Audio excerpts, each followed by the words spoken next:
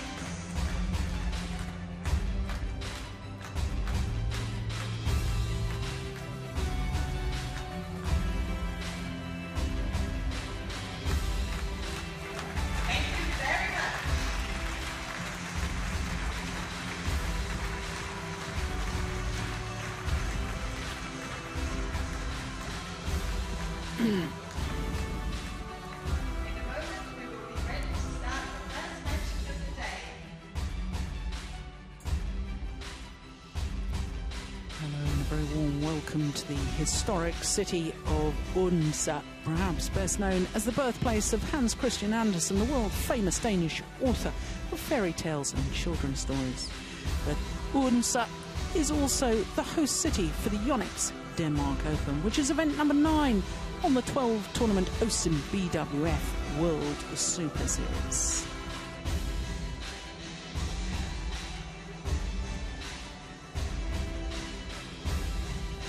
Odense.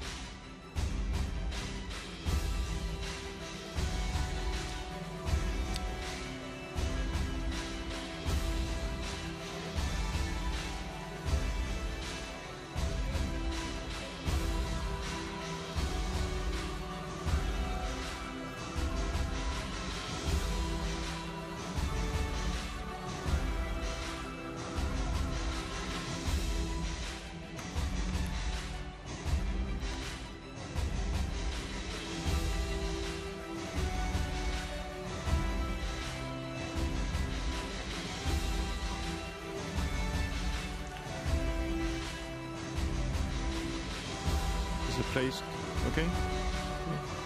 Yep, that's fine.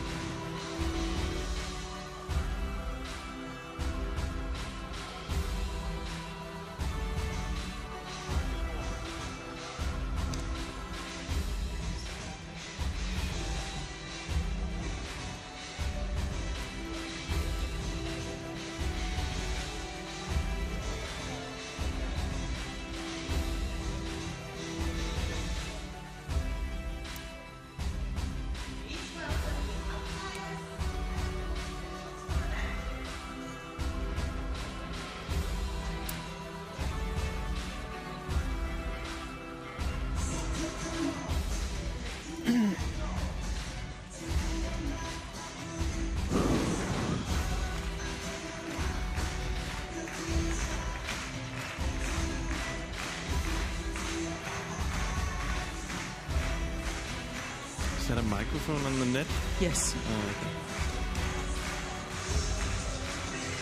Good thing Chen Lang doesn't hit on that one, huh?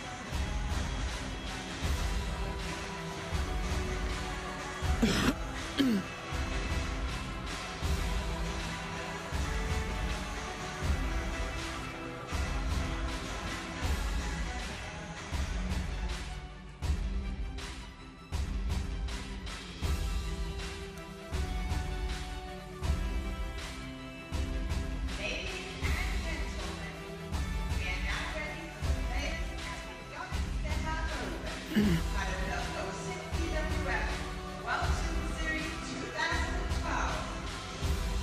Encore number 2, mixed doubles. From Malaysia, Tian and Yunlei. Qualifying ranks number 5 in the world and winners of the 2012 Japan Open.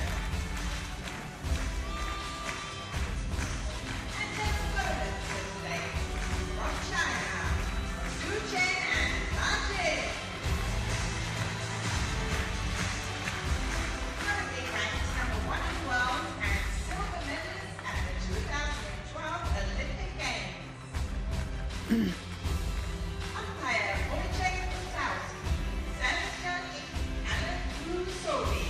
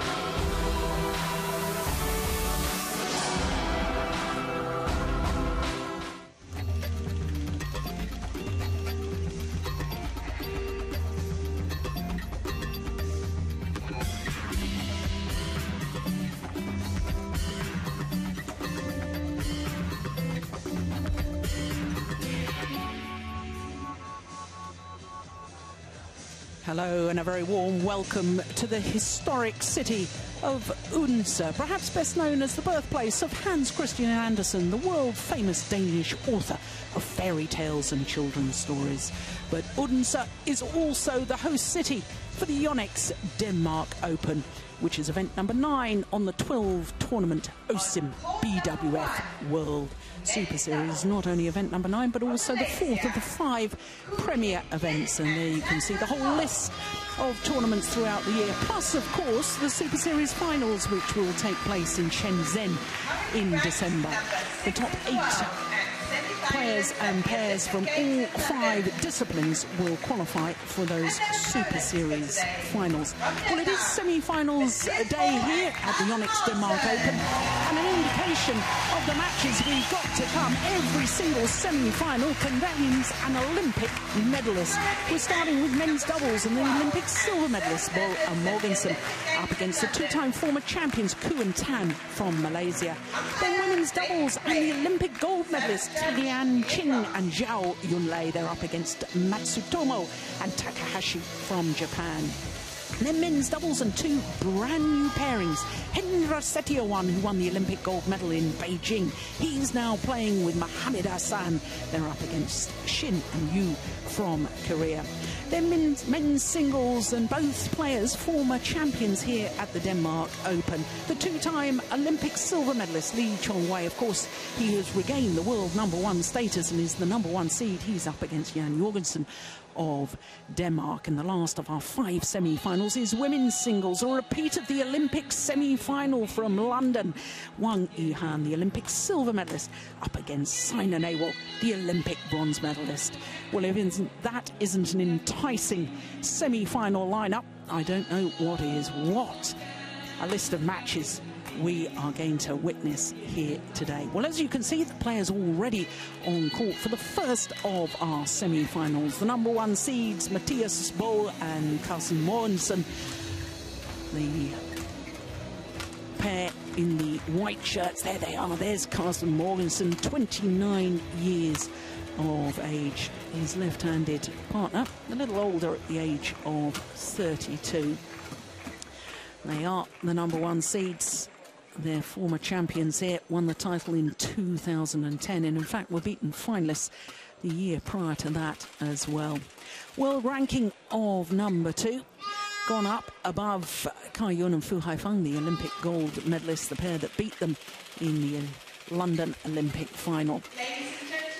Now, as you can see from their previous matches, well, they started with an absolute thriller. In fact, they averted a crisis because they were 2 match points down against the English pair of Chris Adcock and Andrew Ellis in that second game, before coming back from 18-20 in the second game to win 22-20 and 21-19 the third. That was a tough match indeed, as indeed was the quarter-final against the #7 seeds, the Asian champions Kim Ki-jung and Kim Sa-rang.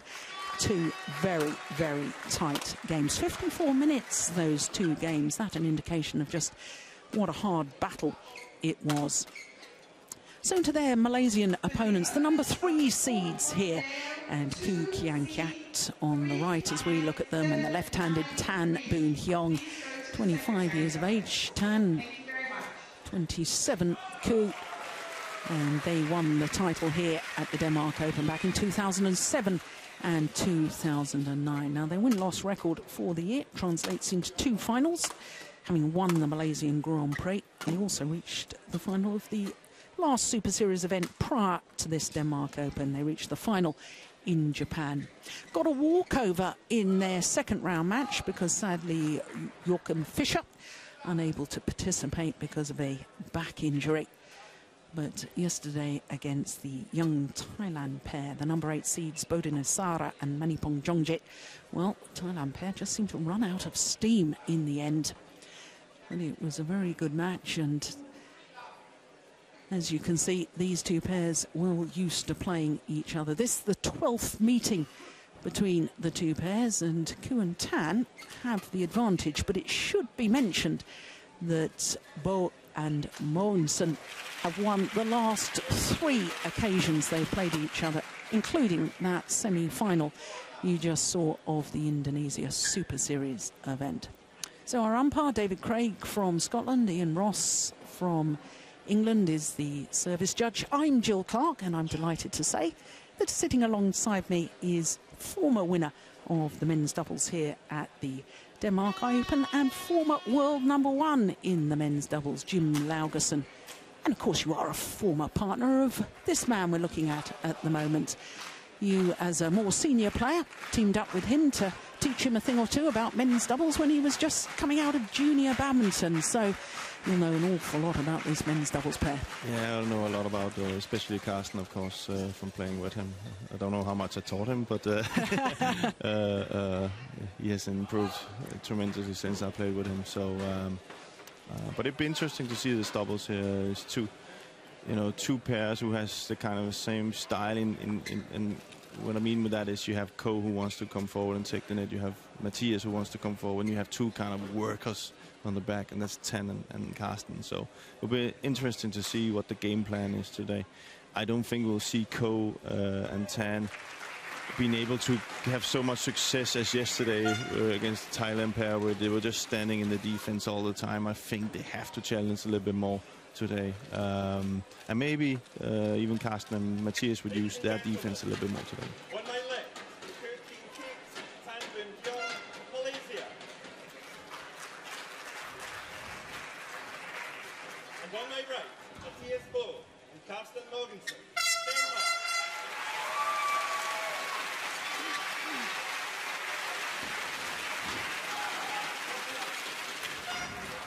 13 kick to serve to Mathias Boon. Love all. Play. So the number 3 seeds from Malaysia, Kien, Keat and Tan Boon Heong, getting this semi-final underway. Number 1 seeds and Olympic silver medalist Mathias Boon and Carsten Mogensen.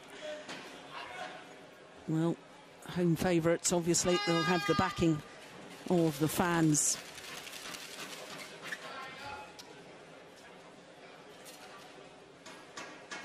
And of course, not only is this the 12th meeting between these two pairs, but met each other in this particular tournament in the final back in 2009. And of course, on that occasion, it was the Malaysians that won. Now, even before play got underway, Jim, we were hearing stories. You went down to speak to the Danish boys because you know them so well. And already there was a little bit of mind games going on and discussions with the tournament referee about speeds of shuttle and whether they should be playing with a slower speed. Just explain what was going on there. Yeah, well, it's I think Mathias and Carsten yesterday thought the shuttles were a little bit too fast, and they didn't seem to have so much control over their game. So they wanted a kind of a slower speed of shuttle. Now the referee didn't allow that, so I presume they're still playing with the same shuttles. But that's the kind of, pre-game things that you think about as a pair. Well, you need to have absolutely everything perfect when you go in there, and then that could be shuttles as well. You need to find the right kind of shuttles for your own style and also for the ones you are playing against. A little bit of a slower shuttle could mean that they will improve their defense quite a bit and are able to make Ko and Tian work more. Partnership of old. One of the things Klaus said was when especially Tian was at the net, he couldn't, they say he can't help playing a kind of a tricky shot or something with some power in it. And he said he's always constantly moving back. So there's lots of room to play it into the net again. So let's see if the Danes take charge of that. You see, moves back, plays a shot, moves back.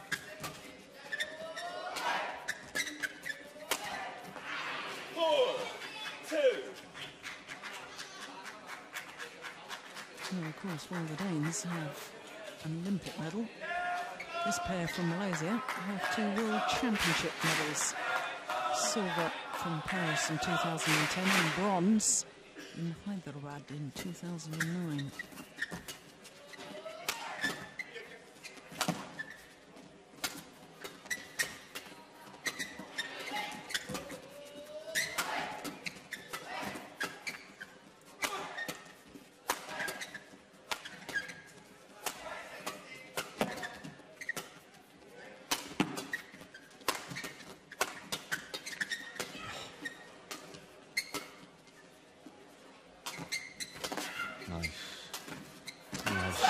Fantastic.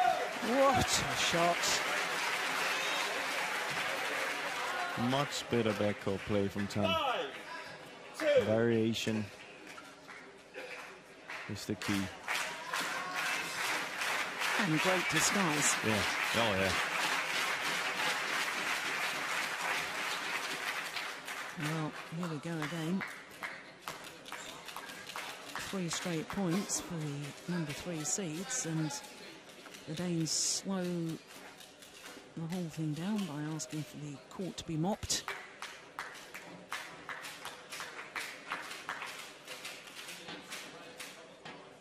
Former world junior champion Boon Heong, men's doubles with whom Tian Zhao.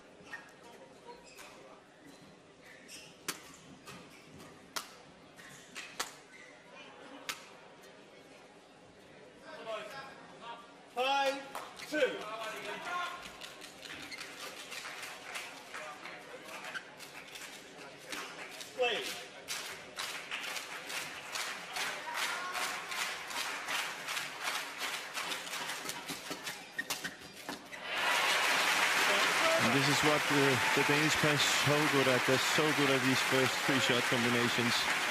See, they always seem to have a better winning percentage in those than everybody else. It's amazing.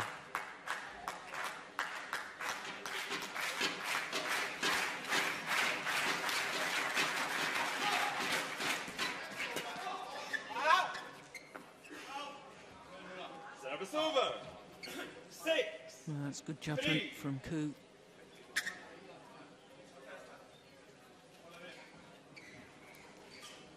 He was lucky that the line judge was able to see that, and he was almost standing in between the line judge and the shuttle falling.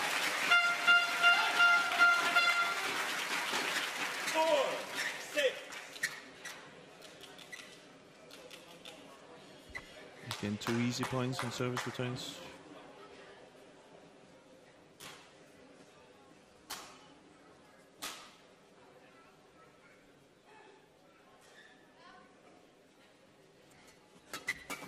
Not the best of serves there from Mathias. 4.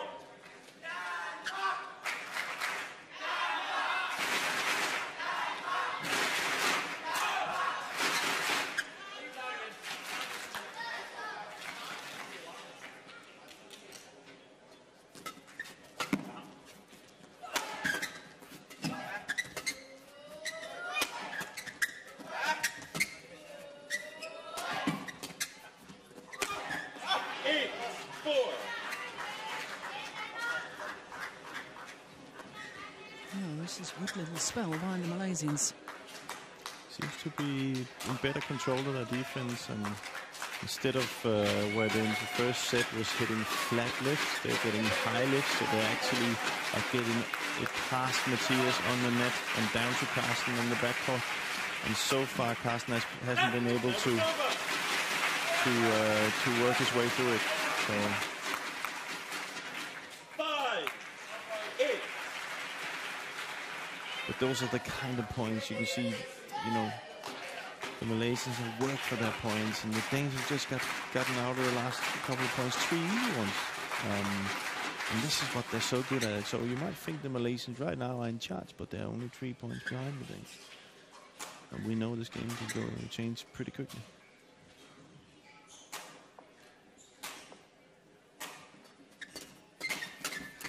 Service over. Well played by Keat. 5.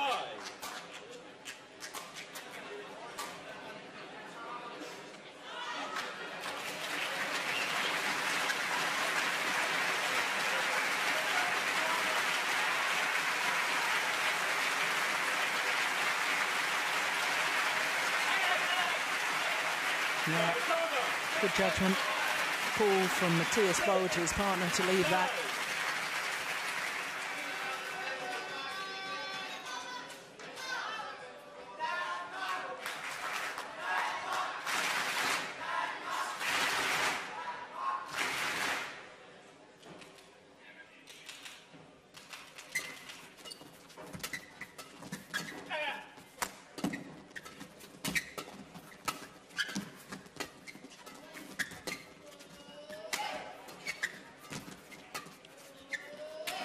Good run.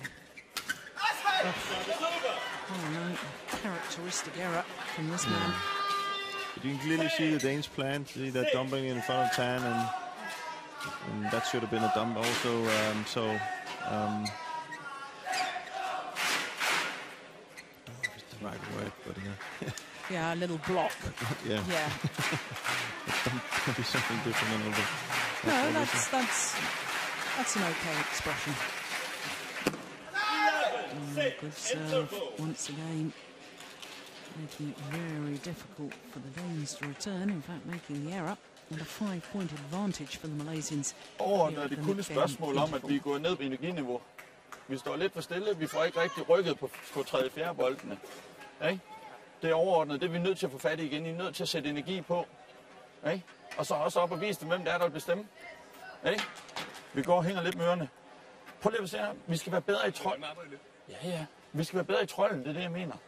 Der er for lidt gange, at når vi har arbejdet 1, 2, 3 gange, og de vender den, er vi ikke klar til at afgive. Bare afgive til dem, så må I stå den i defensiven. De skal også have lov at svede på den anden side. Der er for mange gange, at der vil vi blive ved med at ville holde forbanen. Bare op med den igen. Og det samme gælder på 3. bolden. I må gerne variere og spille op over den der, og så træde frem i den. Hey? Drenge, kom nu. Hey?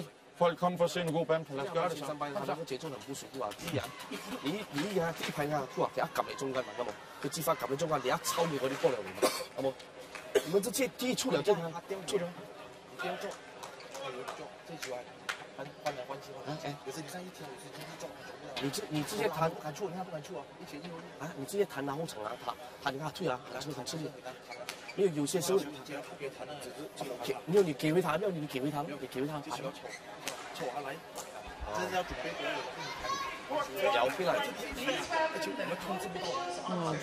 Lots of instructions from both sets of coaches there. The first rally after the mid-game interval. Broken strings from Mathias Boon. Quickly, as always, he just cuts the rest of the strings with some scissors, and that is just to relieve the tension on the racket head, because of course if one string breaks, then the racket head can become a little distorted. Whole army of stringers here, busily stringing players' rackets. They do a wonderful job.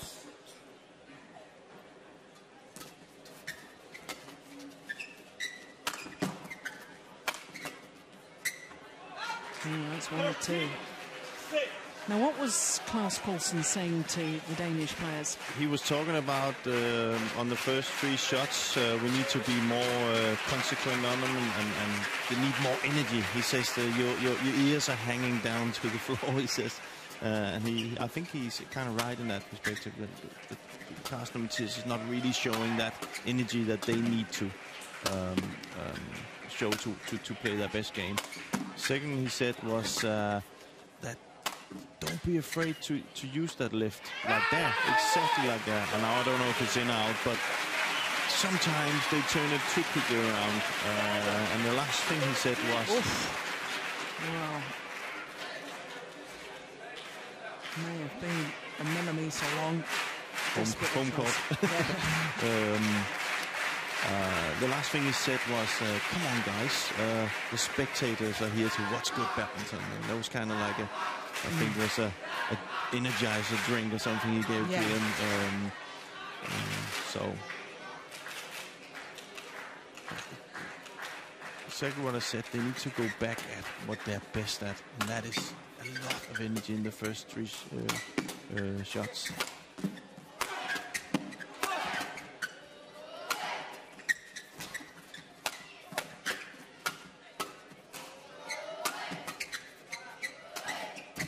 Oh my goodness.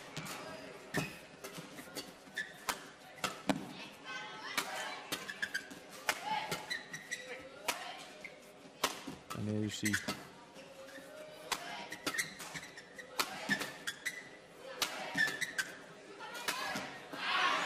Yeah, running out of patience once again, Mathias Boe.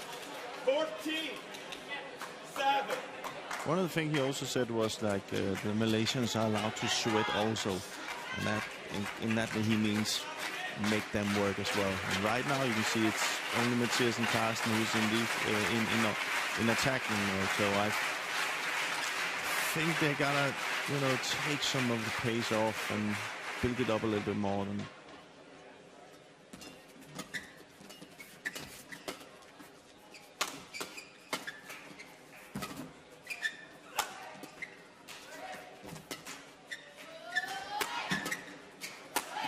Missed it. 15-7. Yeah, he's definitely struggling at the moment. Just lost his form, perhaps just lost his belief. This is a critical point in the second set, because of what will Mathias and Carsten do? 16. For me, it looks like right now that they've given this set away. Yeah. And I wouldn't be surprised if their hits are already on that first set. You see Carsten is hanging with his racket down, and yeah, the return of serve there, just a high lift to the back of the court. Yeah.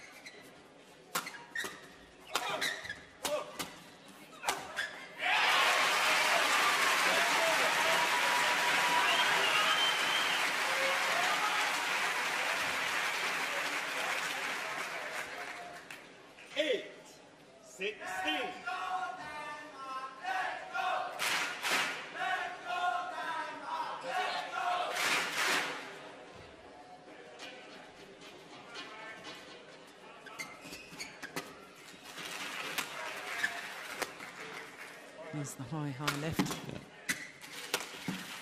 Yeah. I suspect you're right. 17. Didn't even go for it. Wow. Yeah, but he could have. Player of Carsten standards normally would take that one. Yeah. So. Well, it's part of the game too. I must admit I've done it also, where you kind of like loosen up, give the set away, get ready for a new battle. This battle is lost right now, that's for sure. And, well, it's Malaysians are even talking to each other in the rally right now. So I can understand the logic of it. There's no question about that. But given what happened in the Olympic Games, with pairs disqualified for not giving their best effort, I think we have an expression in English, you're walking on thin ice. It means it's a little bit dangerous, and I can understand the logic of it, though. One thing is certain, both these pairs will come out for the third game absolutely determined and 100%. That's the big difference. That's the difference, exactly. They want to win. Both these pairs want to win the game. Yeah. So this is, for me, this is kind of a tactic. Now, you could have done it in different ways, maybe. I don't know. 20. Game point. 9. Yeah. 11 game point opportunities.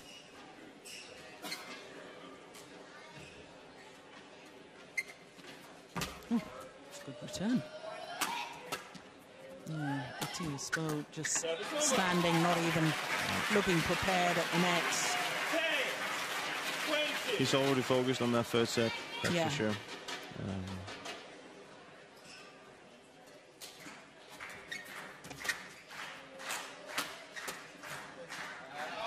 You can see now, the Malaysians doesn't, they've gone into that mode as well. But the interesting thing here, which is going to be very interesting to see in the start of the third, who can turn it on? Yes. Who can turn it on? Who's ready to turn it on? Because they've gone down as well. Yeah. So let's see. Second game won by Keat.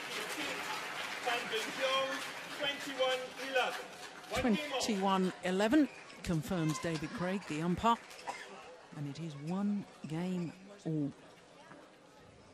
Så får jeg godt med væsken.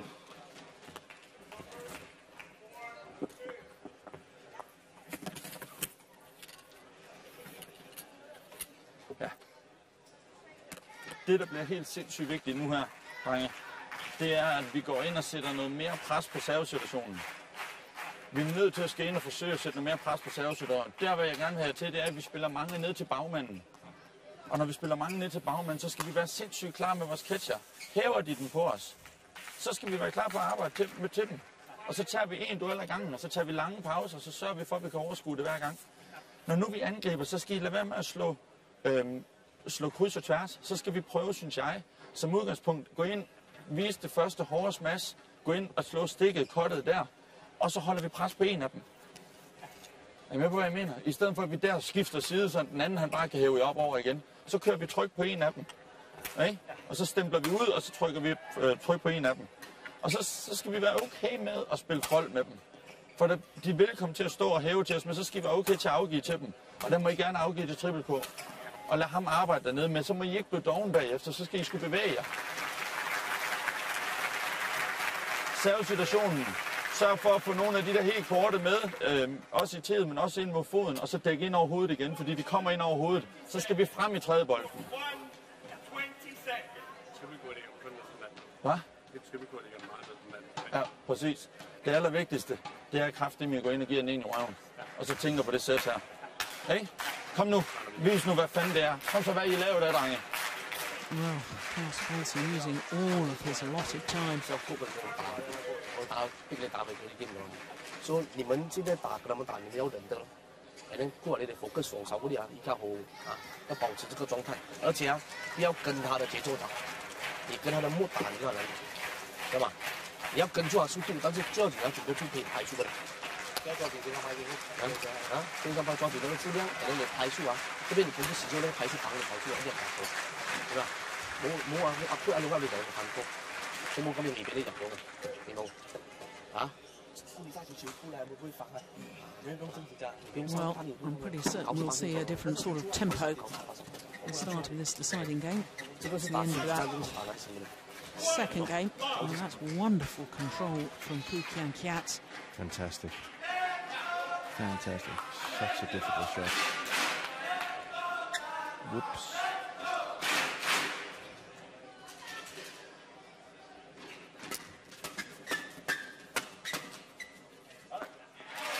And this is what Klaus said to the Danes. Again, put pressure on the service situation. Get your rackets up for the flat ones. If the Malaysians should play the high lift, you have to be ready to work. And that's what he said. You have to show what you're built of. And that's what they did right now.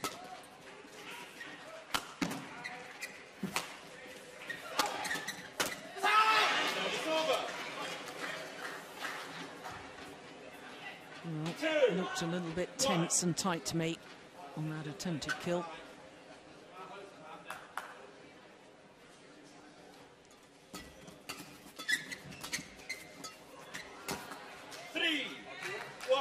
Help on the neck cord. Playing really well. I know a little bit like him, but yeah, he's creating his own. He's creating his own thing right now.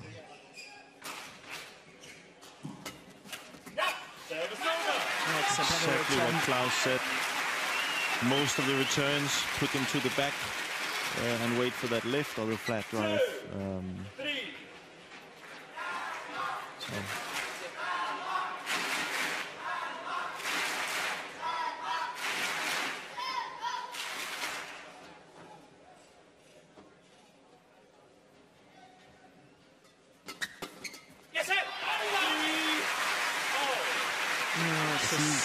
Super shot off the body there from Carsten Mogensen. I don't think Cole should do that. He should use more of his skills. You know, that's what's brought them to where they are right now. Instead of just starting to use those power shots. He's too good a player just to do that all the time. Easy, quick point for the Danes. Oh, good bit of a shake there. Yeah.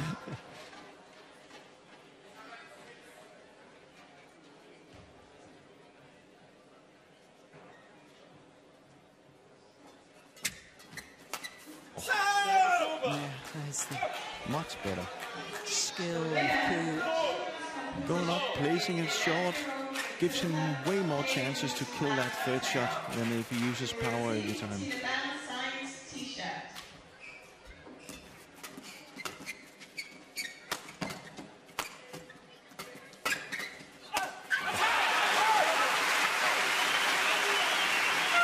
this is what Klaus spoke about.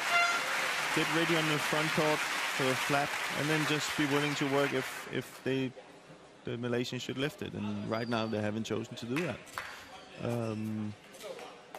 Which I think they might have to think about Ko and Tan, that if they're not in a position to drive, maybe play the block or get a high lift in. Because right now it's Mathias and Carsten who wins that drive better, if you can say that. Put it in that way. Yeah, he just wants to test his new racket. Very much a courtesy amongst the players. 5-4.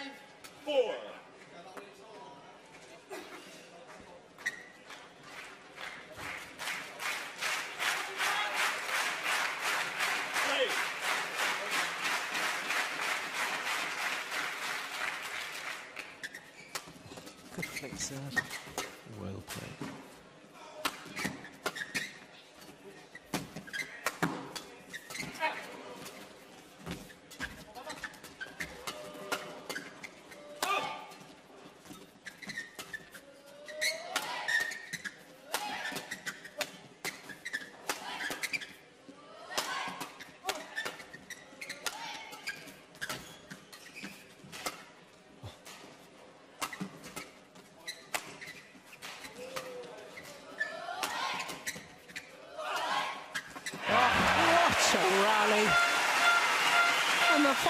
Disguised drop shot from Mathias Boe, played to absolute perfection.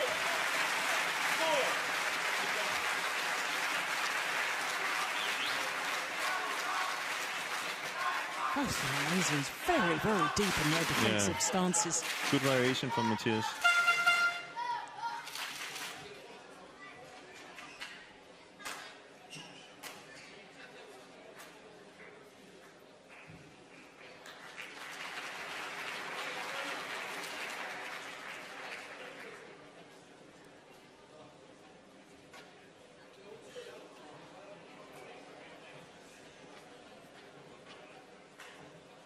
Slice first of all, then the drop shot. And looked as if he was teeing up to give the big smash.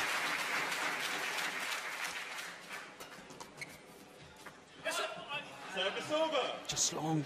5-6. Inside tram line, of course, the double service line. See, it's a way for Carsten and Mathias to try and get Ko on the backcourt, is to try and flick him. So far they haven't been really successful with the flick like they were yesterday. So, but Ko and Tan totally got away from what was successful in the second set, and that was, you know, either block it or put it up high. Right now they're driving on everything, and the Danes are just ready for it. I would like to see Ko be more creative now. Go in and challenge on the net, block it, come forward, and make Tan do his work from the back.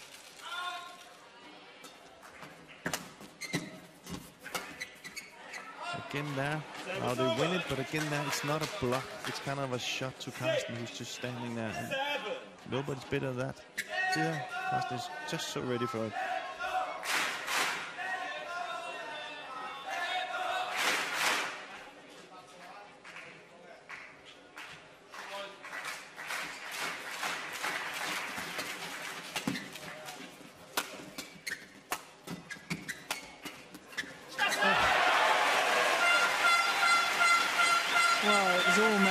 Looked to me as if Keat changed his mind as he came forward. But then again, look on Carsten. Maybe not the right choice.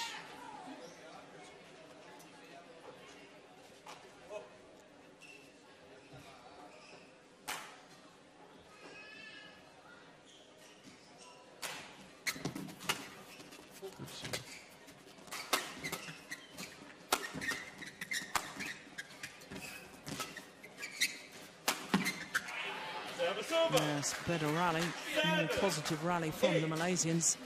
Really good. Nice work by Ko.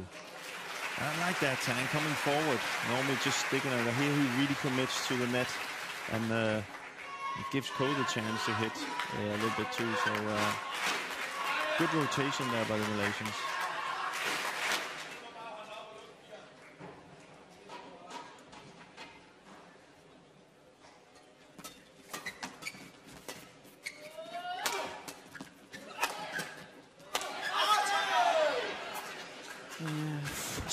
concentration there from Carsten Mogensen.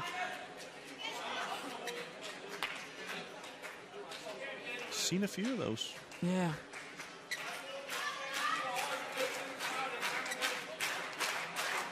Seems like it's just a little bit out of balance when he hits those shots. Yeah, that error means that we're all level. 1 game apiece, 8 all on the decider.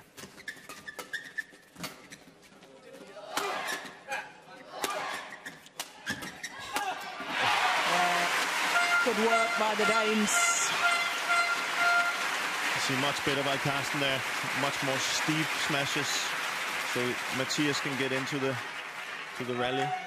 So I think it's important for Carsten when he's on the back, he doesn't hit to win it himself. He places the shots deep so Mathias can get into the rallies.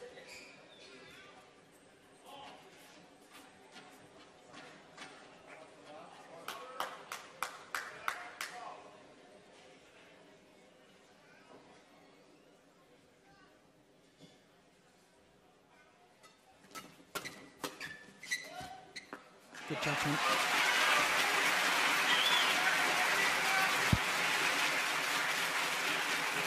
But again, a flat lift from Tian. He needs to try and block it instead. Let Cole come forward. They're losing the service situation right now.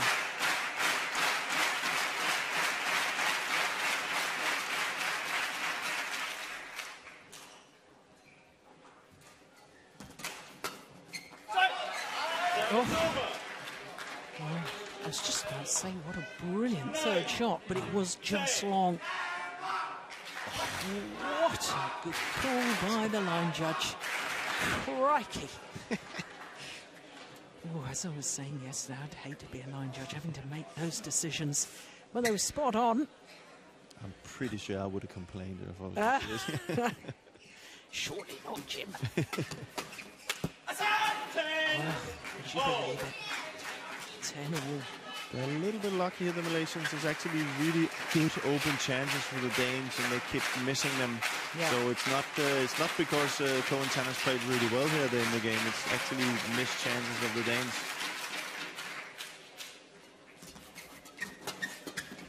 Oh my goodness, round the back. Oh, and then misses the simple one. But what it means is the European champions, Mathias and Carsten Mogensen, have the advantage as they change ends in this deciding game. The narrowest of possible advantages, just 1 point in it. Godt. Vi skal stadigvæk, synes jeg, når vi har angrebschancerne, så skal vi stadigvæk sørge for at slå klogt, i stedet for bare at slå hovedløst. Og det, jeg tænker, når vi slår klogt, det er de der stikker cut, hvor vi kommer ned i midten. Kommer netmanden så ind, så skal vi holde tryk på den samme. Det er der, hvor netmanden ikke bare tyrer den kryds lige pludselig. Det får det succes med bare at hæve dem på igen. Ikke? Triple K, når han modtager, så skal netmanden lige prøve at lukke den helt korte lige nu her. Og så skal bagmanden bare spille vinkler igen eller henover. Er I med? Ja. Det er stadigvæk en situation, vi skal være helt klar i. Og så klar på at arbejde, når vi får ned bagfra. Kom så. 要求你很急躁啊，急躁啊，非常怕那个节奏啊，啊，你出波过的好急啊，很急躁，你出那个球很快啊，下来很快，你会时间你掌握不到。其实是你们整个队你们先控制住你们了，不过出波过的好似好急，被头刀打抽头这样，注意这个点，还有一样东西啊。我跟木王他现在很否定他的接发，只要你们稍微掌握好了，就接发。 Well, the answer is yes. Now, when Klaus Poulsen was talking to his men, they were nodding in agreement, Jim. Well, he just continued to say that, you know, keep that pressure on the first 4 shots. And he said one thing which I actually asked coach to do before, instead of when you have that open chance on the net, instead of hitting it cross, keep it on the guy you just hit on. Because then you don't give the opportunity for them to lift it away, and that's so I think that's a good tactic. On the other hand, it looked like the Malaysian coach was talking to Tian about his defense and his backhand. So, really to see. Oof. What an angle. Keep it in on what the same guy gives much more opportunities.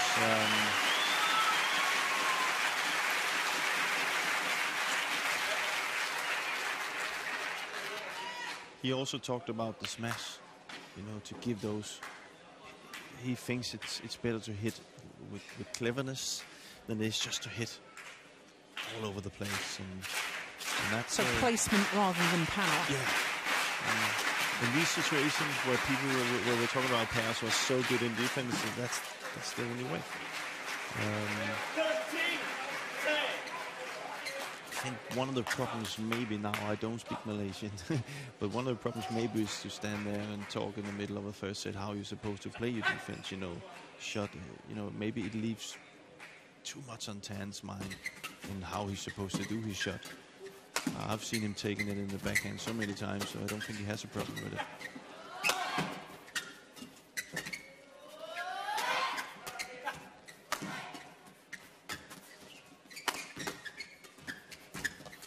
Oh, that's brilliant. It. That's what I like, you know? Tian keeping it to the net, Cole coming forward, and that's what he can do. And that's why not play to his strengths, you know? Yeah, technically just brushing over the shuttle there, controlling it, despite the fact that the shuttle had been tumbled over the net by the days. His glorious control. Seems like Carsten Mathias had a lot of success on that first service return to push it to the back and get those drive situations. Let's see if they continue to do that.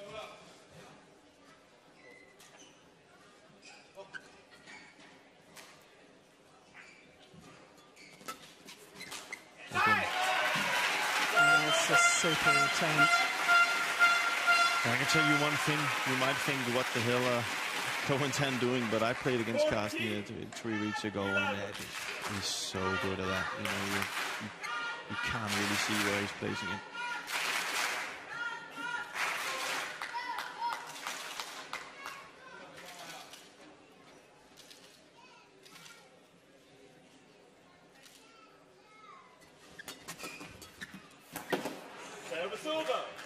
Yeah. Much better, I'll go. 12. Control it. 14. Not such a hard push, and then block. See, if they just pushed hard there, Carsten would have just been standing there and doing what he's best at. So, well played by Cole.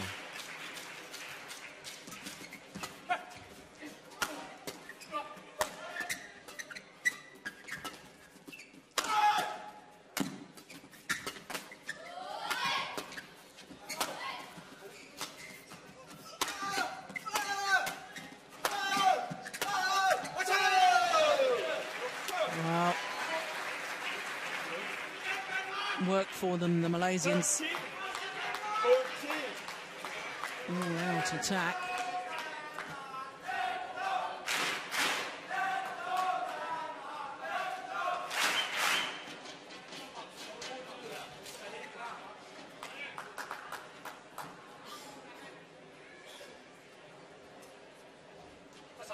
And they've closed the deficit to just one solitary point now.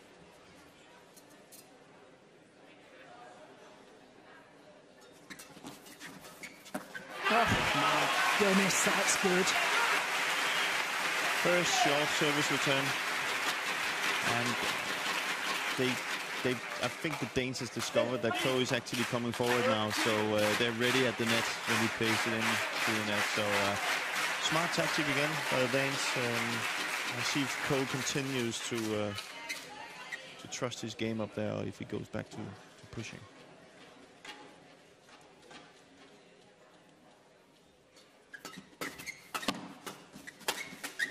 Short.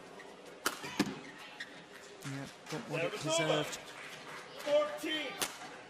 15.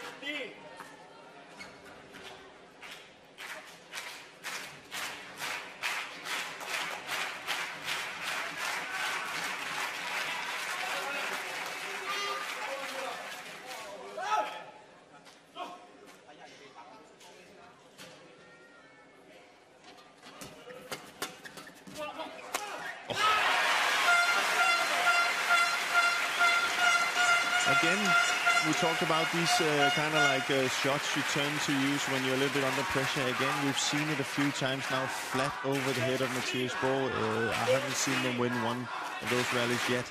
So this is this is the type of game right now where you have to try and play away from your normal routine shots and be smart.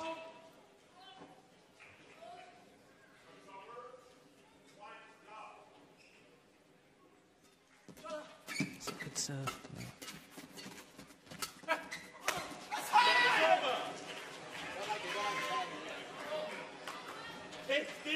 Well, doesn't look like Carsten to miss those. no, very unusual. He's had a isn't few it? of those today. Well played by Bo.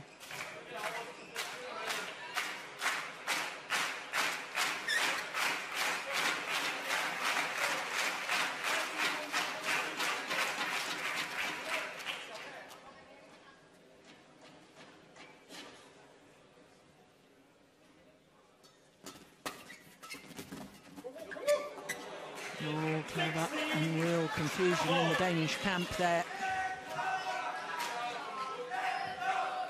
Bo's playing really well right now. He's the guy who he's not lifting it right now. He wants to take charge of that net. This is something that he's really, really good at. Well, after an hour and 6 minutes, still nothing to choose between these two pairs. One game all and 16 all.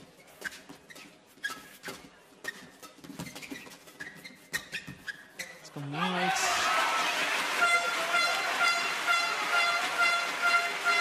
Smart play by Carsten and Mathias. Playing it away from Ko right now, blocking it to Tian, who is not that comfortable at the net. And then he goes for what? Again, he goes for the drive and then he puts it out. And it's clearly the tactic right now from Boon to get away from Ko, because he's the guy that changes the game right now.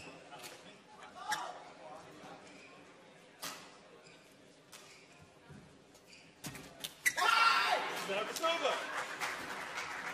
17. Oh. Just far enough away from Mogensen. Forcing him to getting the shuttle down towards the tramline area.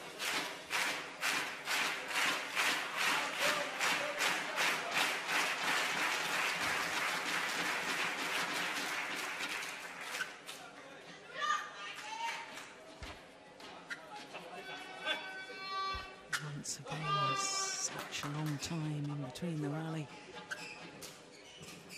Time to settle. Smart play by Mathias again. Ko doing the right thing, but Mathias just plays it back to the net, and Tian is not comfortable up there. He's really not comfortable up there. Done a few mistakes up.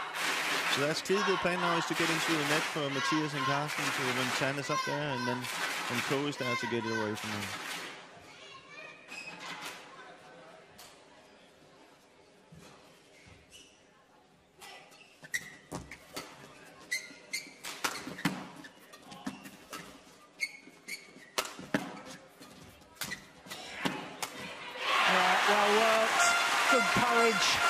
Hunting the shuttle, Mathias Bo.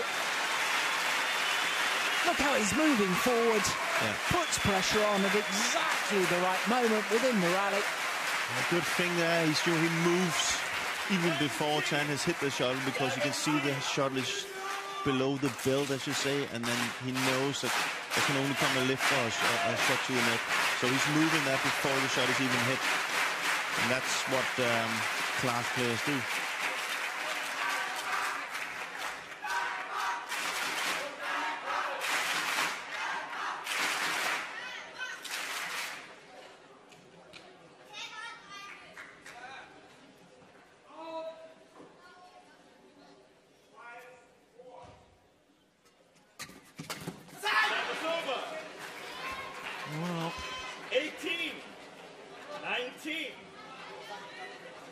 I don't think I've ever seen Carsten Mogensen make quite as many errors as this.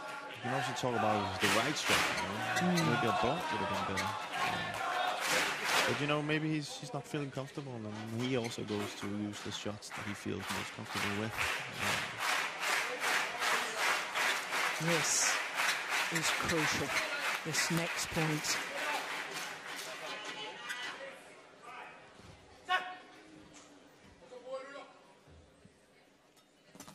Good serve.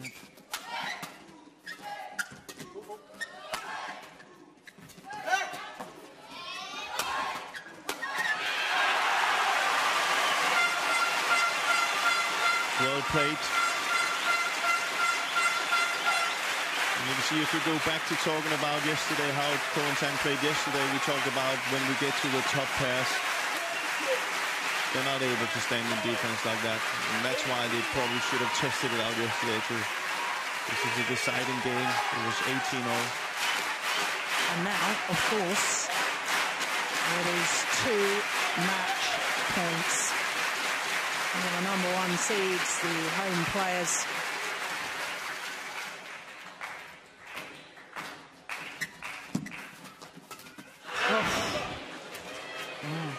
Collective gasp of disappointment from the fans.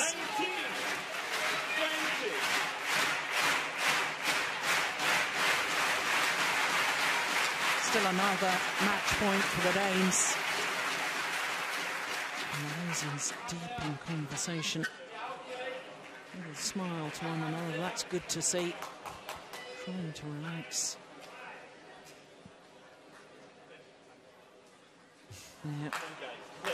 And Tian getting a little frustrated that Mathias once again taking an awfully long time to get ready.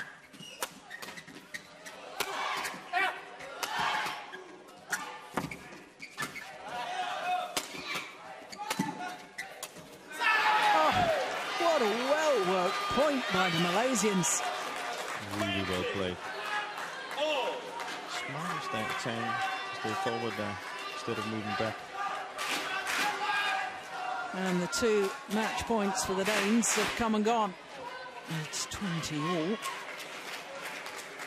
A little nod from the Danish coaches. Don't worry, lads. They're saying... Been there before. Yeah. That's a good thing, you know. Extra points required, of course, at 21 until there's a clear 2-point winning margin.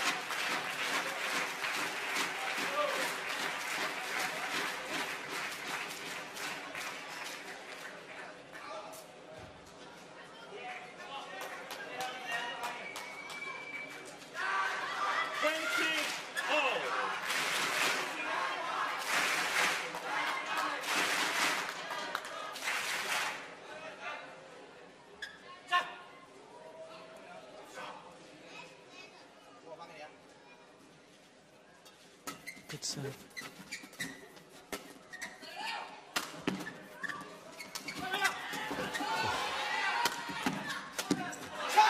Oh, well, it was brilliantly worked once again by the Malaysians. The different change of pace, the drop shot initially from Tian, and then the smash and involving his partner at the front of the court for Ku to do what he does best. And suddenly, having been 2 match points down, now the Malaysians on the verge of victory. Well, the home fans doing their level best to try and raise the European champions for one final effort.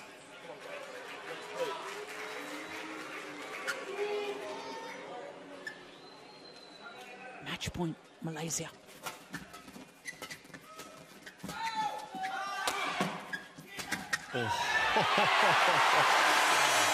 Fantastic. Both the Malaysians looking to come forward to the net. Mathias aware of that and just calmly flicking the shuttle over their heads. We're pretty sure that he was going to pay the net there, I think.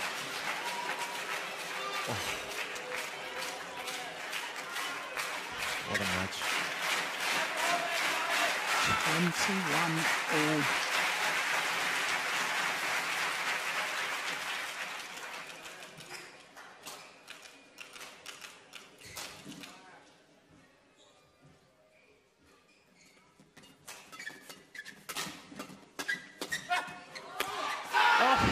Goodness.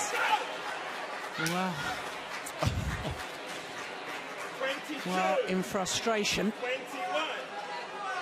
Carsten Mogensen breaking his racket. Oh my goodness. Yeah, and the umpire's going to have a word with Carsten Mogensen. Yeah. Oh, that's, you know. Well, I think you have to do it, in all honesty, if you deliberately... Yeah, but I'm thinking 21, 22, and you have to play the next shot with a brand new racket. That is... a moment of madness from Carsten Mogensen. Match point again to the Malaysians.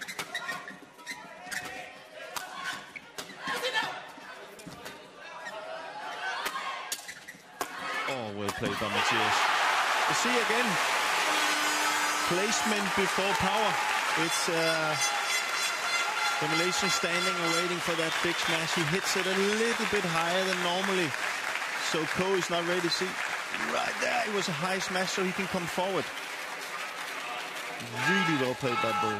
I think Bo has been holding this Danish pair together at the last couple of rallies there. So, and actually, I think a string broke.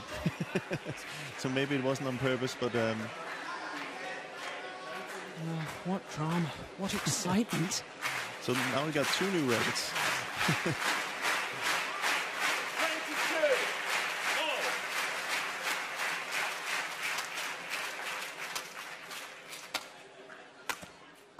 Oh, that wasn't a good test. Well,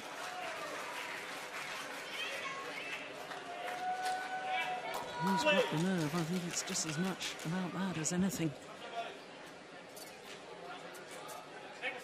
2 match points apiece have come and gone. It's all level. Not the best of serves. Error once again from Carsten Mogensen. Goodness me. Way too tense in his play right now. Way too tense. So will it be 3rd time lucky for the Malaysians? 3rd match point opportunity.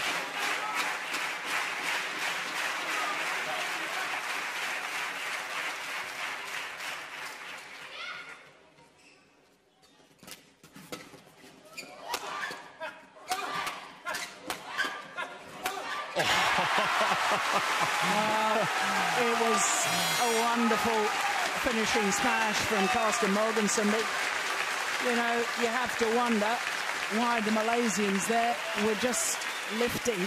I can tell you one thing, there would have been a new racket too if he missed that one.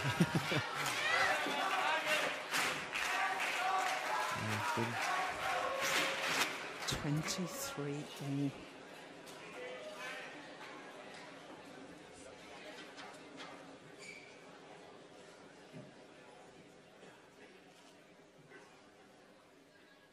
Taking a major game.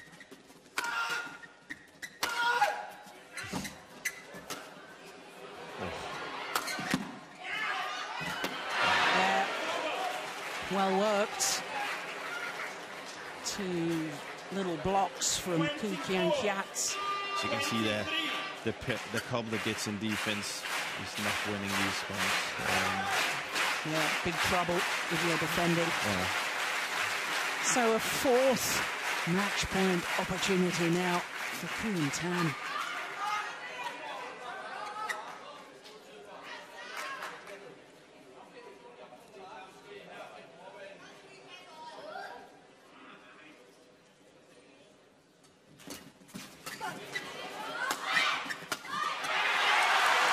And a 4th time it's been saved by the Danes. But then, now I didn't count, but I think they've been hitting the tape like 3 times in a row now, Carsten and Mathias, and that's what they're so good at. They get so high on that service return, and almost can't help doing a really good service defense. And then you're off in defense from the beginning.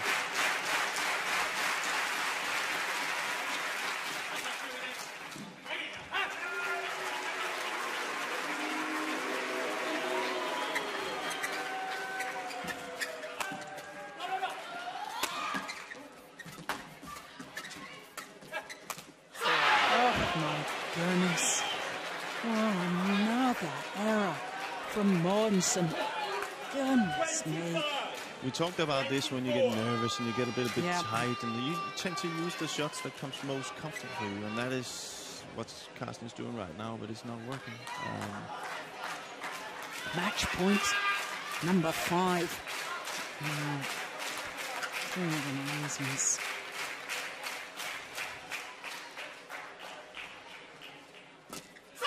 And this time they convert, greeted with almost silence initially from the fans before sportingly show their appreciation of what has been a tremendous match. Great drama, great excitement, and an hour and 21 minutes of pulsating badminton.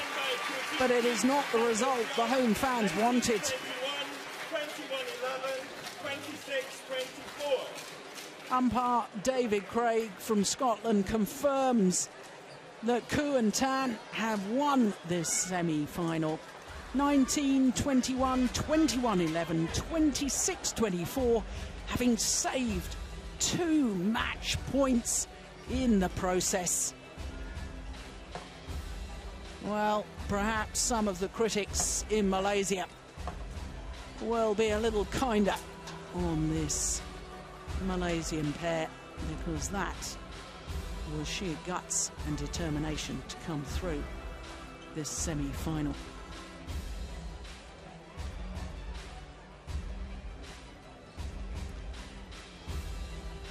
Well, I said right at the beginning that we had some great matches lined up.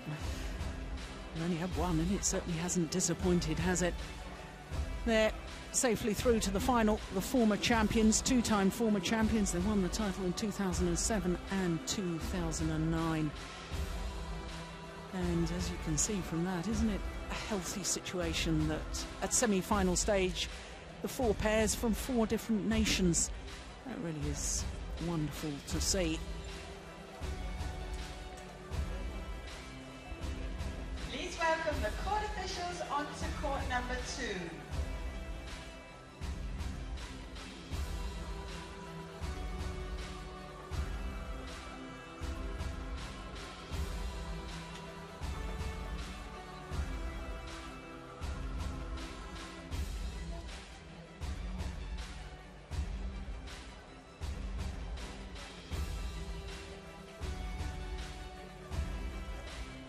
Women's singles from China, Zhao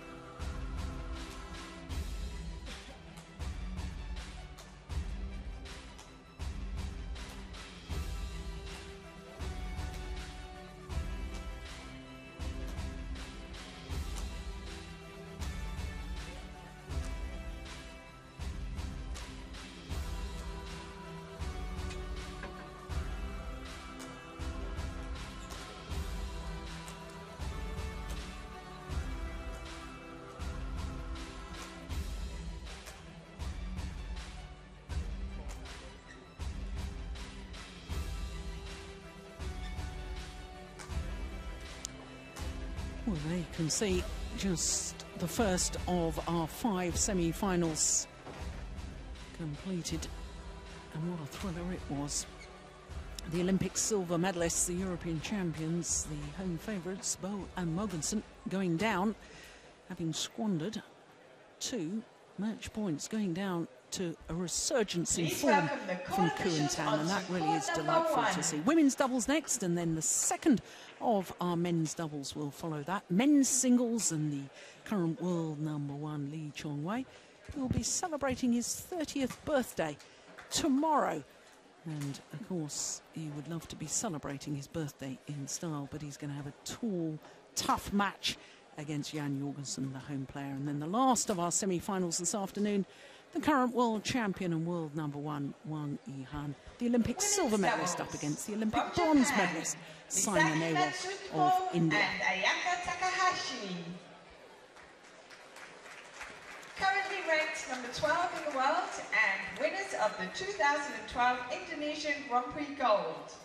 And their opponents for today, from China, Tian and Zhao Yunlei.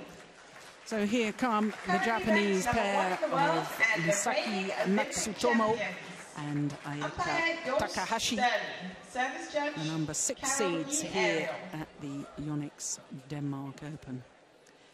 And this pair needs no introduction at all. They are the current Olympic champions, gold medalists in London, current world #1s, Tian Qing and Zhao Yunlei.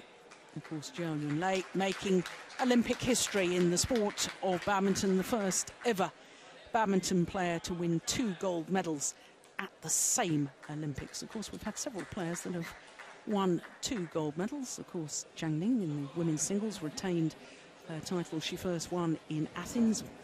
4 years later in Beijing, Gao Ling won 2 gold medals in mixed doubles, Sydney 2000 and again in Athens in 2004.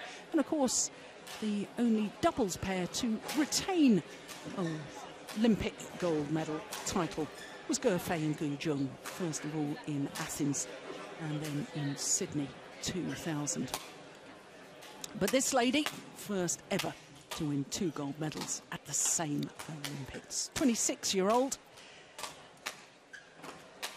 And so, in theory, probably will still be playing at her very best in 4 years' time come Rio Olympic Games.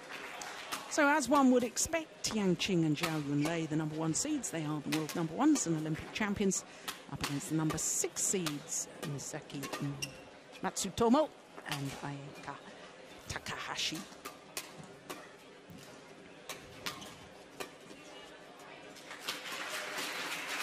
So first of all, looking at the world #1s, look at that win-loss record for the year, 31-2. 5 finals from 5 tournaments played. They've already won 4 titles, the Korean Super Series, the All England, the Asian Championships, and of course those Olympic Games. Absolutely extraordinary record. And you look at their matches so far in this tournament, and no problems at all, including that quarter-final against the #5 seeds, Shizuka Matsuo and Mami Neto, 12-9 in just 38 minutes. So that's an indication of what startling form they're in. Both 26 years of age, whereas the Japanese pair considerably younger. Matsutomo is only 20 and her partner Takahashi 22. Currently ranked 12 in the world ranking, #6 seeds. And when you consider at #12 in the world ranking, that's the 4th Japanese pair. So just an indication of the strength in depth of women's doubles in Japan at the moment. 25-7, that too is a very healthy win-loss record for the year. 3 titles, US, Canada and Indonesia Grand Prix gold. Now what a contrast of their 3 matches so far in comparison to their opponents. All 3 matches in 3 marathon games. Goodness me, having to work hard all their or thereabouts, an hour in duration. And I can't help but wonder if that might take a toll on their performance today. Well, only time will tell.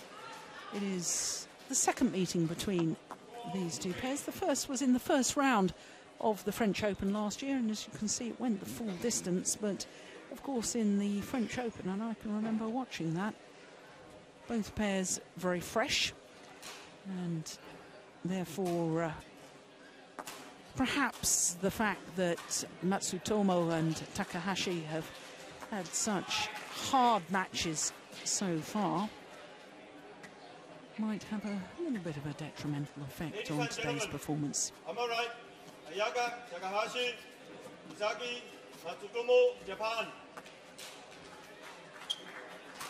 On my left, Queen, Zhao, Yunlei, China.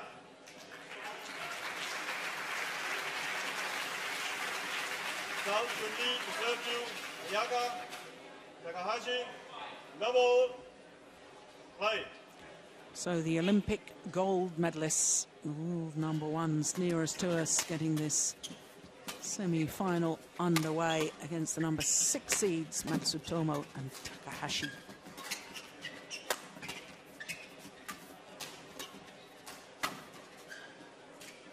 It'd be interesting to see that set they won the last time, if that was really the Japanese or the Chinese who just maybe took a little bit of a break, because the two other sets they won quite comfortable. So we'll see. I definitely think the Japanese should expect, if they're to win this one, it's another marathon. So yeah.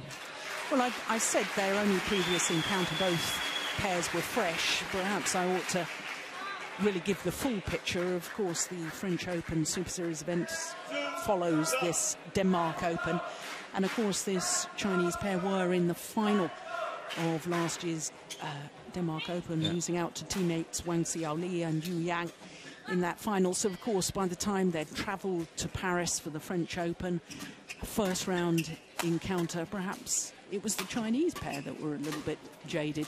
Yeah, and it is something that is very difficult, and you that's also why it's so impressive when you see players and partners win 2 tournaments in a row, because it's very difficult to win a tournament or go to a final, and then within a few days you have to kind of like set yourself a new target. Therefore you also see a lot of the finalists or can you see champions that actually loses in the first round in the next tournament. Yeah. Then of course you have these extraordinary people who can consistently play well every week. But there's more of the other. You see, if somebody comes in a final surprisingly, the next week you probably see him lose the first or second round. So it is a difficult task. Yeah, and of course we should remember that Zhao Yunlei regularly competes in 2 events. Of course, she is world number 1 in both women's doubles and mixed doubles right now. And of course, she's got another semi-final this afternoon. That's mixed doubles, playing with her Olympic gold medal partner, Tian. They're up against Tantoy Ahmad and Liliana Natsir of Indonesia. Impressive that she can keep that hunger up. You know?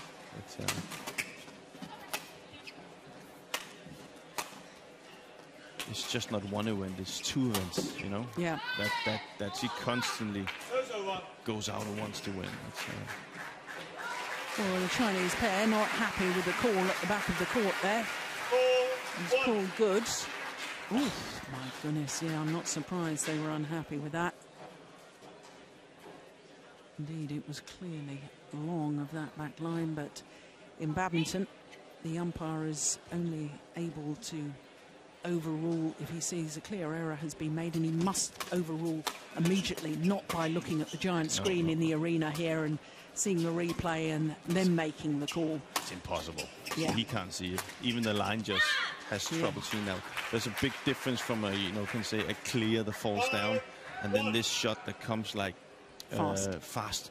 You have to understand it's the cork that counts and not the feathers. and the feathers are actually on the line sometimes. Yeah. So it's very, very difficult. Well, this has been a very good start, hasn't it, from Matsutomo and Takahashi. 5-1 advantage.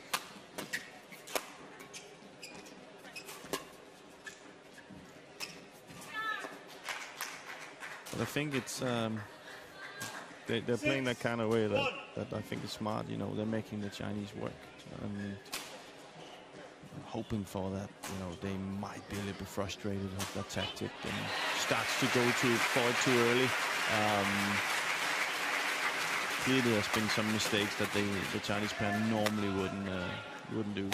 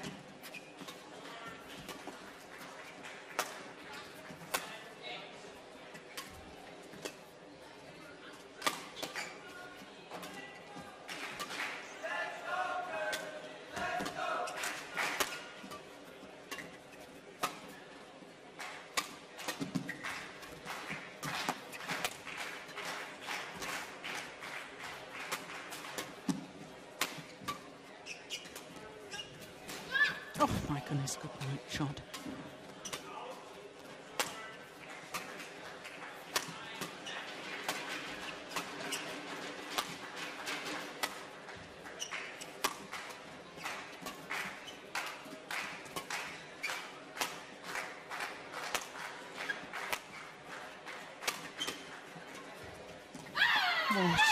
What a long, grueling rally.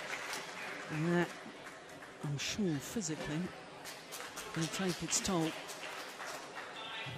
This is what the Chinese are so good at. They have so many different variations of styles.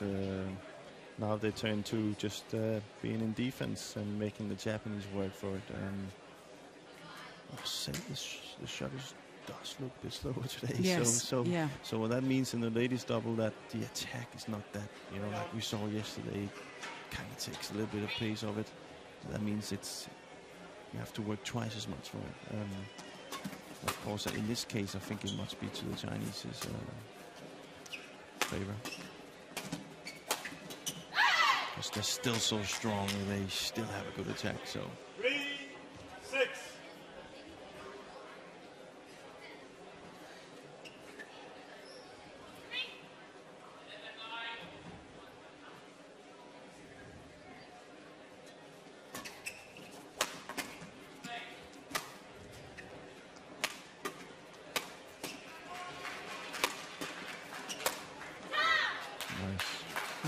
Very nice.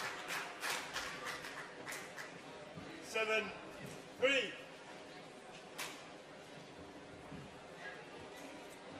good start by the Japanese.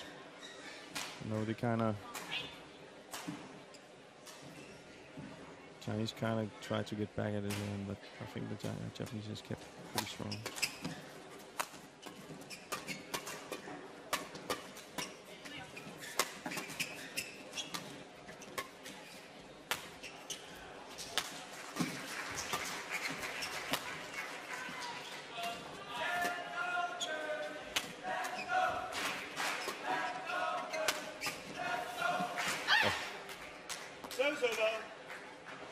One of the problems in say that you have to be very careful of. We talked about yesterday. You have to be very careful of in ladies doubles that you open up too quickly for that hard smash, because especially with a little bit of slower shuttles, it's going to be too easy to counter the attack.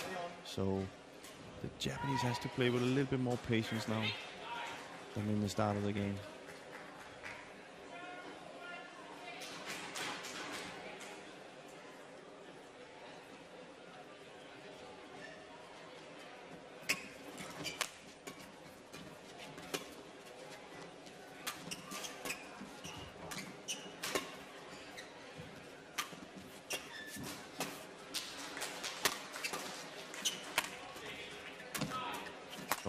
played.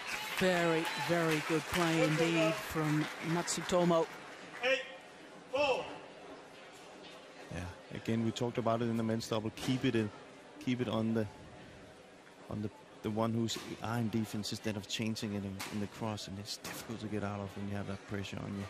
So a smart play by the Japanese.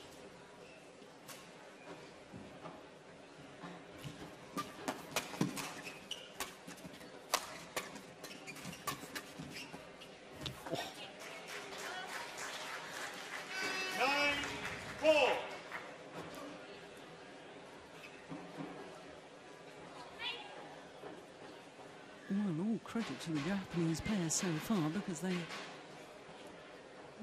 been more organised and more positive in these early stages.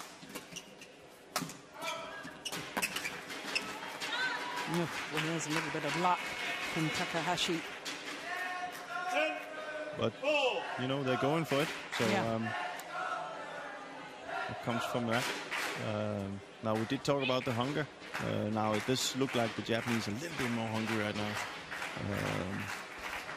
Let's see if the Chinese can change that. A little more positive on the return of serve there from Tian Qing.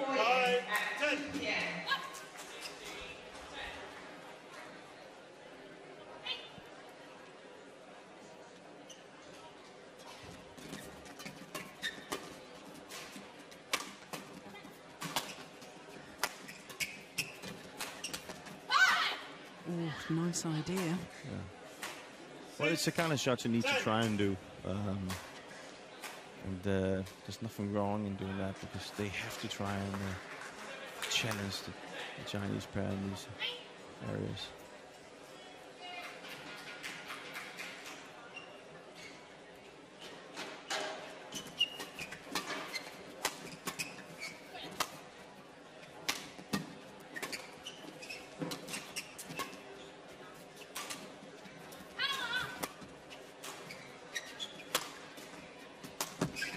Oh, that's well taken.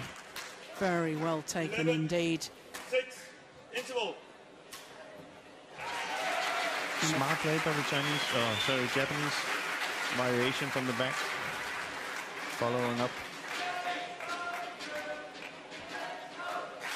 And it is incredible, Jim, when you look at the fact that at number 12 in the world ranking, they're the 4th Japanese pair behind Fuji and Kakiwa, Matsuo and Nato, and of course Maeda and Suetsuna. You know, what strength and depth now of Japanese women's doubles. And just wondering how much of an influence you think Park Ji-bong has been on that resurgence. Of course, he's been coaching, is it 5 or 6 years now he's been in Japan? Of course, you've been able to see that he has made a lot of difference. And now the good situation for them is they have 4 pairs.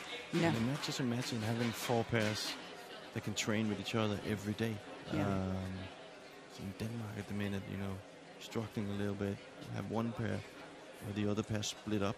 You know, so that's it's kind of like 11-6. kind of like a good environment to have in training, and you have more pairs that can train with each other. It gives more quality in training. So yeah, and talking of one of the Danish pairs splitting up, of course, they reached the semi-final last year. Nina Dampier Kruse and Maria Ropka beating en route in the quarter-final this Japanese pair we're witnessing today.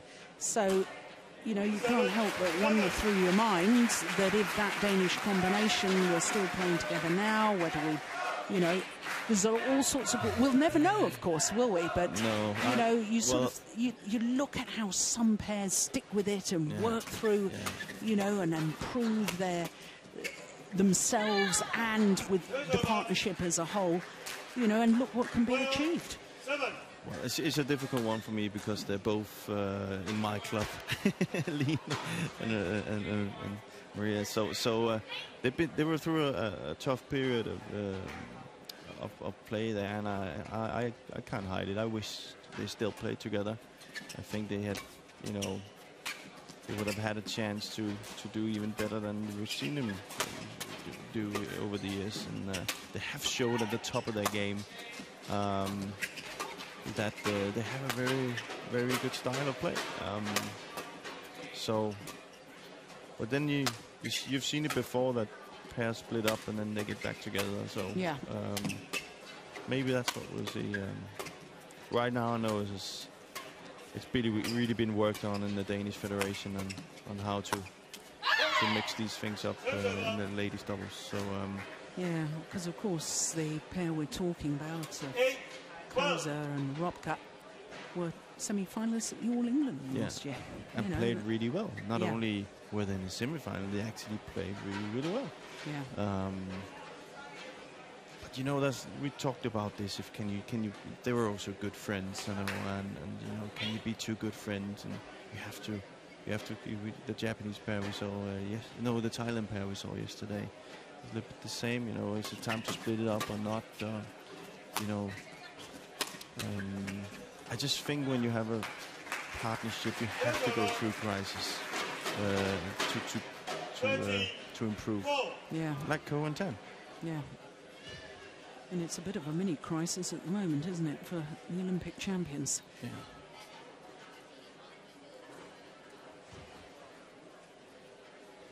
Not much communication going on in the minute either, so.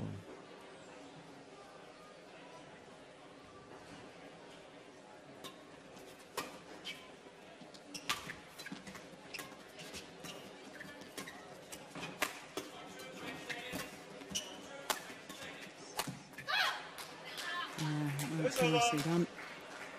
9-13. Well played. Keep it on the same. Difficult.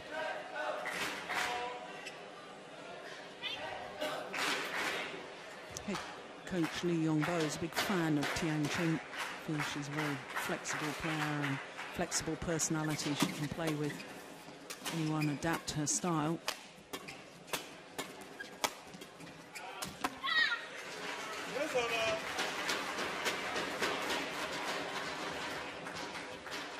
What they're now trying to do, the Chinese pair, here you see again, they try to keep it on the one they hit on in defense. And one of the things that the Japanese can have trouble with is they're standing so far back in the court, so they can't really get out of it. So the Japanese pair, to get out of it, need to get a little bit forward, maybe.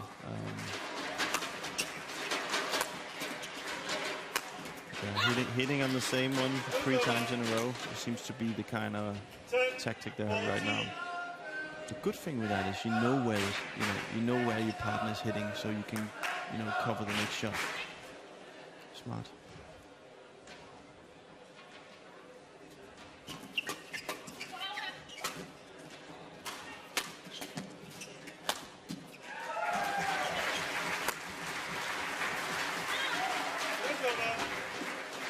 Yeah, the body language of Zhao Yunlei is a little bit concerning, isn't it? Yeah.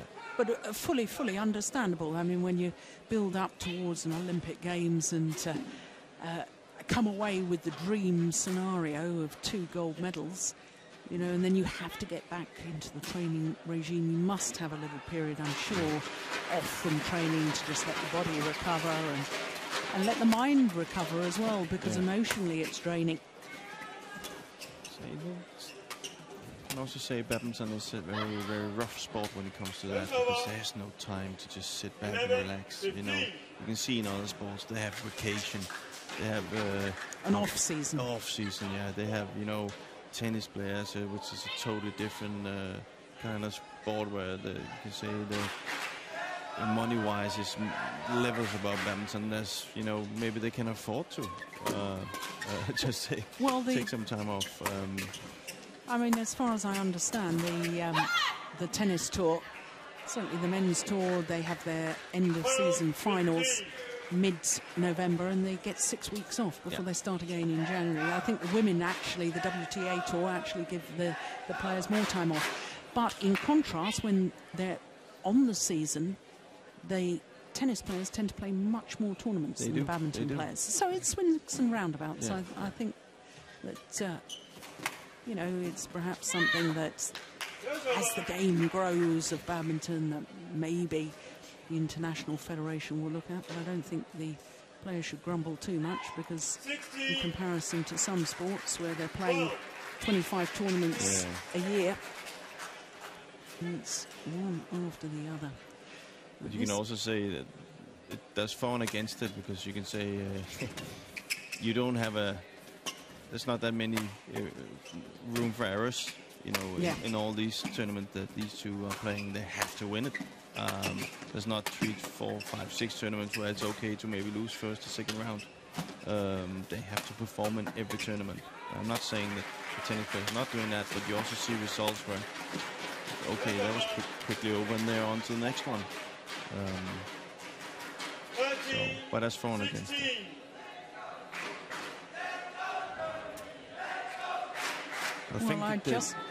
I was going to say, I was just getting the feeling that perhaps the tide is beginning to turn here. I was going to say the Japanese pair has played really, really well here, but is still only 3 points ahead. Yeah. And that's nothing. They did, of course, have a 5-point advantage, didn't they? Just a moment ago. The Olympic champions 16. working their way back into this.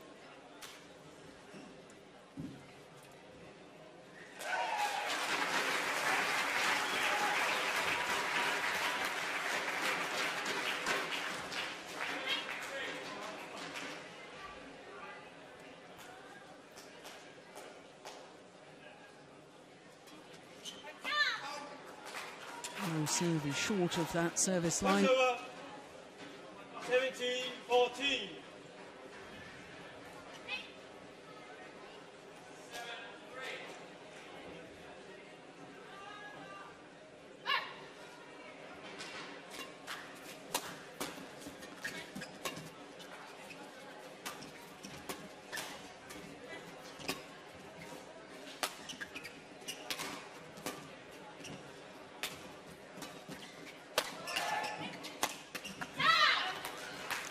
Played by the Japanese pair.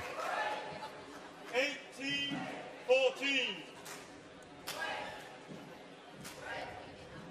Yeah, it's not necessarily spectacular, but it's very sensible play and very effective play. Yeah.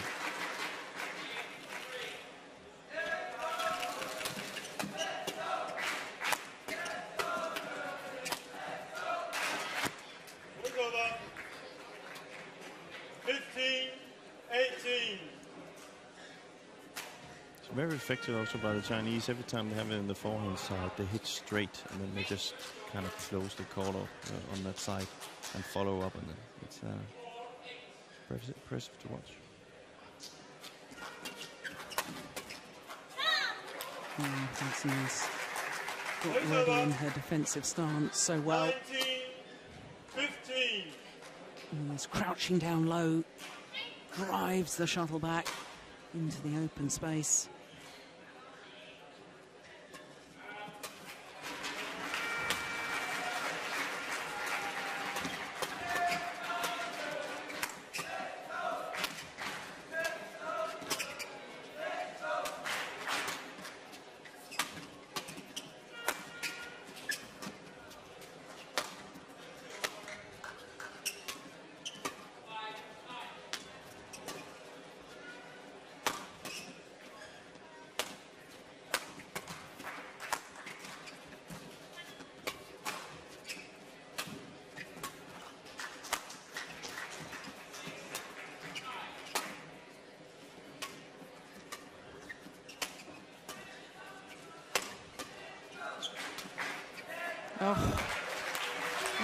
Left absolutely stranded.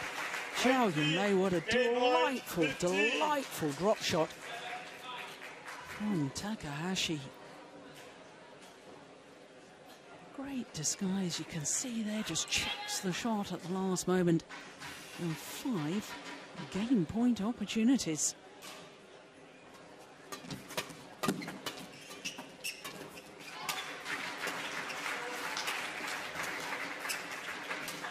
Smart. Yeah, convert on their first opportunity.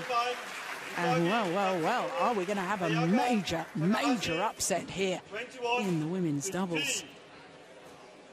Well, unless the Olympic champions find a bit of form and a bit of inspiration, we will indeed have an upset, because the opening game has gone to the number 6 seeds, Matsutomo and Takahashi, 21-15.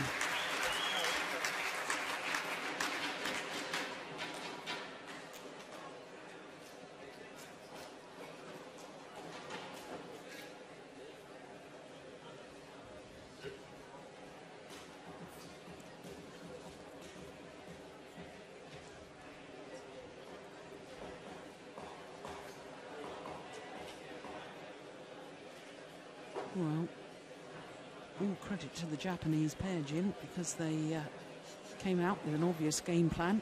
It's worked very well for them. What I like about the plan is that they're not taking a fight when they're not necessarily needs to take the fight. As soon as they feel that the Chinese are gonna, they're kind of playing it away from them, and that seems to be working, and seems to frustrate the Chinese a little bit. That, you know, they have to hit all the time, and you know they're not comfortable. They don't get those comfortable shot on the front corner. So it seems like the plan for the Japanese is to kind of like pick the fight when they're on top, and when they're not on top, they move it around and make the Chinese pair work. Now that can it's up to see if the Chinese pair starts to, you know, hit a little bit harder and hit with a little bit more moving energy. They're lacking a lot of energy, and they're discussing a lot what to do, you know. So let's see who shows up.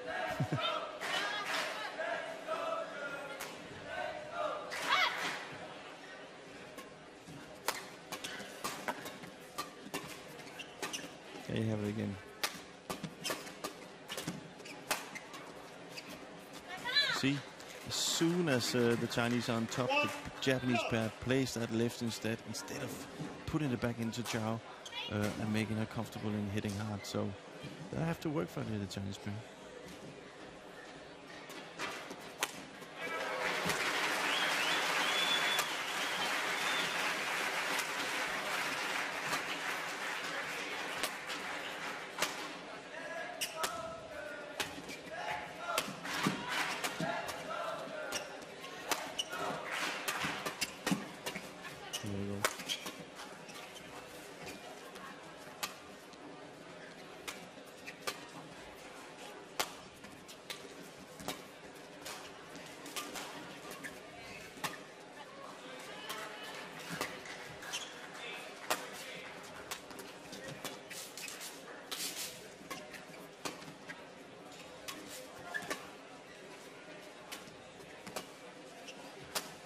Oh, good angle.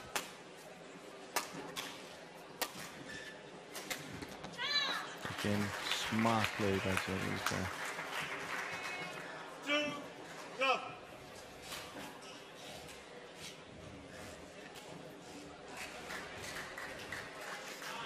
Well, the Olympic champions certainly don't look in the same physical condition that they were in London. Definitely not. And I think the Japanese have seen that. Yeah. Gives more confidence to them in their game plan. You see that they play past them all the time. They don't give them a chance to come in at the net like that.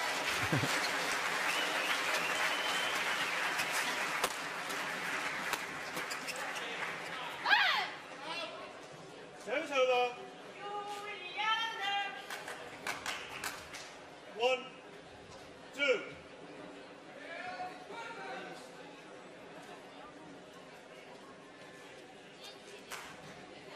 What the Chinese pair could do now is to turn it into a physical test. Which means they just use the game plan against the Japanese pair. And then I don't think they're in the physical condition that they can Maybe afford not. to use that tactic. No, it doesn't look like that, but that's what they could do. Yeah. They do look a little bit stronger and stuff like that. So, you know, but that's one of the, can you say, that's one of the ways to counter that tactic that they're up against right now.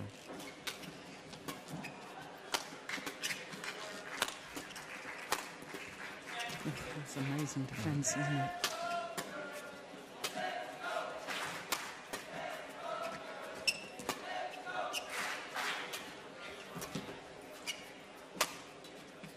Oh, that's nice. Oh, brilliant play from Tian Qing. 2, 3.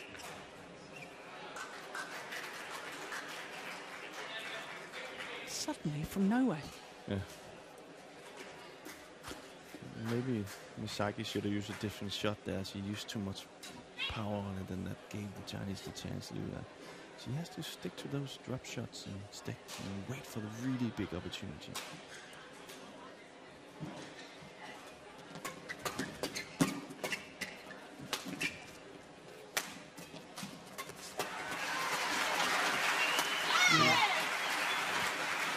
That's what I'm saying.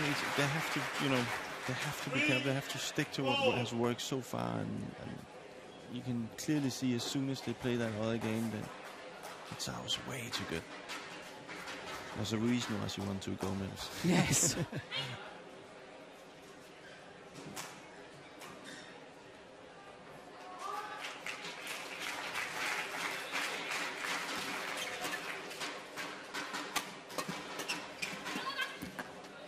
Yeah. It was clever again, wasn't it? Yeah. Show's over. And just stick to it. 4, Let them push down the centre. Yeah, but then let the Chinese pair try and work their way out of it instead of giving it to them.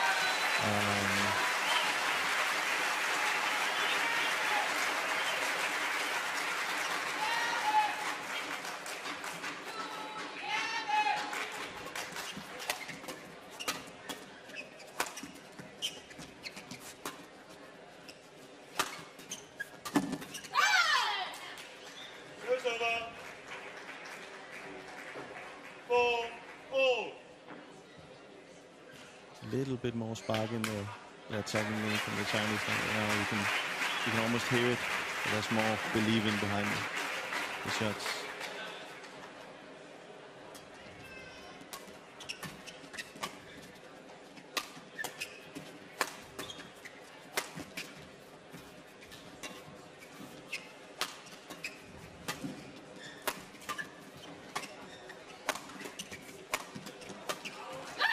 Oh, yes. And it's the sort of style we're used to seeing from the Chinese pair. 4.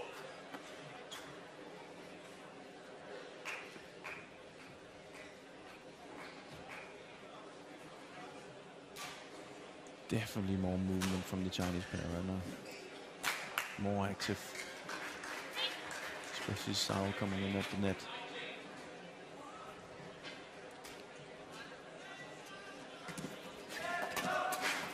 Oh, good defence.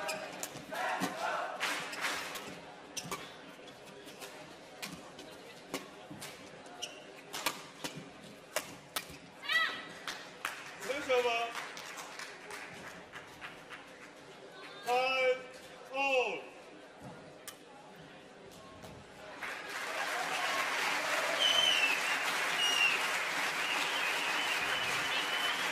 How do you rate this lady, Zhao Yunlei, in comparison to Gao Ling, who of course won 2 Olympic gold medals consecutively in mixed doubles, but also Olympic silver medal in the women's doubles? Do you think that Zhao Yunlei is the same quality or better or not quite as good in certain departments? I'm probably the wrong guy to ask, and I'm a big Gao Ling fan. I think Yeah. she was.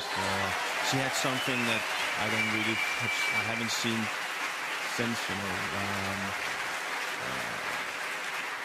That little extra. Yeah, but she decided games. She decided games in mixed doubles as well. You could just see her. The men she played with in mixed double was just so comfortable playing with her. There was so many things she could do. Yeah. She could take the net away. She was good in defense. She could turn things around. Good service and returns, and I just rate her really, really high. But let's see. Maybe in 4 years I'm Yeah. two more gold medals, and then I'll eat my words. Yeah, I think there's an awful lot of people that would agree with you, and I think with Gao Ling as well, she was so engaging as a personality on court because she seemed to smile her way through matches and had the grace in her style of play as well. So not only outstanding technical ability. So I think probably most people would concur with you. Yeah. And not to take anything, I'm definitely not taking anything away from the pairs that are out here now. Yeah. But the pairs she played against Zhao, I rate higher actually. Yeah. It's an area with you had Kim Dong-moon, Yeah. Rakshumin, you know, Nathan and Gail. Nathan Robertson, yeah. LMs, yeah. So that has something to say too, I think. Yeah.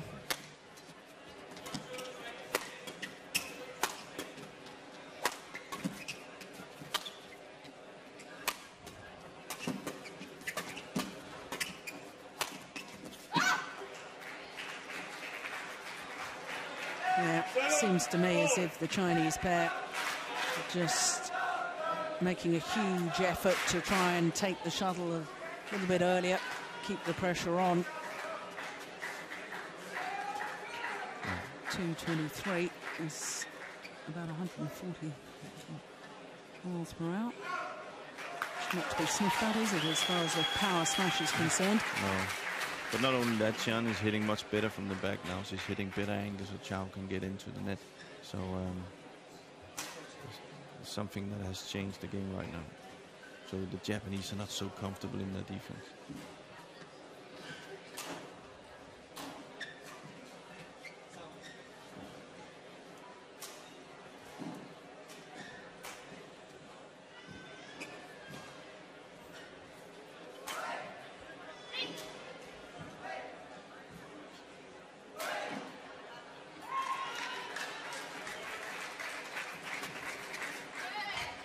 It's just wide. It's good judgment from Zhao Yunlei. 7.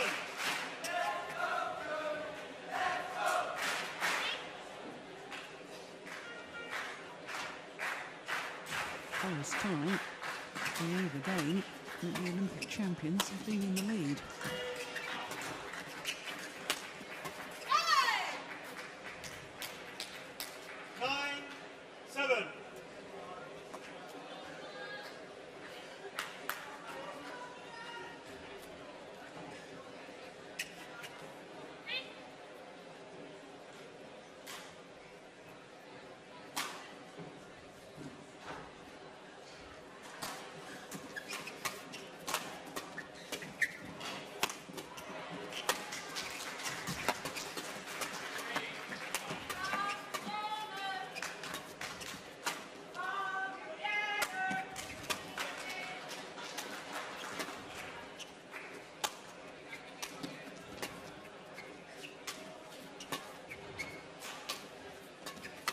Oh, that is phenomenal.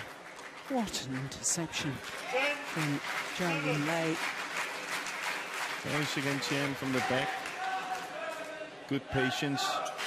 And Zhao is just waiting for the Japanese to try and counter that. And, well, probably nobody better than that. Yeah.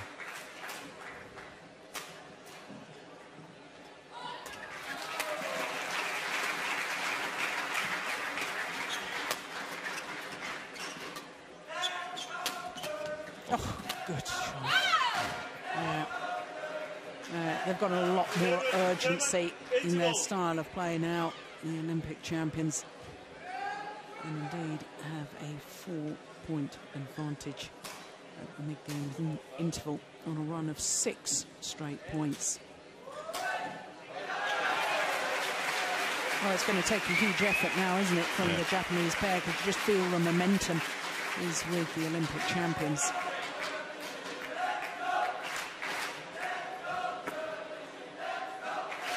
That was kind of like got away from the plan a little bit, you know, just because the Chinese changed a few things. They started to take the battle with them. I just think that the Chinese pair will overpower them if they do it. So maybe the coach will tell them to get back to start in the first set. But it's always difficult. But I think the important thing is that when you have a plan and you know, okay, the only chance we have to win here is to stick to the plan. I think it's important you do it. because you kind of know the other thing won't work. In this case, with the Chinese pair, 10 out of 10 times you will lose. I think that history speaks for itself. Yeah.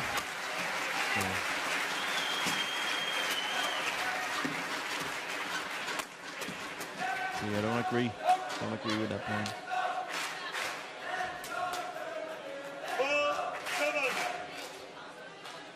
Can we take the pace out a little bit again? Make the Chinese work, especially Chen from the back. Maybe see if we can get Zhao and then work from there. Oh, that's a good return.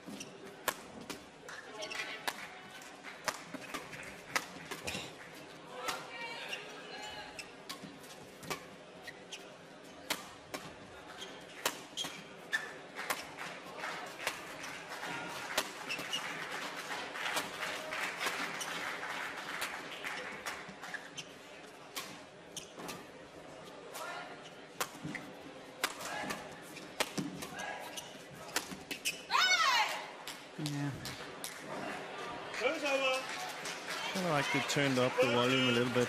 The Chinese pair, especially Tian, she's hitting much harder and much more effective than she did in the first set. Do you think they maybe came on the court a little complacent? And I don't know, but it looked like they were surprised by that they had to work for it. Yeah.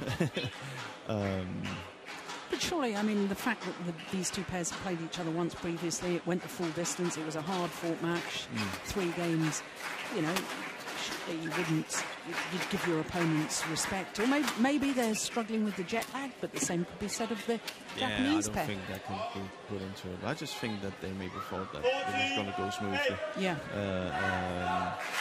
And maybe the last time they were challenged on what they were really good at, and now the Japanese came in with a different plan.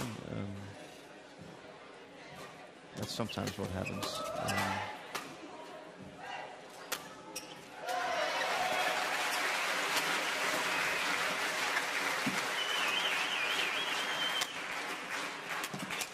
Oh, that's a great backhand. Good judgment. I suppose the other thing to consider, Jim, is the fact that Zhao and Yunlei, I said right at the start of this match, they're the Chinese Olympic champions. They're 3 matches, 3 very comfortable matches, all won in 2 straight games. So they will perhaps, you know, not having to work particularly hard. In contrast, the Japanese pair having to fight and fight and fight, and were already in the mode of this is going to be hard-fought rallies, we've got to fight for every single point. And in fact, the 3 tough matches that the Japanese had perhaps actually sort of have brought them into better form than their opponents' 3 matches. You often see that. You can say maybe even in the games the Chinese pair plays, they have maybe used 1 or 2 smashes every time and it was hit out or whatever. And suddenly he comes back 3, 4, 5 times. Then you have to kind of change the direction of the game and the mentality now and work. And remember one thing we spoke about in the start of is that they maybe have chosen a little bit of slower speed for shuttles. 9-17. Maybe they didn't hear that.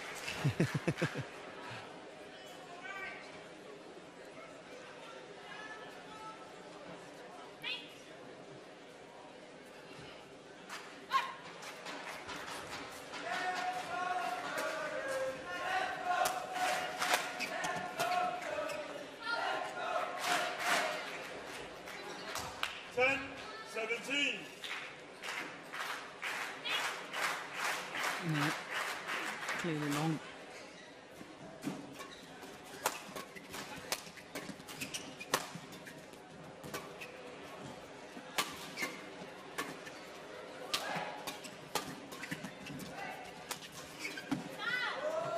Wow. Okay. Yeah, a real resurgence here from the Japanese pair.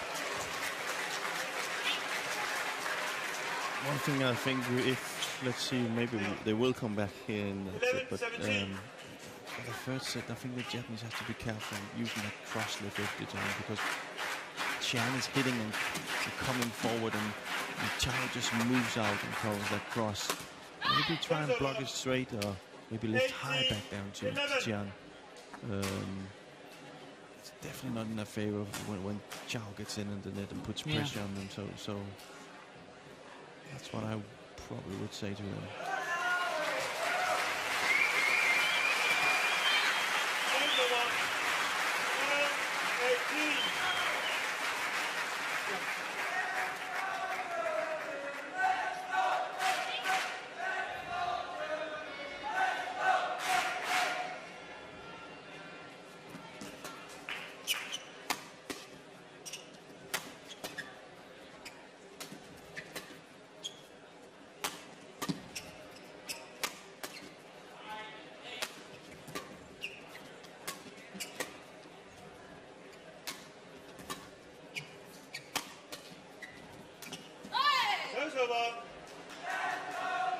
Just 2 points away from securing the second game now. Sending it to a third and deciding game.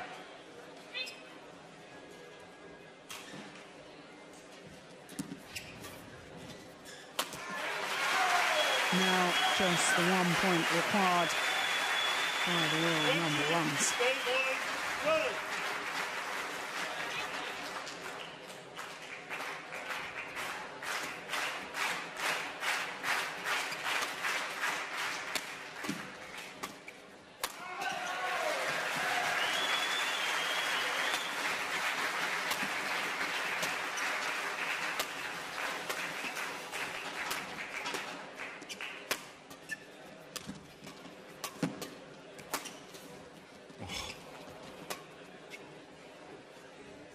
Good judgment. What a defensive shot, as you say, from Zhao and Yunlei. But overall, they look much more comfortable now, the Chinese. Yeah. Much more comfortable.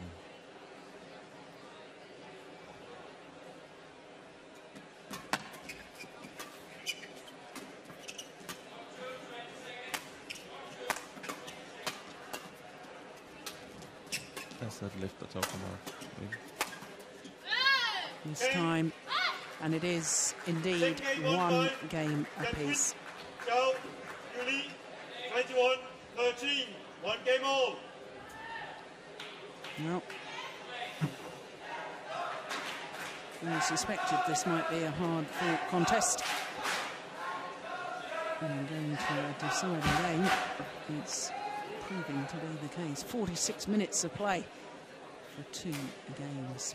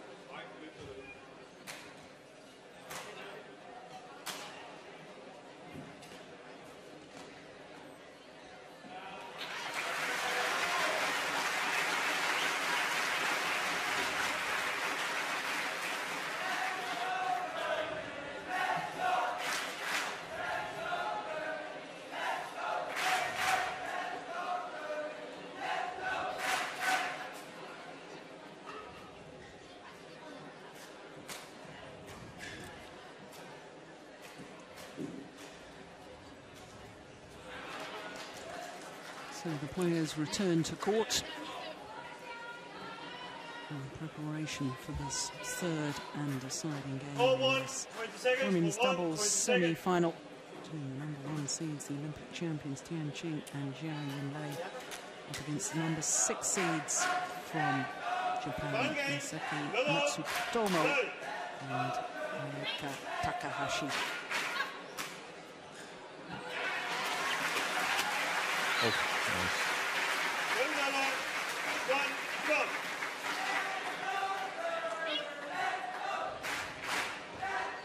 A very short error from Takahashi.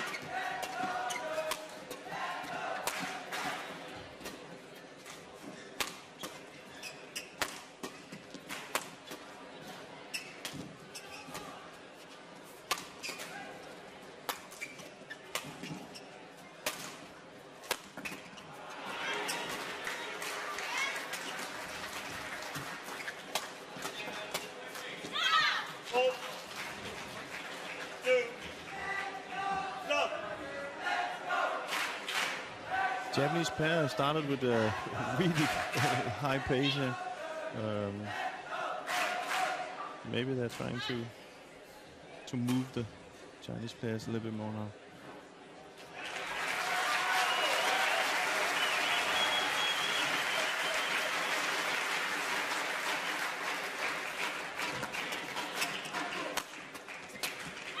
Missed it. Got away with that one.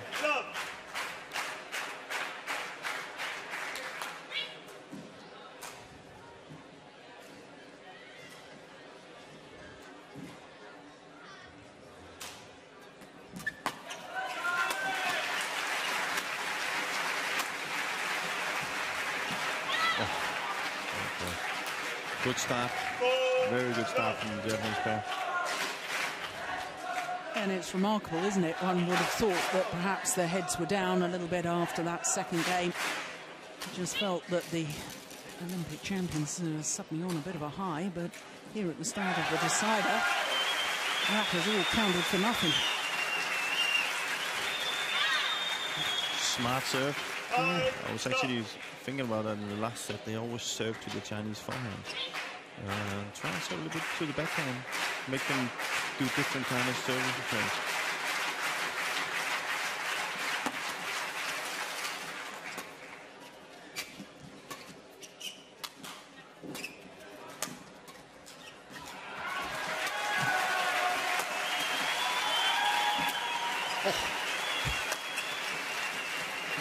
Oh my goodness.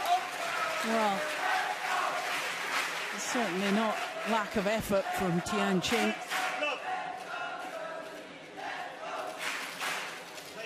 Did very well with that one. Goodness me, how did she get that back?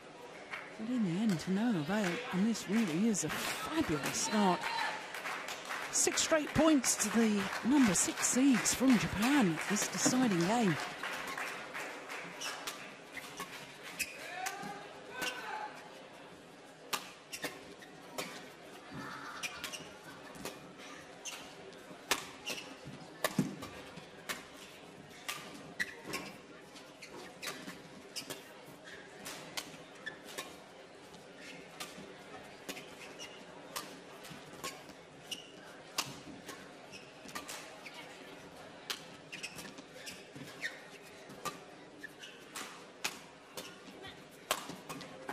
They're playing really, really well, the Japanese. Really well.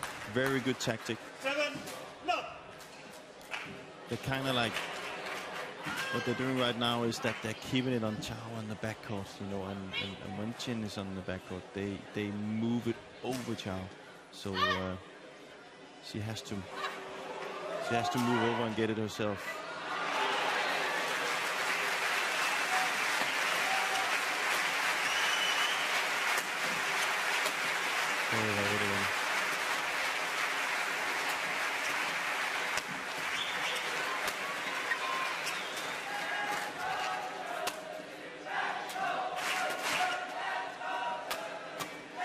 That's a good shot. Yeah.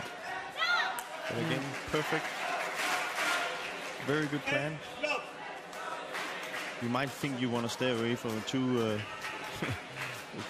times gold winner in the Olympics, but that's actually not the case right now. They're actually using her way more than they're using Jan. So they get away from that pressure that Jan can put from the backcourt. Smart game plan. It's just too long. Oh, my goodness me. Towards to that 8-love lead. Now it's time for the world number 1 to show us what they're made of.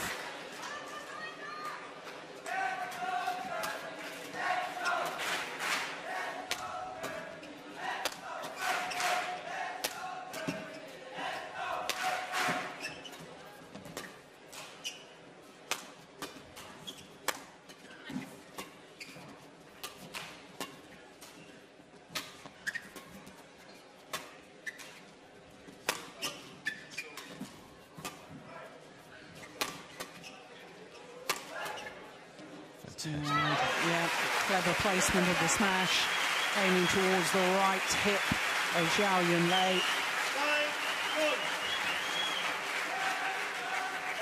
Good work from the backcourt by Takahashi.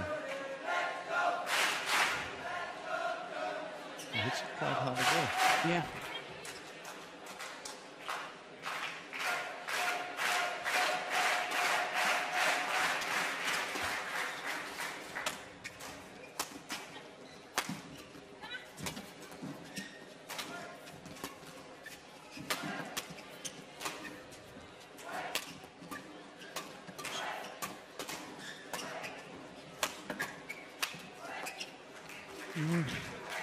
Miss hit from Zhao Yunlei.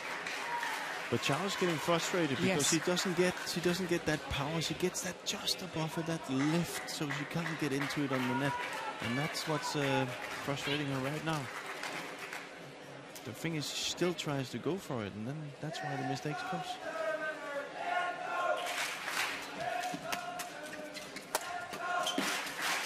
Clever.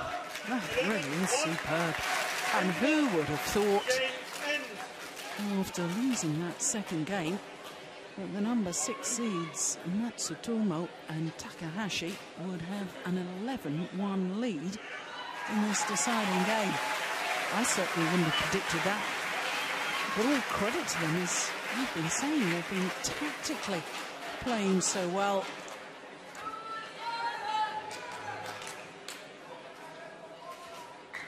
They still look pretty fresh, don't they? Yeah.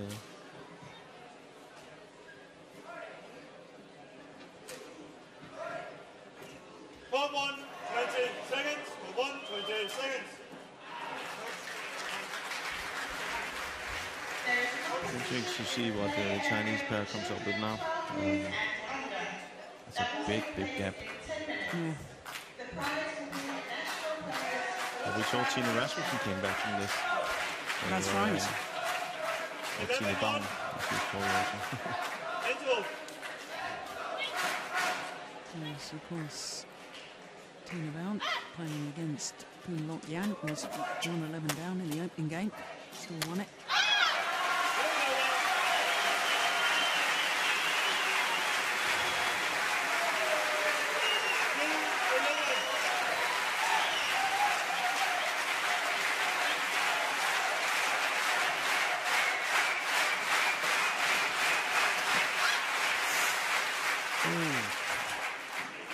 It's important, I always felt as a player, that once you've changed ends in the deciding game, important to keep her score moving on.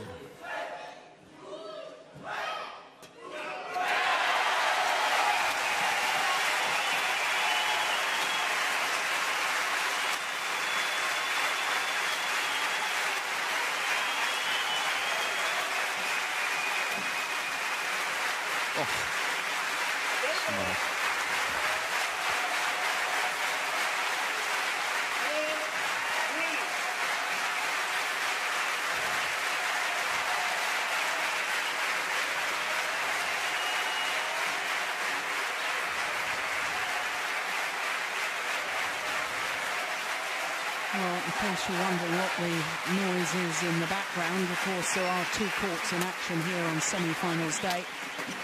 And Juliana Schenk of Germany has just disposed of Zhao in the women's singles, so Germany through to tomorrow's final. 12.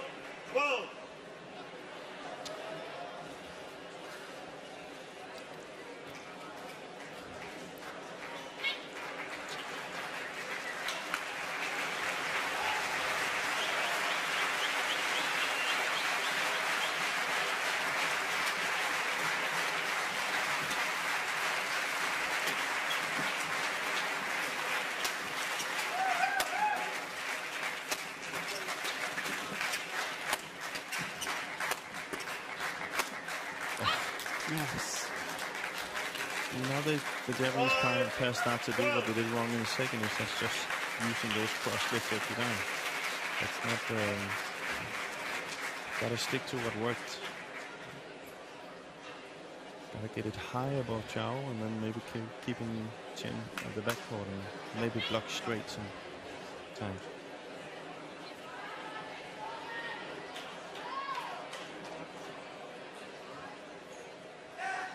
Rampart just making sure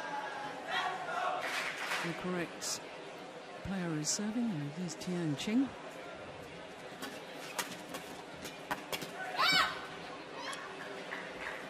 Wow. It's incredible, isn't it? You know, I'm already sensing that perhaps it's once again the momentum has shifted. Yeah, but fair play to the Chinese, but I do think it's the Japanese who, you know, they're not really. Maybe they got nervous. Maybe they started to think about they were actually beating them or something.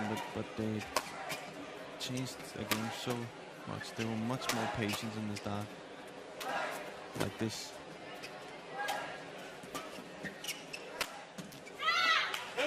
Works much better.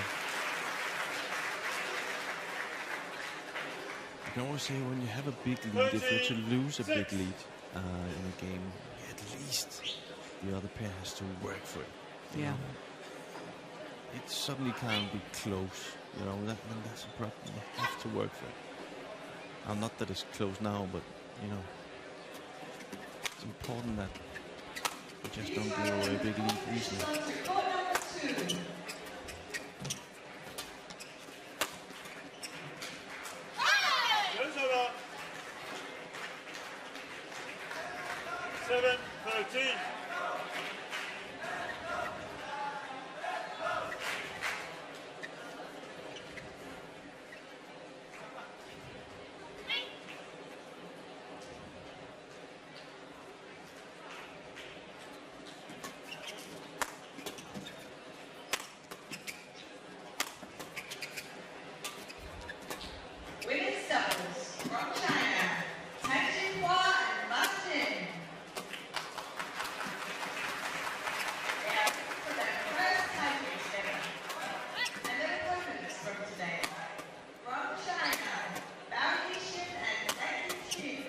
Dangerous.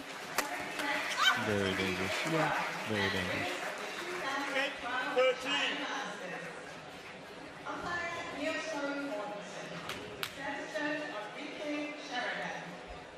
Nice and easy there. Coming back in this set. Yeah, 7 of the last 9 points going to the Chinese pair.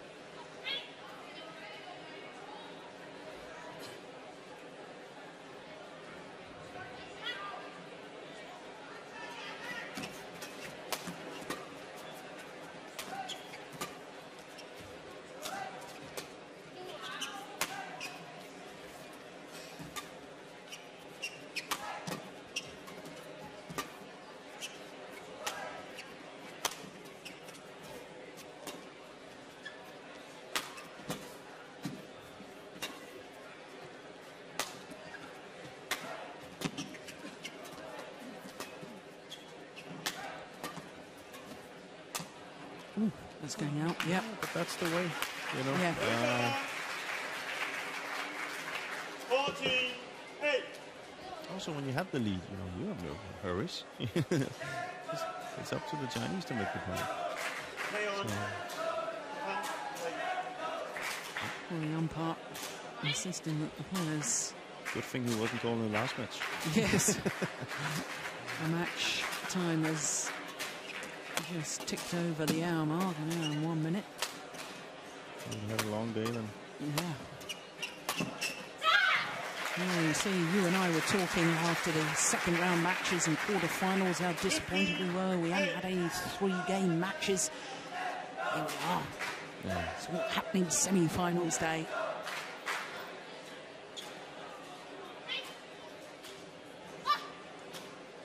Two important points here for the Japanese. Yeah, very much so.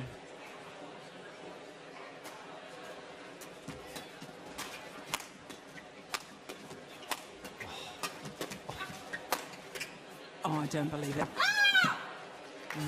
Took an exceptional shot from Tian Qing to finish off the rally, but my goodness me, how did they keep the shuttle coming back initially, the Japanese pair? Also really well played by Tian. And some people tend to get, you know, when you have the chance at 3, 4, 5 times to hit it down, they get a little bit impatient and try to go for it anyway. And here she just blocks it. Really clever play.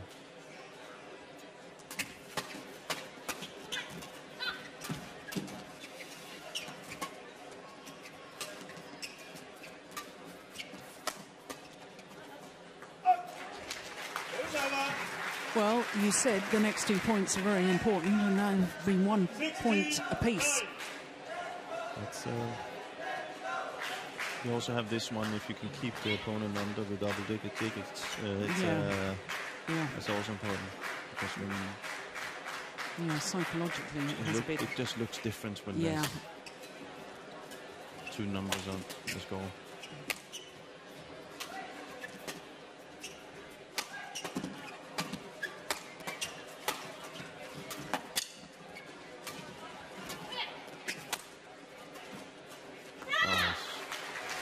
Delightful. Yeah, the Olympic champions really are in a spot of bother here.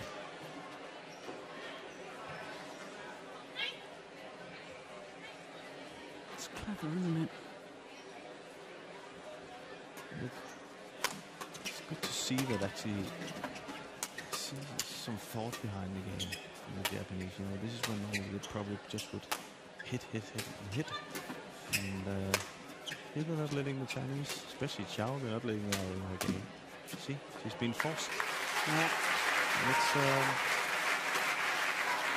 I don't know if we can talk about, she's probably been fitter after the Olympics and whatever, but still, gotta give credits to the Japanese. Absolutely. They came with a game plan and they've implemented it so well, especially in this deciding game. Just 3 points required to shoot in order to cause a major upset. 10-18.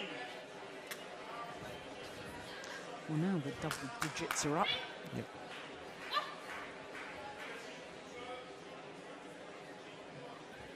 Switch over. 19-10. Not much communication going on the Chinese side. No. A little bit of a giving up feeling there. They tried in the start, but then when the gap was really widening, and then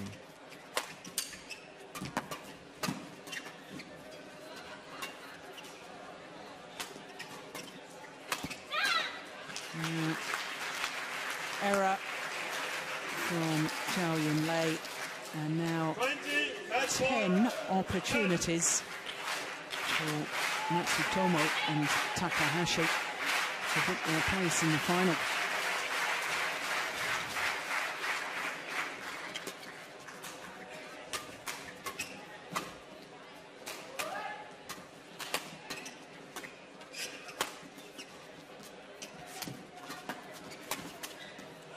And they've done it, the first opportunity, and a huge upset here. Matsutomo and Takahashi have sent the Olympic champions packing. 21-15, 13-21, 21-10 in the deciding game. 21-15, 13-21, 21-10. An hour and 7 minutes. Well, they thoroughly deserved their victory, but it was quite clearly their most outstanding result of their careers so far, the youngsters from Japan. There is confirmation of the score, and through to their first ever Super Series tournament final. This was their first ever Super Series semi-final, let alone a premier event, and tomorrow they'll contest the final. What a performance.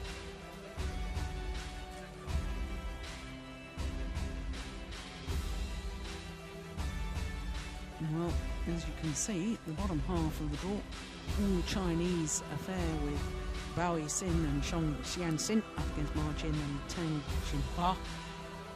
And as you can see, that's only just got underway.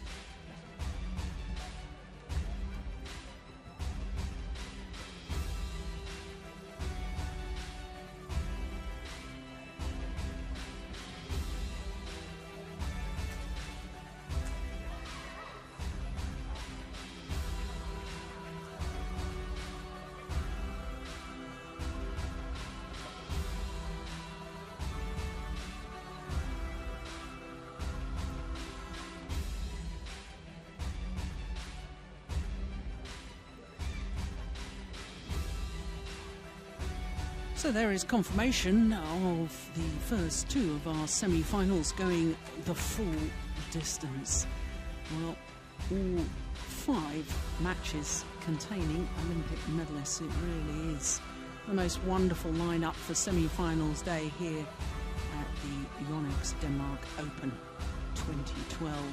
Next match is the second of the men's doubles semi-finals. Then we'll have men's singles featuring the 2-time Olympic silver medalist Chong Wei, and of course women's singles, the Olympic silver and bronze medalists contesting that women's singles semi-final.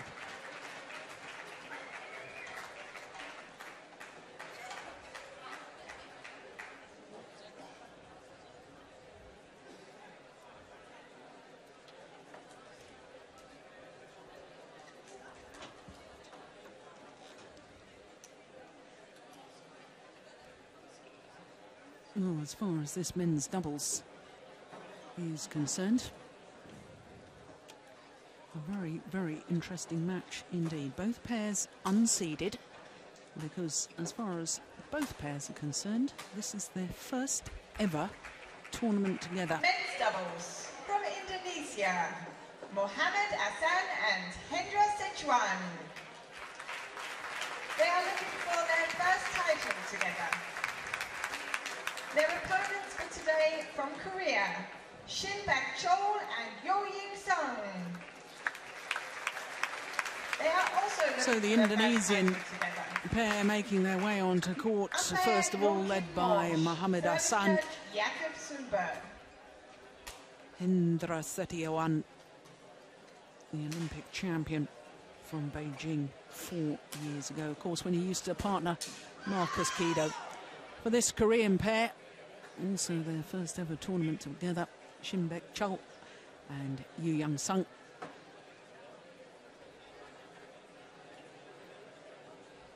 for both pairs, what a wonderful, wonderful start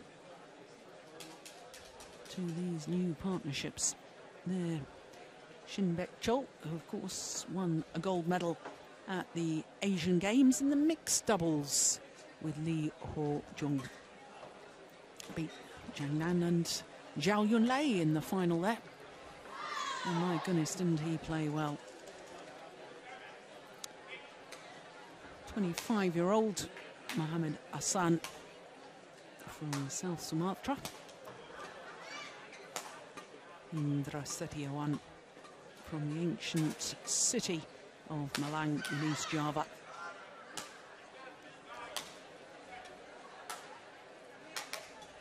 So guaranteed that a unseeded combination will contest the final tomorrow against the number 3 seeds Kien Keat and Boon Heong of Malaysia.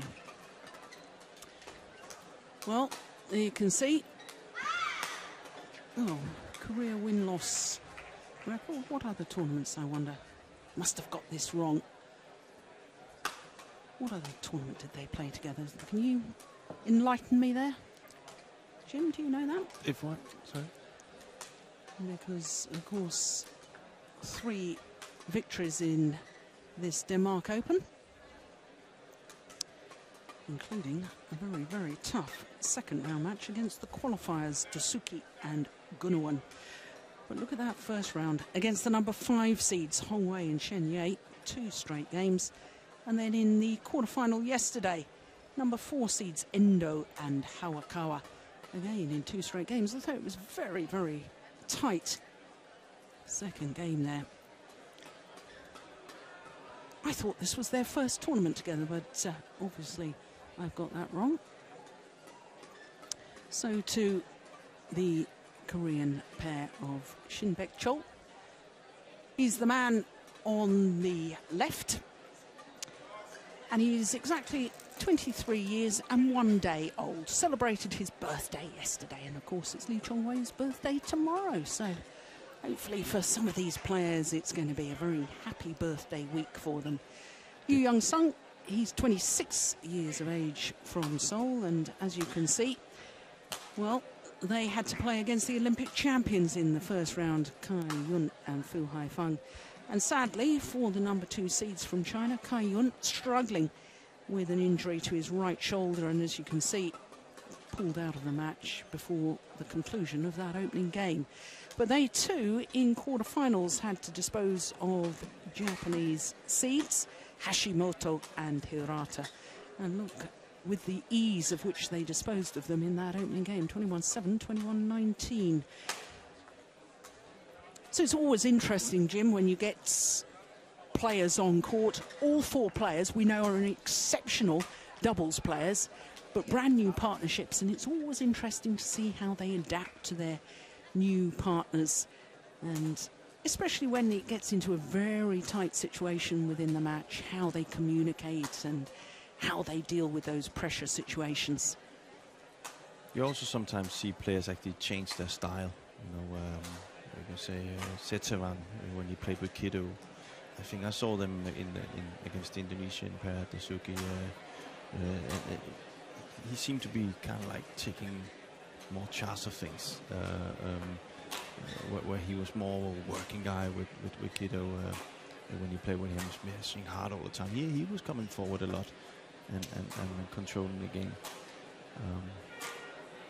So it'd be interesting to see if they continue the style they had in the former partnership, or if they also change the style a bit and adapt to the partnership.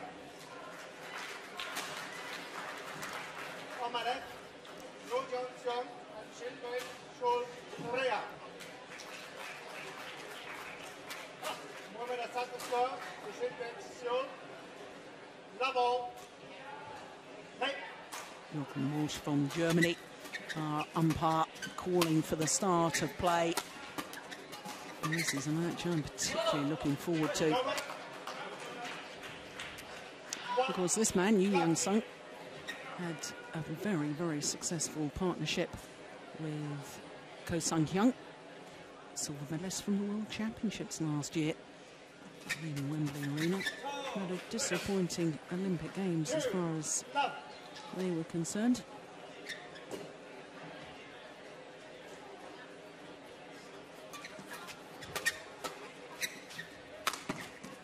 Oh, goodness me, what a defence.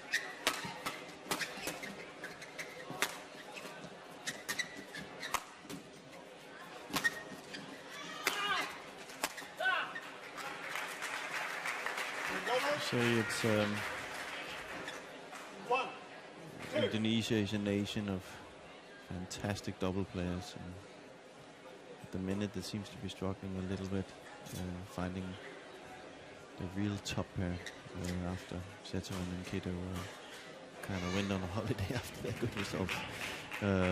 Yes, they did. I mean, there was some reasons for that, and problem with typhoid for Marcus Kido, of course. That's why he missed the World Championships last year, and you know, injury problems, bad knee, high blood pressure. They left PBSI, the national federation in Indonesia, and became independent players. And of course now Hendra Setiawan is back with the national federation in the start of this partnership. But I think this is an inspirational move. I fully endorse it. Very much. It's good to see.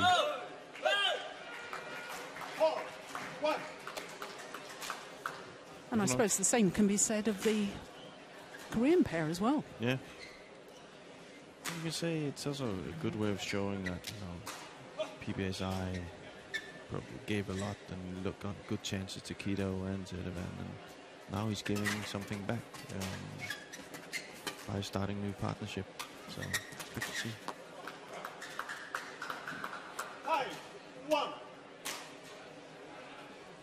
Good start by the Koreans here.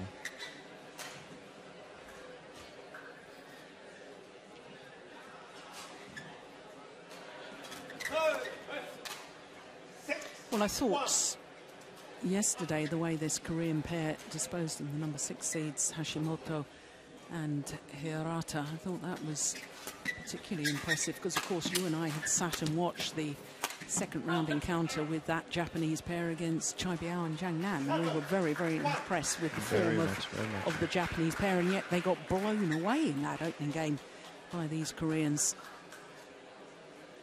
Actually, that's Japanese players are kind of small favorites after watching that match, and but that just tells you the quality the Korean double with Yu and Shin.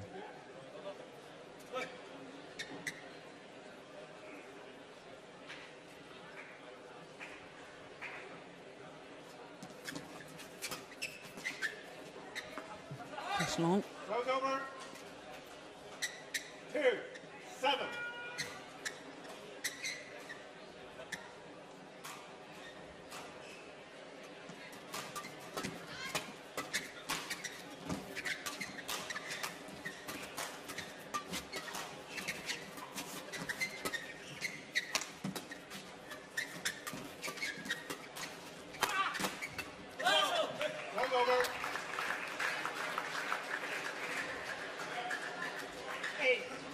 Setiawan seems to be struggling a little bit in the front court here in the start.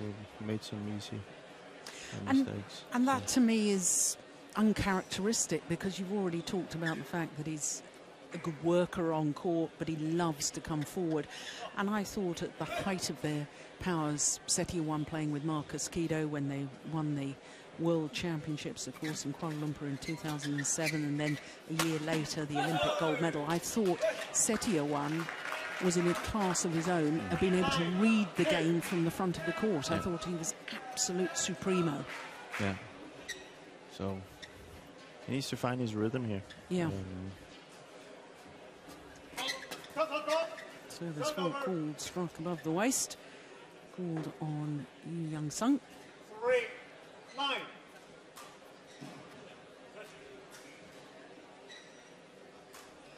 Jakob Sundberg of Denmark, our service judge, making that call.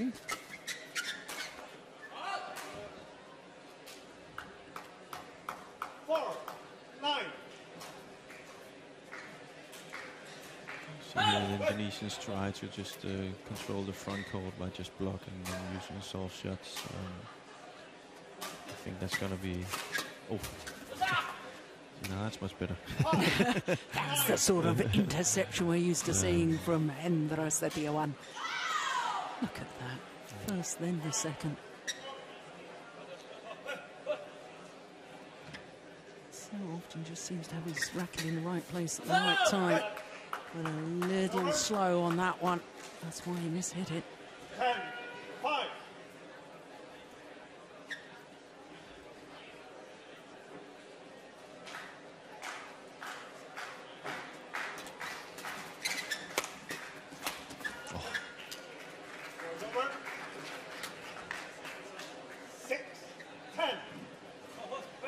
A little bit more effective now than the Indonesians.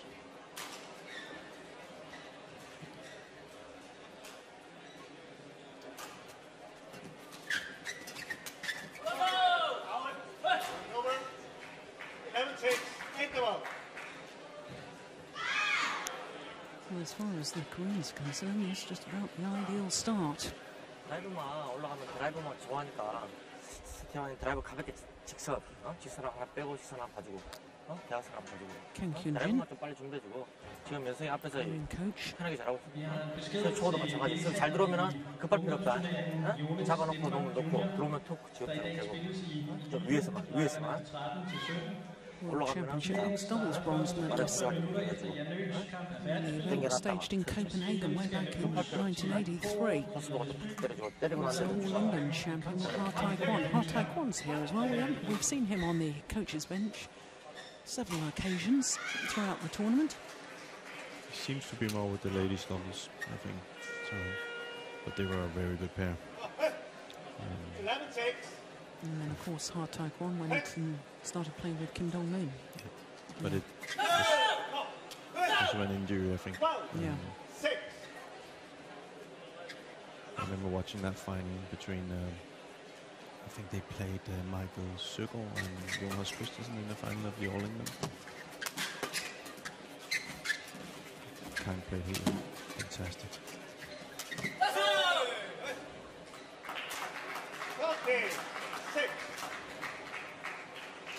Both these Korean players have been in Super Series tournament finals this year, but neither of them have actually won a title. Of course, this man, Shin Cheol, reached the final of the Malaysian Super Series playing with Cho Gung Woo.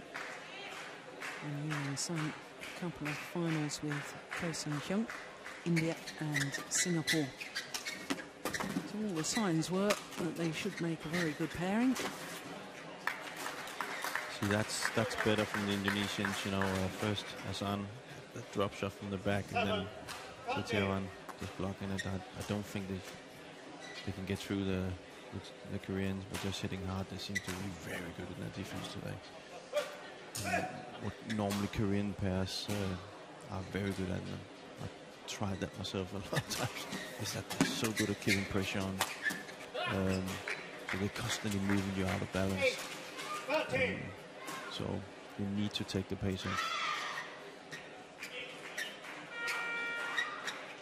But if there's one that can do it, it's Setiawan. So.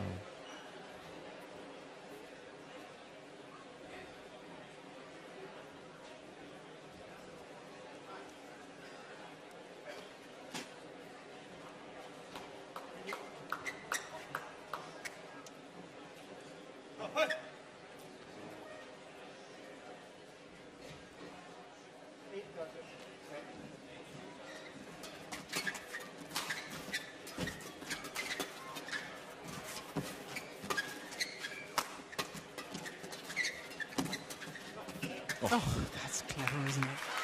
Great vision. See where the gap is. Oh, becoming a bit fast and furious, and still had the awareness to see the big gap across court. Oh, they're right back in this now, aren't they? 7 points adrift at one stage. No, there's only 3 points in it. It's one of the things I like with Setiawan. It's so calm. Yeah. It's never seems to panic or just must be a pleasure to play with.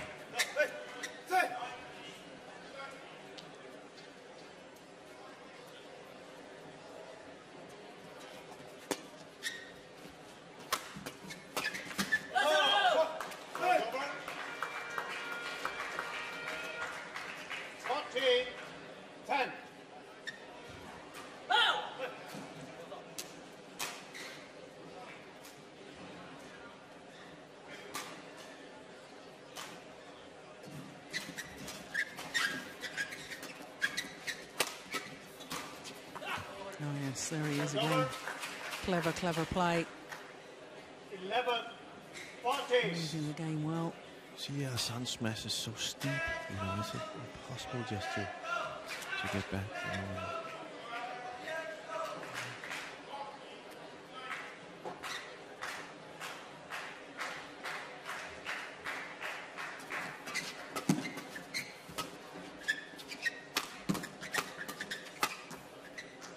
My goodness, haven't they found their rhythm now, the Indonesians? They're controlling the front court, getting the lift, and then they're working with good variation, good angle smash from the back, and then they're so good at the net, so they can pop up there and put it down the front.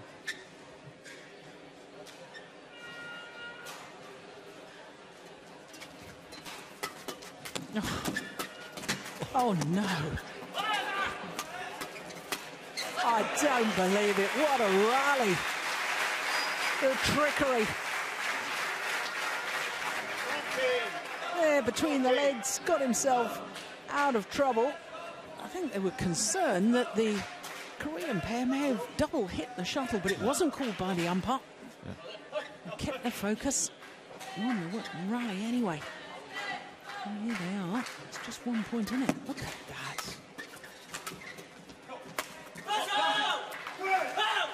Well played by the Koreans. They're now standing a little bit further.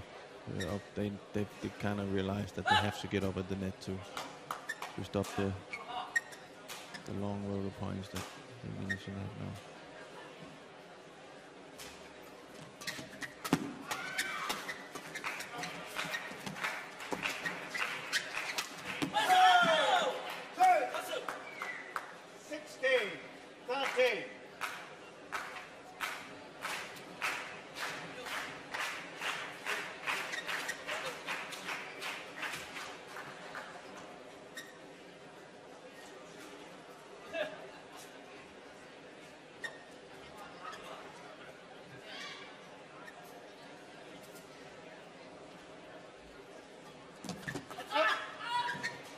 Low serve is short. Over. 40, 60.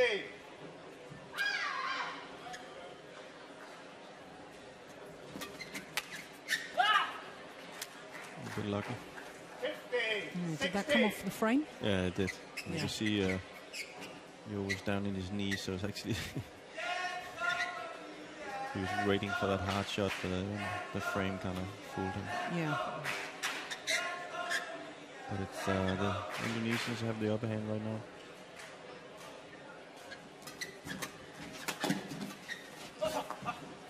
Over.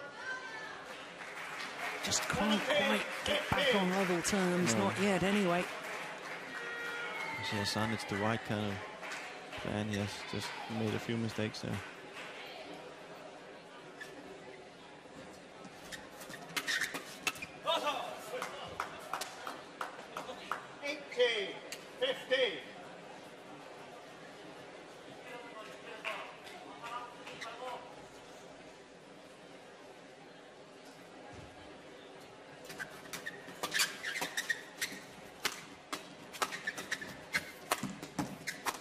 Yeah, well worked.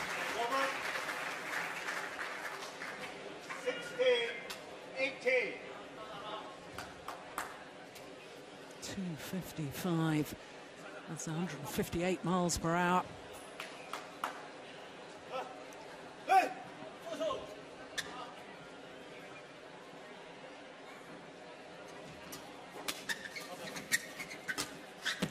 Well played. Yeah, that's nice, isn't it?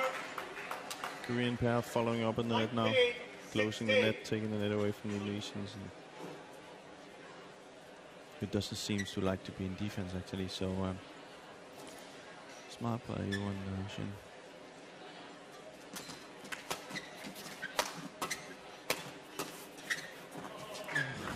Brilliant again, isn't it? It looks so easy, Yeah. but it's not. But I think the point you were making a little earlier about the good smash from Mohammad Ahsan is bringing his partner into play at the front of the court. So whilst, of course, it's Setiawan who's playing the winning shot, we shouldn't forget how it's been built up and set up for him. Definitely not.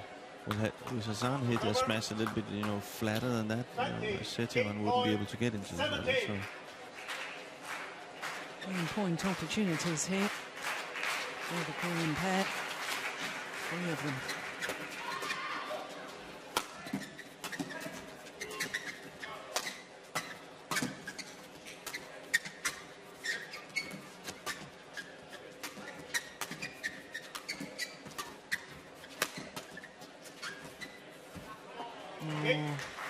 Falls back the Indonesian side, and therefore the opening game to Shin, Baek, Cheol and Young-sung.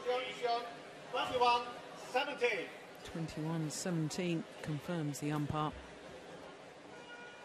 And after a blistering start by the Koreans, need to work very hard for it in the end.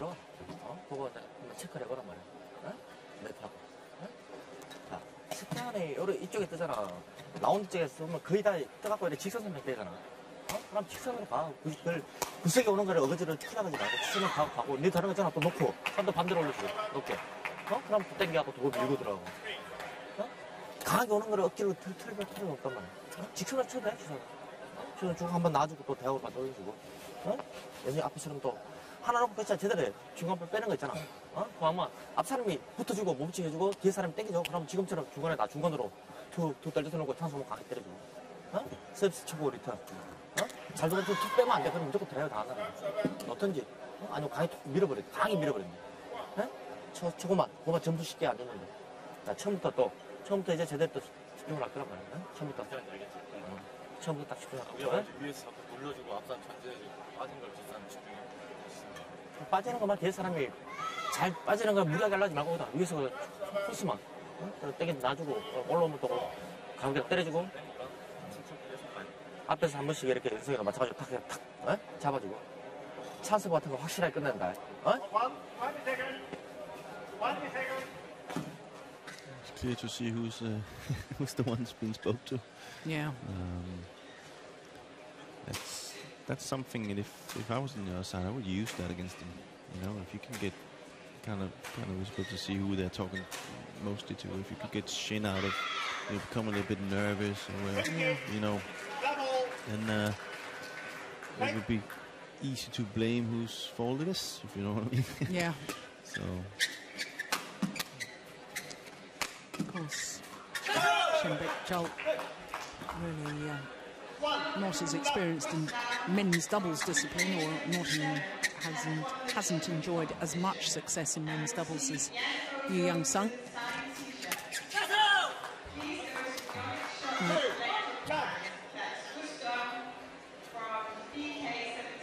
There's no doubting his talent.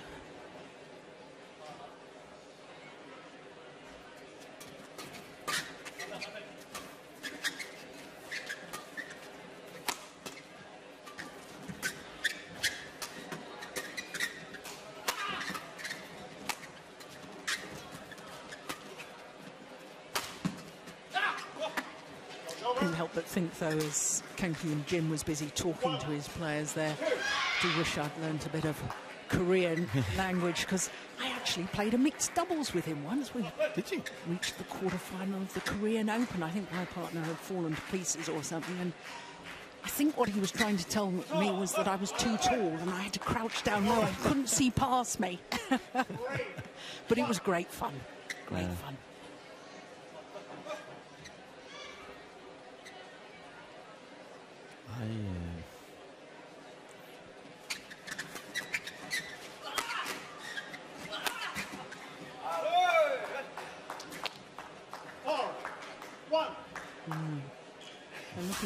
I think he was the first time I played the junior championship, world championship. I think as he was there too, and he played all 3 events.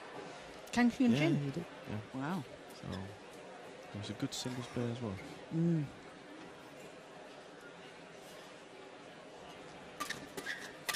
Oh, that's nicely done. Over. 2, 4.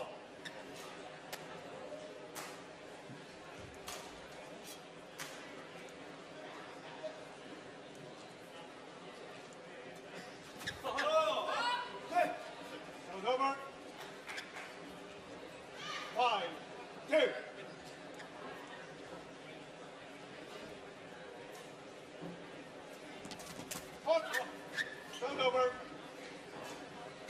Well, I can let you know, right at the start of the match, I was telling you that I wasn't quite sure when these two pairs had played together previously. I thought this was their first tournament together. I've been reliably informed by a colleague of mine, Don Han, in South Korea, that the matches they played previously were in Thomas Cup qualifying Asian zone matches, and that's how these two pairs have results on their career. But this, I think, if I'm correct, is their first ever individual tournament together. Anyway, that's very nice of Don to let us know exactly where we went wrong on that. It's nice to know that there's people out there searching for us.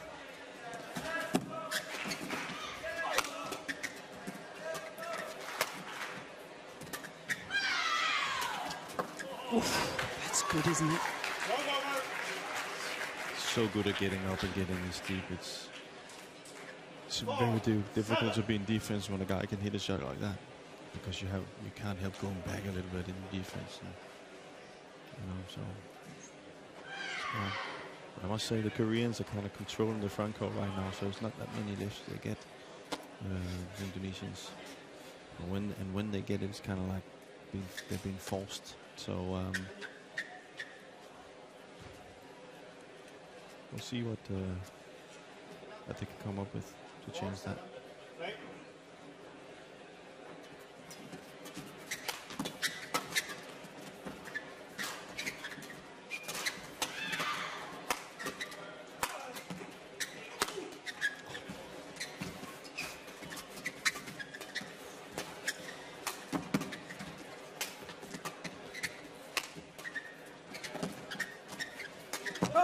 My goodness. What a rally.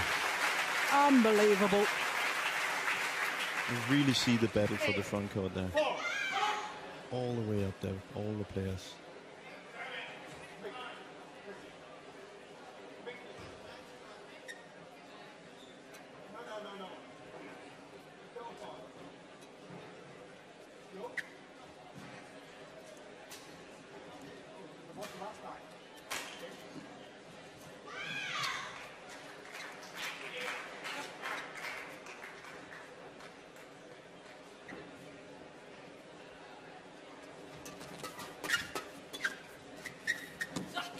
Over. 5, 8.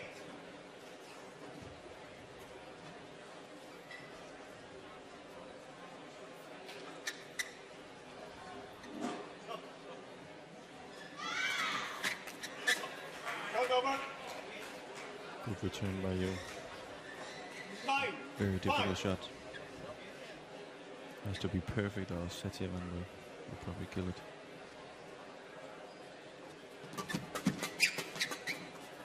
Over.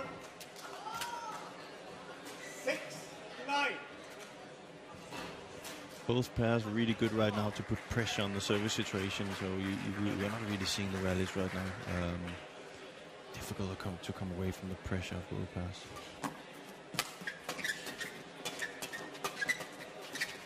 Oh. Nice. 7, 9. Nothing worse than playing against a guy that can, make that good push or drive, and then at the same time being able to control it, the short one, because you really don't know where to be in your defense. A little bit the same as Ko can do from Malaysia.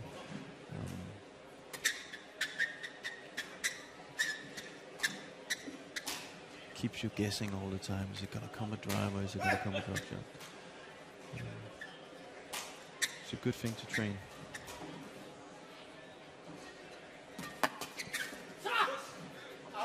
Malaysian's coming way better out of the service situation right now.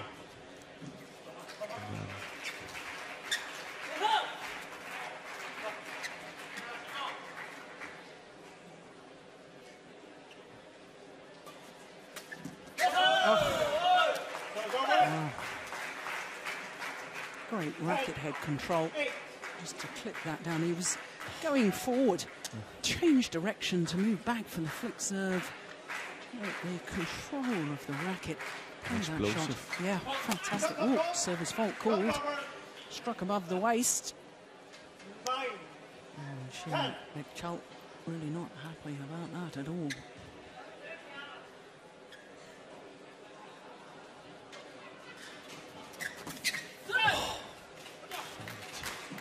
Yeah, it's incredible, isn't it? Yeah, it's so difficult. And it's not a bad return, it's a very good return. It still goes up and kind of like twist the racket head. See if we can see there. Oh, it's a fantastic return. It's a great spin. Yeah. And still he gets it. See, we're going into the service situation mode again. Yeah. And that's because things are probably getting a little bit tense now. 어떻게 하면 돼? 초반 리턴 어떻게 서비스가 잘 들어오니까 놓고 툭, 그냥 놓는 것도 빨리 나야지. 그냥 이렇게 놔버리면 제가 들어와 버리잖아. Well, I know the Koreans have been thinking about new pairings for a long time because, of course, Chong Wei 점수 관리해야 되고 retired after the Olympic Games, getting his bronze medal with Yeon. And there's been a lot of speculation as to how the pairs will be put together. Shin Baek Cheol has been tried with numerous different partners in recent years, but this looks highly promising. It does. It's not the first time the Koreans have done this. I remember when I played, it was Kim Dong-moon, Hatukwan, Lee Dong-so, and Yeon, and they kind of moved it around a few times to find, and then suddenly it was there. And then they had two class doubles. So it also takes time. I must say both both pairs here look really promising. Yes. I like their style of play. They're very effective. And I think also I can see with the players there's a new sort of freshness and appeal as far as the players are concerned, because I mean obviously Setiawan and Marcus Kido were playing together for so many years. They played together as juniors, you know, and after such a long time you need a bit of a break just to freshen yourself up and sort of, you know, think, this is exciting and new. I've different partner, perhaps more possibilities, perhaps just different possibilities. You can say, you know, again we go back to we talked about, you know, when you won Wales, you won the Olympics, you know, maybe it's difficult to find a new target. And yeah. Just Setiawan, without knowing him personally, seems like a little bit more relaxed guy, where you say Kido seems like he's a little bit more extroverted, show thing, and if he doesn't have that extra thing to play for, then maybe it takes over. Which is probably why he's playing some mixed double at the minute. To motivate himself to try something different. Marcus Kido, of course, playing with his sister, Bernadette. Mixed doubles and doing very well indeed. Look at this. Oh my goodness.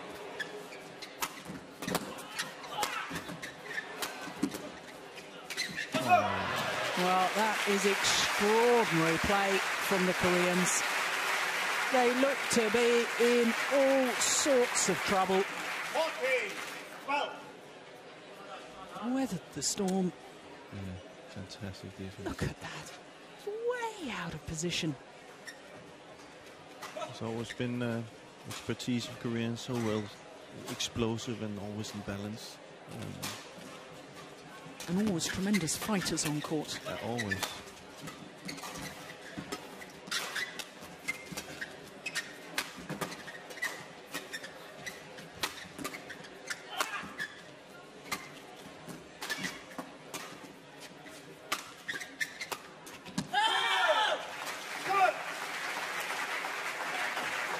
But look here, maybe not the best play by Ahsan. Could have done a little bit better with that one, but again, Setiawan, calm, keep moving, let's go on, you know. Must be really nice for him to have a gold medal Olympic winner supporting you like that. I think it would be easy for him to turn around and say it's Ahsan's fault, you know, but he's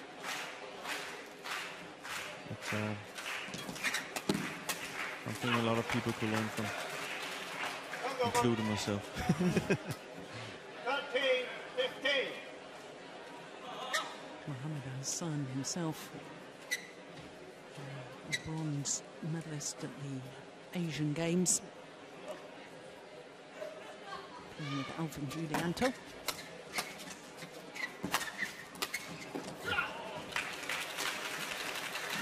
Both of them obviously success in their own rights.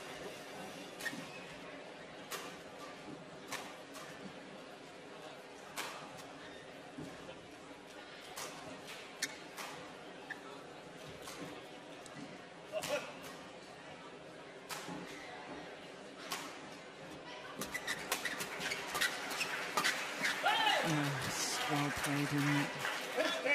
Yeah, see, now back at 15-all. Had he went, had a go at Ahsan there, Setiawan, they wouldn't be back now. So just shows you that keeping calm and leading is the way forward.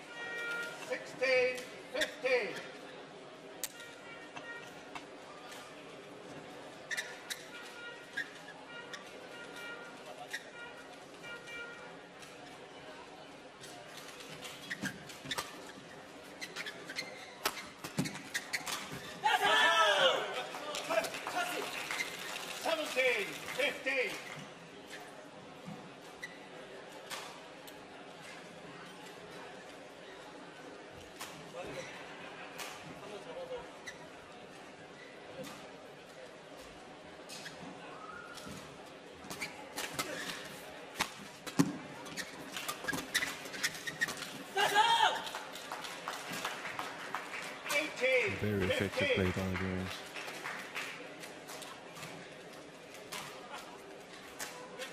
Fast, quick on the shuttle. Doesn't give time for the Indonesians to get settled at all.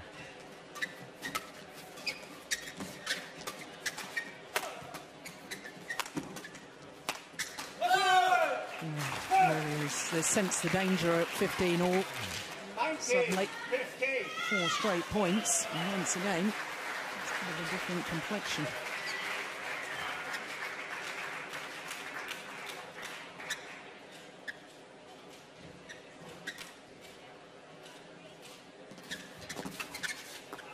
And now, 5 straight points and 5 match points.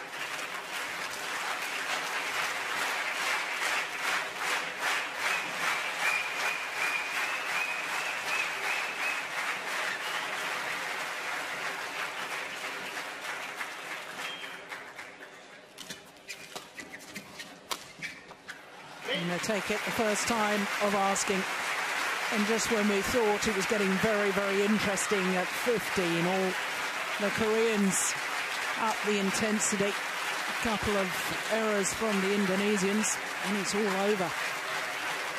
What an exciting prospect this Korean pair is.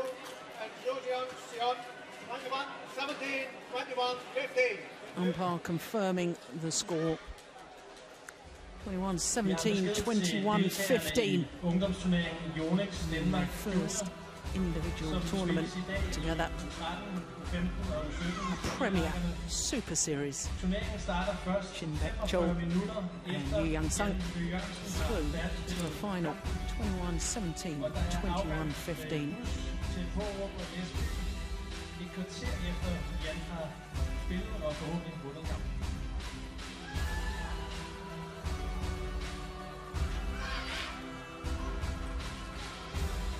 And that, of course, means they will meet the number 3 seeds, Kien, Keat and Tian, Boon, Heong, in tomorrow's final. Of course, Koo and Tian, 2-time former champions, who have broken Danish hearts here this afternoon by disposing of the number 1 seeds, Mathias and Carsten Mogensen, in 3 thrilling games, having saved 2 match points. That was the match that got us underway here on semi-finals day at the Yonex Denmark Open.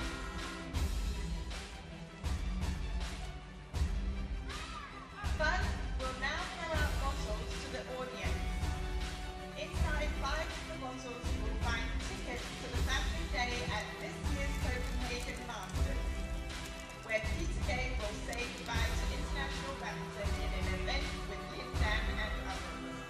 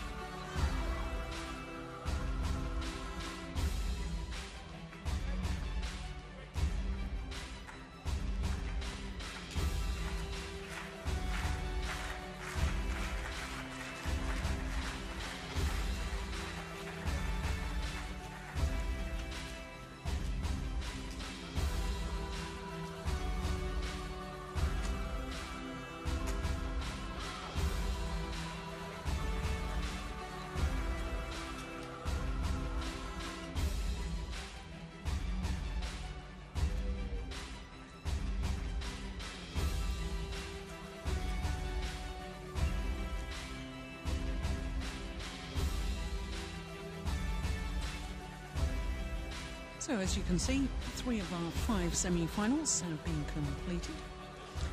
And that second men's doubles, the only match so far not to go the full distance, but what a performance from Shin, Cheol and Young, 2 straight games. Next on court is men's singles, and it features 2 former champions here at the Denmark Open. Current world #1 Lee Chong Wei up against home favourite Jan O Jorgensen. And then the last of our semi-finals this afternoon, current world champion, current world #1, but Olympic silver medalist Wang Yihan up against the Olympic bronze medalist Please Simon welcome the Ayaka court from officials India. onto court #1.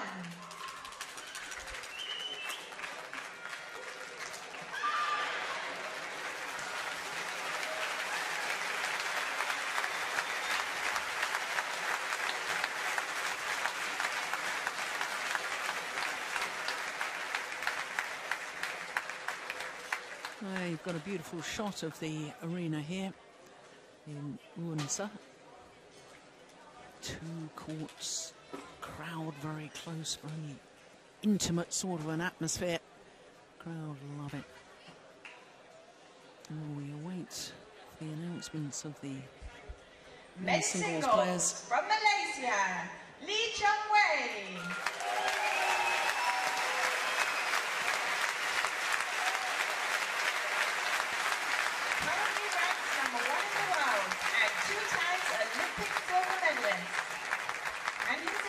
For today, from Denmark, please welcome Jan O Jorgensen.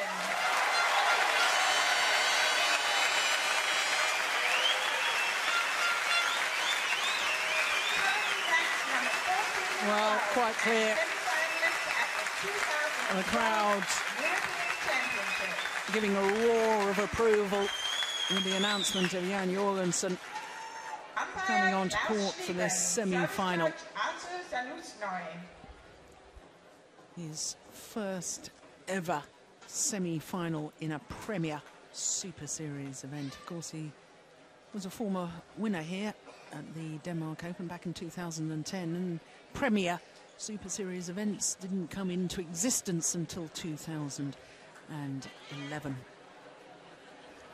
Lee Chong Wei, of course, the most successful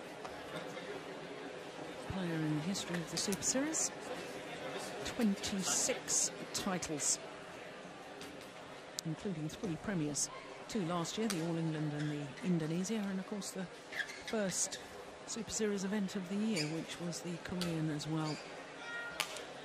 So for Jan Jorgensen from Aalborg in North Jutland, this a golden opportunity for him to cause another upset here at the Denmark Open. But it's going to be a tough match. Not impossible, because of course the Dane has beaten Lee Chong Wei previously. You have to go back 3 years for that though. It was the first round of the China Super Series event of 2009. Now look at that.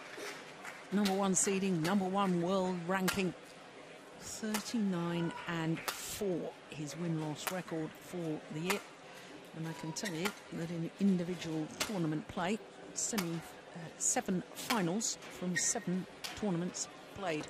One of those losses, he was 2-1 up in the first game against Peter Guerra of Denmark in the Thomas Cup final in Wuhan. Badly twisted his ankle.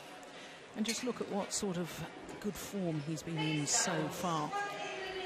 And that is despite the distractions and disappointment that, having arrived here in Denmark, he heard from his brother that his office had been broken into, computers stolen, some of his wedding photographs taken.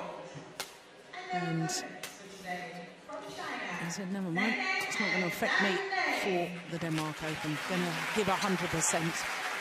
Well, as far as the Dane is concerned, the 24-year-old, 14 in the world rankings at the moment, but he has been in the top 10. He's been as high as 8.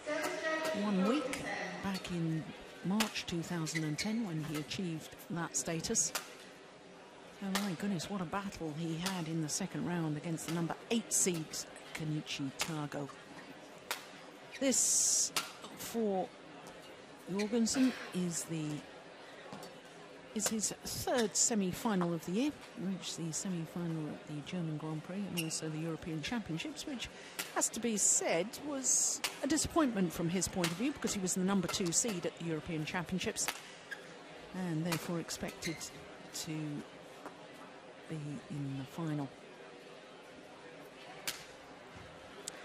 So this, the 6th meeting between these two players, and as you can see, the overwhelming advantage to Chong Wei. Last meeting was in the first round of the Korean Open, but the Korean Open over a year ago. So Klaus Schlieben of Austria, our umpire. I guess from that, and the fact that they haven't played each other for quite a while may work in Jorgensen's favour, in that he knows that he's now fully fit. Of course, a year ago there was a terrible health scare with Jorgensen. He had to pull out of his quarter-final here at the Denmark Open. He was supposed to play against Chen Long, and of course Chen Long went on to win the title. He had a heart virus, and terribly concerning. Took a very wise decision to withdraw from that quarter-final, but he's fully fit again now. On my left, Chong Wei, Malaysia. My right, Jan O Jorgensen, Denmark.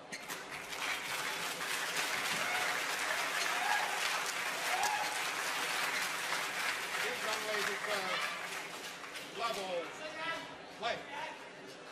So Chong Wei, the number 1 seed, trying to make it through to his 3rd final here at the Denmark Open. Champion in 2005, beaten finalists last year, lost out to Chen Long 12 months ago. And for Chong Wei, well, we've been singing his praises all week. The 29-year-old, 29, that is for the rest of today, and then tomorrow he's going to be 30. Welcome to the club. Can't remember that far back when I was 30. Oh, isn't that wonderful? There's a lot of there's a lot of questions in this match, of course. Of course, Lee Chong Wei, we spoke about what after the Olympics, does he have the hunger? He's been looking like that so far. Yihan, of course, is I saw him this morning and had breakfast, and he looked good. Last day to be left in the tournament, a lot of pressure from the supporters. Second of all, there's this little thing of you have Jan and Victor and Hans Christian fighting for, and that's not Andersen, it's Vittinghus, fighting for that next one to be the top Danish player. Following on from Peter Gader, yeah, of course, yeah. So there's a lot of things going on right now. So the one thing he has that, you know, Jan has that not many other players have in Denmark, probably only Peter, is that he's beaten both Lee Chong Wei and Lindan. And if you've done that, you know you have, you know, at the top of your game, there is a chance. Yeah, in fact, I can remember back in 2009, Lee Chong Wei himself said that Jan Jorgensen was going to be one of his main rivals in future, so you recognised just what a talent this Dane is. Yeah. And you see already the kind of the tactic that I'm very sure of that's been used. He wants to keep the net at all costs, Jan. Don't want to lift it to Lee Chong Wei, so he's been forced around. So you will see a lot of net play from Jan, and you see a lot of straight smashes instead of cross, because and here again the straight smash, because Lee Chong Wei is just so good at getting those cross smashes. So if he does decide to use cross smashes, he knows he's going to be running the long way all the time. On the other hand, Lee Chong Wei needs to avoid letting Jan control the match at the front court.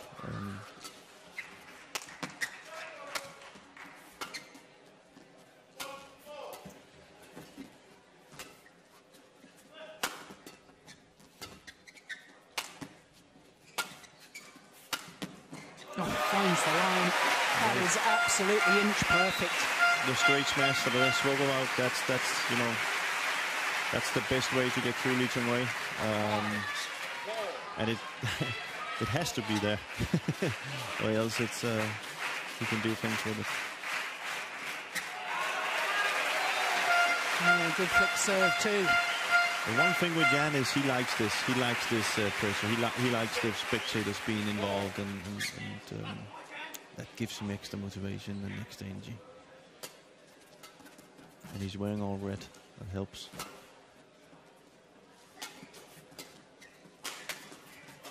Yes, just to explain that, if some of you didn't understand the significance, of course the Danish flag, red and white. Yeah. And he's a Liverpool fan, just as me. And Peter Gator was a Liverpool, yeah. or is a Liverpool fan. Yeah, we are Liverpool fans, big time. So, but I think it's more the Danish flag. Liverpool's playing at 4 o'clock. So.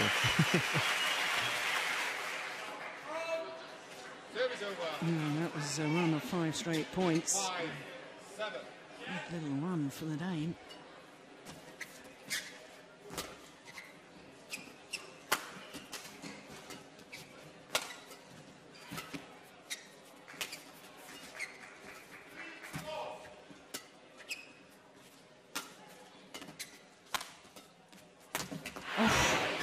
Goodness me. Yeah, that's a missed opportunity. I think he broke a string, so can't totally blame him. But you can see straight. It's good tactic. Open not to come forward, and if there's one thing Jan is really good at, is this keeping the shuttle down and then moving in for the kill at the net.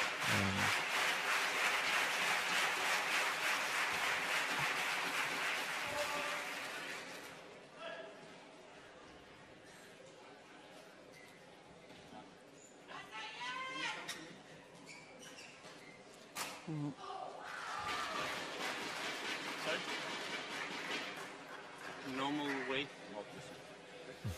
What? Sorry? Okay. Well, umpire Klaus Schleben 6-7.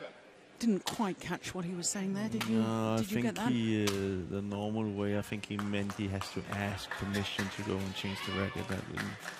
It must be that. I can't really see. Yeah. Or else he's giving him a warning for breaking his string. I don't think it's that. No. But it's one thing you can say, you know. I can understand asking permission to go and have some water or drying yourself. A broken string, you can't really continue to. No, and I think in all fairness, can't really remember exactly, but I thought he just showed his racket to the umpire, which is a normal standard practice of, that's nice, of players just to show the umpire there's a broken string, I've got to go and change the racket. But Klaus Schleben, a very experienced umpire.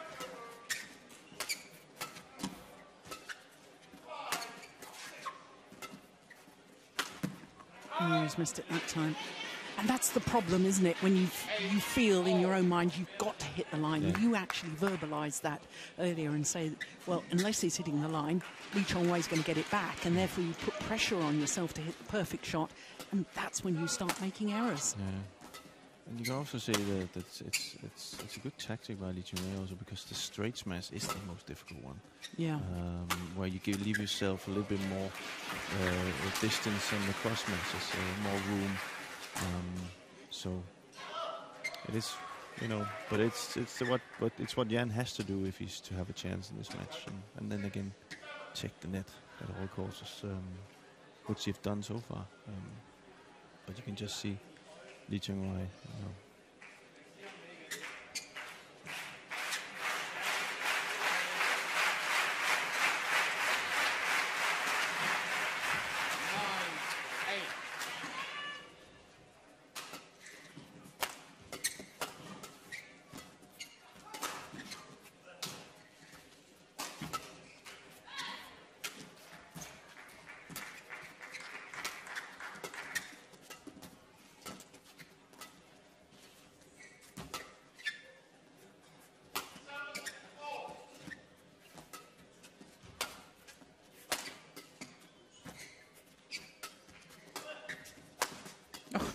he was quick there. Well, he was ready to pounce, wasn't he? Yeah, but there you see, that's the problem. You got to take the net, but just have a look at where Lee Chong-wei is. You know, it's a good net shot, but he would put that one on the floor. Yeah. That's the problem, you know. That's the problem. He is so quick. And he's now so explosive as a player. I can remember when he was 23, 24, I felt he was just too reactive. In other words, he was just reacting to what his opponents were playing against him and retrieving too much. Now, he's very, very much a complete player.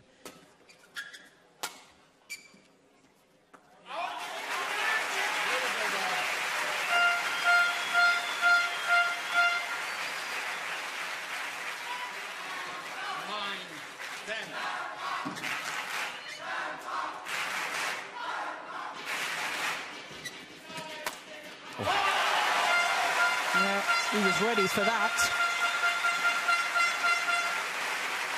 And that's kind of the style I like for Jan, you know, to be a little bit more aggressive. I thought a while ago he was being too, you know, neutral in his game. I like when he's aggressive. I think he has a lot of, what can you say, spark to his attack when he believes in it. And there for a while I thought it was too, you know, I just want to see if I can run my opponent down and well, you're hardly going to run down Lee Chong-wei. Ja, men det er rigtig, rigtig fint, og han ligger og prøver at få nemme point, og det er super for os. Han er ikke sådan rigtig villig til at arbejde, så du skal tvinge ham til at arbejde. Han lavede fejl i de 3 dueller. Ja, lige præcis. Så endelig ud at spille med ham, og husk at lade chancer gå hernede fra, ikke? Og så bare være op på variationen i stedet for. Vi kan ikke kun spille clear, så står han på dem selvfølgelig, ikke? Men stik ham lidt i siderne, få clearerne med i begge sider. En catch til siden, når jeg spiller mellemspil, han løfter flat. Ja, lige præcis. Han går også og stress på der. Og så skal du blive ved at lukke nettet, fordi det er det han vil. Han vil lave den der føler ind, så du kommer lavt på den, ikke? Og så er tvunget til at rulle. Så du skal blive ved at stå langt frem. Kom så.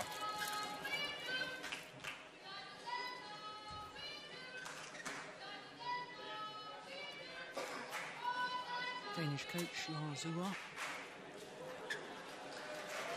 Anything specific you picked up on there? Yeah, well, what he said was actually that he needs to make Lee Chong-wei work. That he thinks that Lee Chong-wei is looking for the easy points, so he shouldn't be afraid of playing with Lee Chong-wei. And then again, still get high on that net, so he can force him to lift. And what Jan said himself was, I need to be ready in that mid-court game because he's forcing. He actually says he's putting stress on me, and that means that Lee Chong-wei is lifting flat around his head and onto the corner. If he has his racket up, there's chances there. So that's kind of what Lars said. But he said, don't play. You know, he got to take the chances from the backcourt, and don't just play clears all the time, of course, because then he's just gonna Lee Chong-wei is just gonna stand down there and wait for it and make better chances. That's nicely done.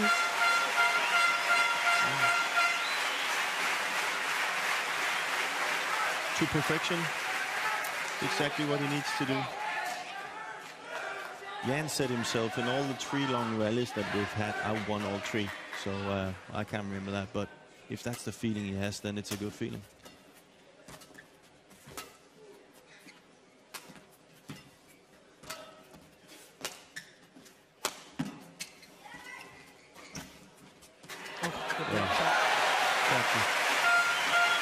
Which is, you know, which is what Lee Chong-wei is so good at normally. He plays that shot in there, and now Jan does it really well. But if he's a little lower down, and that's why they talked about getting high to the net. If he's a little bit lower down there, we saw just before what happened. Lee Chong-wei will be up there like lightning.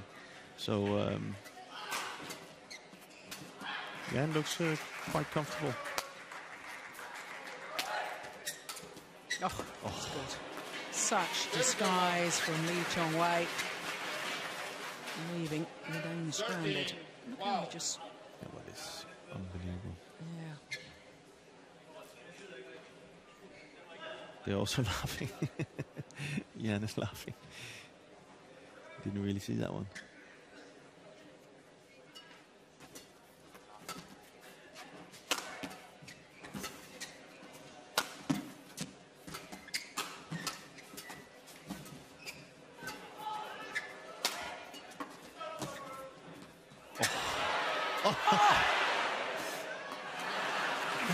is extraordinary. How on earth did Lee Chong Wei? I thought the rally was Look over. at that. That is amazing. 14-12. Yeah. What can you say? Incredible.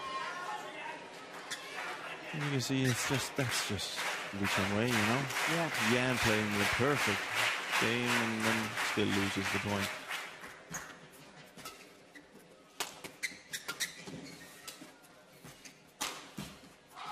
Oh, not again. This time he was ready for it. Apologises for hitting the Malaysian with the shuttle. But look, Yan, he simply can't play better than this. You know, he's hitting the tape and taking it, you know. Still, Lee Chong Wei just gets it past over again. And try and imagine that kind of pressure that you have going to where you know you have to play like that.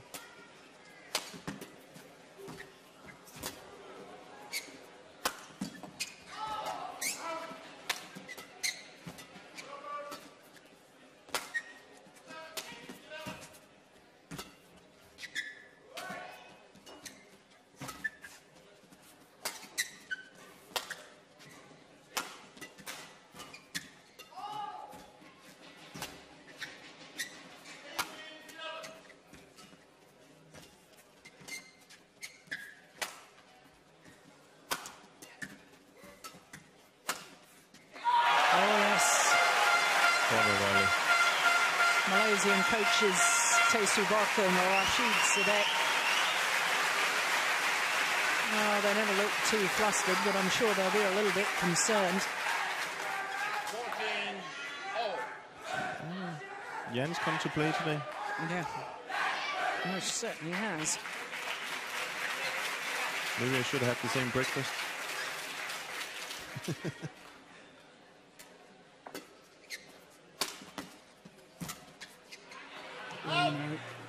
Pushed it wide. See, that's not a good choice. You know, he just won a long rally, and you know, he doesn't need to do that. Just stick to the plan.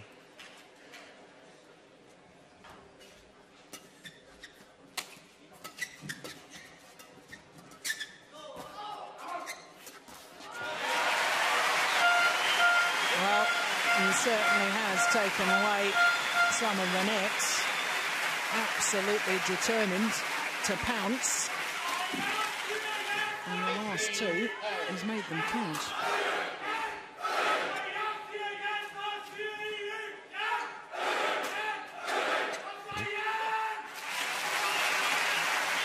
Good support.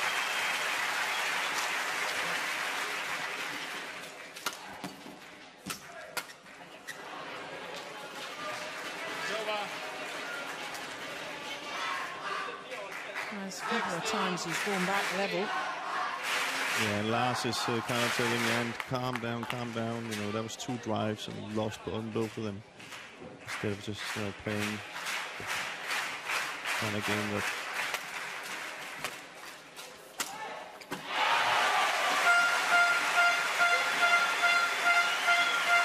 Good choice. Not only does he get it down here, but he also opens up now for that Lee Chong Wei just can't totally, you know, trust that the cross smash is not coming. So that means he opens up for the straight smash even more. So you see that. Oof. Yeah, so Good steep. shot. Yeah. Coming down quickly and considering what an acute angle it was. That was pretty impressive. 230 kilometers an hour, that's 143 miles per hour. Well, here's yet.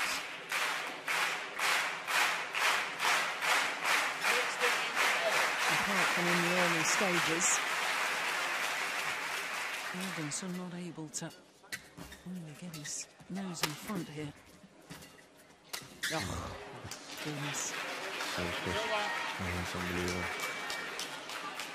And you said he was turning 30? 30 tomorrow. That's amazing.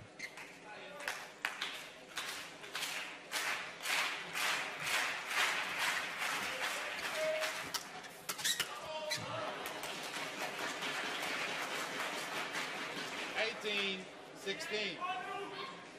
Tempo shift from Chong Wei. Yeah. That's what he's good at. Looking for those opportunities. Yeah, and by changing tempo, we're not necessarily talking about speed of shot, speed of movement. Movement. Reading the shots a little bit better. Just took 2 points, like.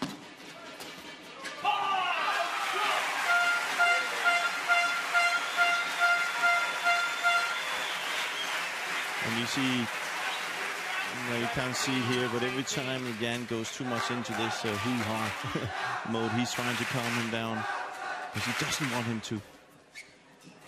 Again, how does he get these back? He doesn't want him to lose his mind and go for winners all the time. He wants him to stick to the plan. 18-0.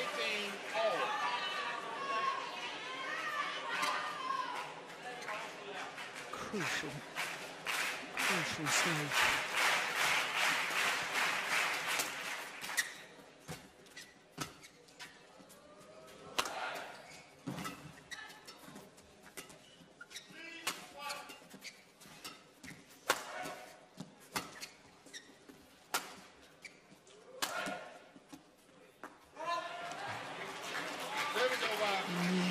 Keeps catching up.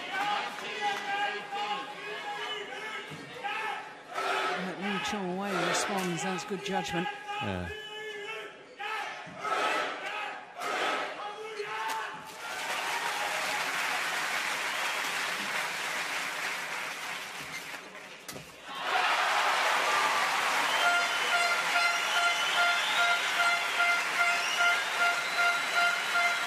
Well, this next rally will decide who has a game point.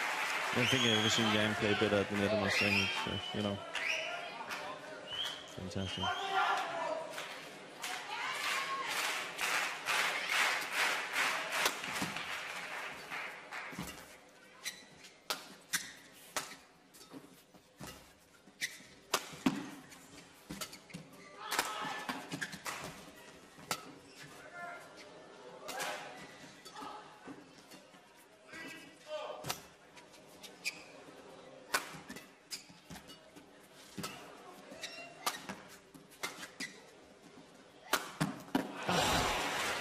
Talk about controlled rally and outmaneuver your opponent.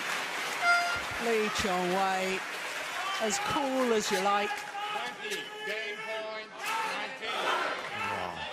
And it's the world #1. Who indeed does earn himself a game point.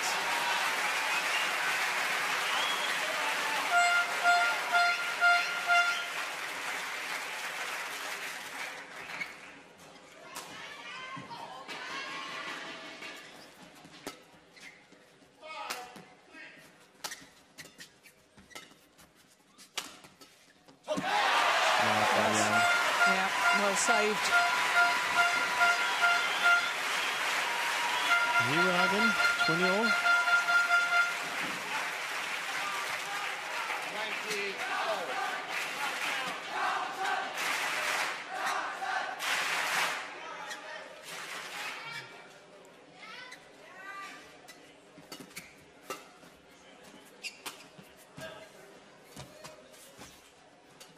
20.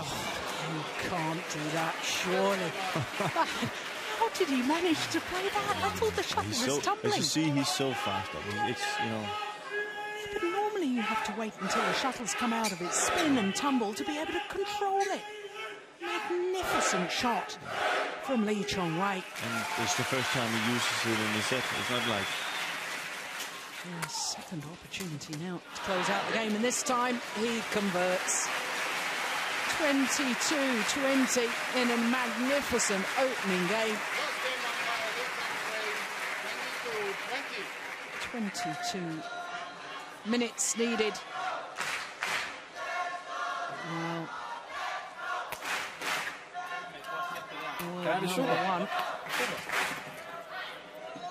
didn't panic. Ja, og du skal blive ved at lade chancer gå, for han ligger og venter på, at du slår til for tidligt. Ikke? Ja. Jeg kan godt hente det, når jeg ligger 80. 90. Ja, lige præcis. Jeg har ikke noget imod at løbe ind og men brug de der 80'ere, det er fint. så når han ligger tæt net første gang, så 9 ud af 10, de skal op over ham. Ikke? Fordi der vil han så gerne fremover og lukke. Ja. Ikke? Ja. Hvis du spiller den, så bliver du selvfølgelig selv fremme. Ja, jeg kan se på ham. Jeg kan se det på ham. Jamen, han er der ikke. Men han vil ikke arbejde hårdt for det her. Jeg skal blive ved med at bruge det der, fordi han bliver usikker. Og så skal du invitere til, at det skal være hårdt. Ikke? Ja, han gider ikke gå helt i bund med det her. Vel? Ikke? Det er en stor investering. Det er lige præcis. Det er bare videre derudad. Det er samme spor. Lige præcis. Vil du have gæt som med? Ja.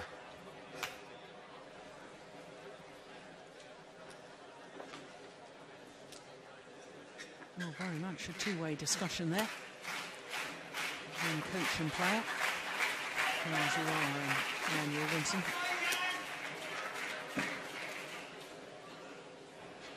Good one, 20 seconds. Good one, 20 seconds.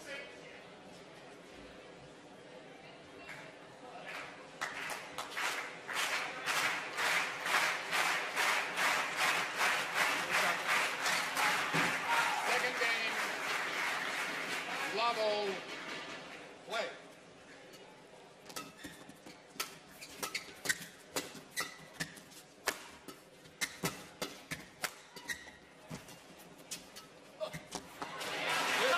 This time misses with the attempt at cross-court net shot, Chong Wei. But I couldn't help but thinking how Jan Jorgensen's body language was still very, very positive in that timeout, wasn't it? Indeed. He said kind of like, I can see it in his eyes. He doesn't want to go all the way. And he feels like the first set was a really, really good investment. And he just needs to continue to play his game. Then he doesn't think that Chong Wei can charge the batteries enough. So, that's to be seen if that's right. But he was very, very confident. And then he spoke a lot about that shot exactly. Coming up, lifting it over, Chong Wei, making him work for it. And another funny thing they actually spoke about was not to go for all the chances there is. You know, use some kind of 80% smashes, which means 80. You know, not the full smash, because then he gets the rallies instead of the leading right can counter him. But interesting that he kind of like the mental part of it. Kind of had a look at him in the eyes the whole first set and kind of had a feeling that he has more fatigue. What can you say? He feels he can run longer than Lee Chong Wei can. I'm not so sure about that. Well, I was going to say, I mean... But at the end of the day, you can say it's a good feeling to have. Yes. I don't think it takes so much for the coaches outside Lee Chong Wei's court to get him into that he can go the distance. But let's see.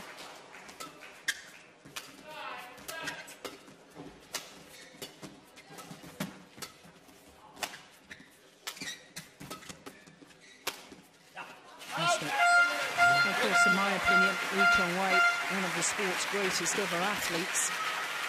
This physicality of the man, speed, agility, stamina. But you say maybe that's it. Maybe you know the rally before this one is kind of an indication why Jan is feeling like that. You know, normally you probably go for another clear or something else to keep in the rally. Here he goes a little bit earlier and makes an easy mistakes that normally he wouldn't do.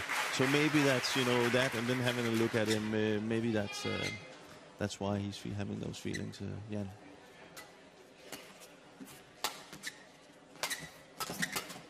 Oh, great reactions.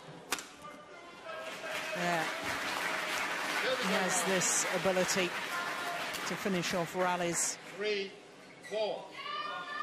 So accurate with his overhead smash is 250 kilometers an hour. It's 155 miles per hour. It didn't seem to give it that full power either.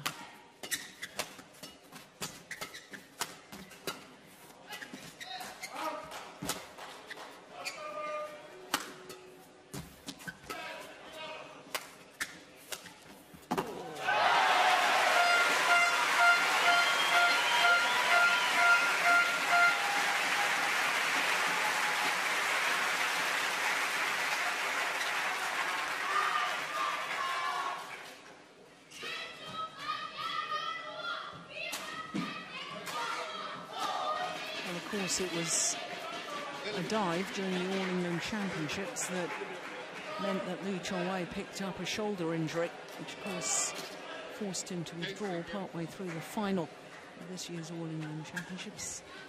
I do get a little bit nervous when he dives like that. If there's one guy that's in control when he dives, it's him and Lindgren. But I saw that. The other ankle injury where he had the twist, that was awful. Yeah. I think it was a double twist he always had. Yeah. Couldn't even watch it. So that was just unlucky.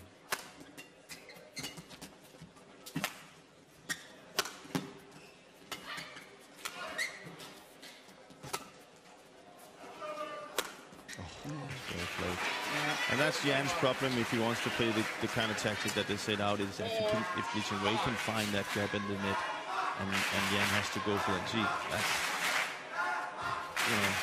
that's difficult because he can't just spin it back, because then Lee Chong Wei will be up there, and that's what we also talked about.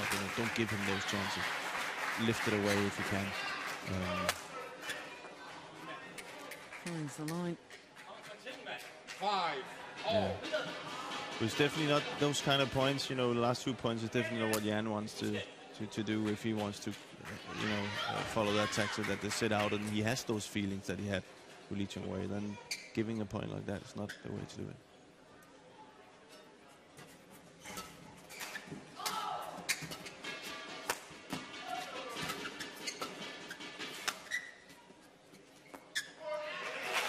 Still good. Lee Chong Wei doesn't like the call.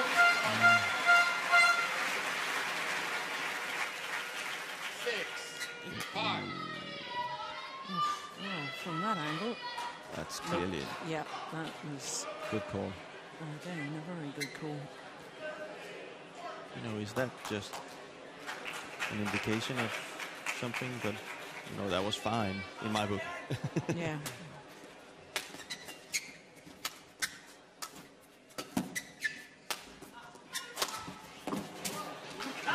Super. Service over.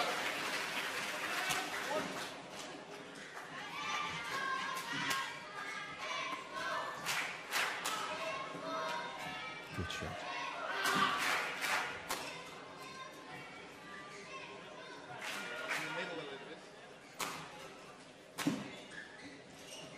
Courtney mops both ends of the court. And of course, Lee Chong Wei probably an awful lot on his mind, and the fact that his office has been broken into. Turning the big 3-0 is always a milestone in a sporting career, and of course he's got his wedding reception to look forward to on the 10th of November. Of course, his wife Wang, former Malaysian #1 women's singles player.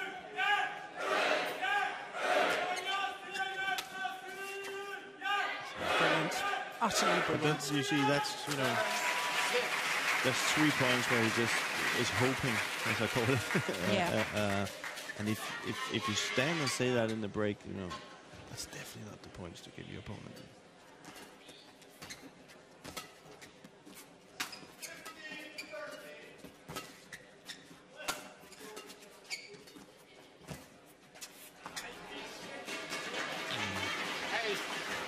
A little bit too negative now, Jan.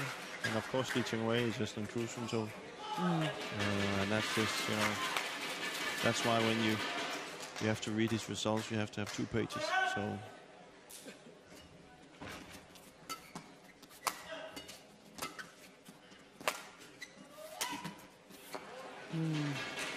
He's frustrating Jan. Jan, coming out of the set thinking that this is just something I need to continue doing, and then Lee Chong Wei is still on 6-all, and then he goes for it a little bit too early. Well, interesting there, Jim, that Jan Jorgensen wanted to go to the side of the court, towel down, the umpire saying no, play on. That's a good piece of umpiring. Yes. Well. Good lift by Lee Chong Wei.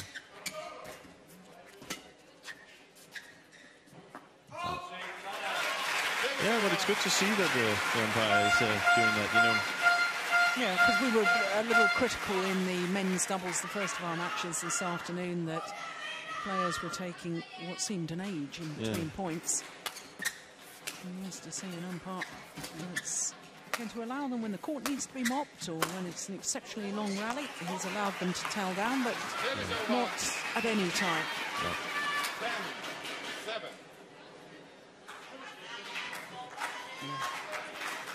Fantastic.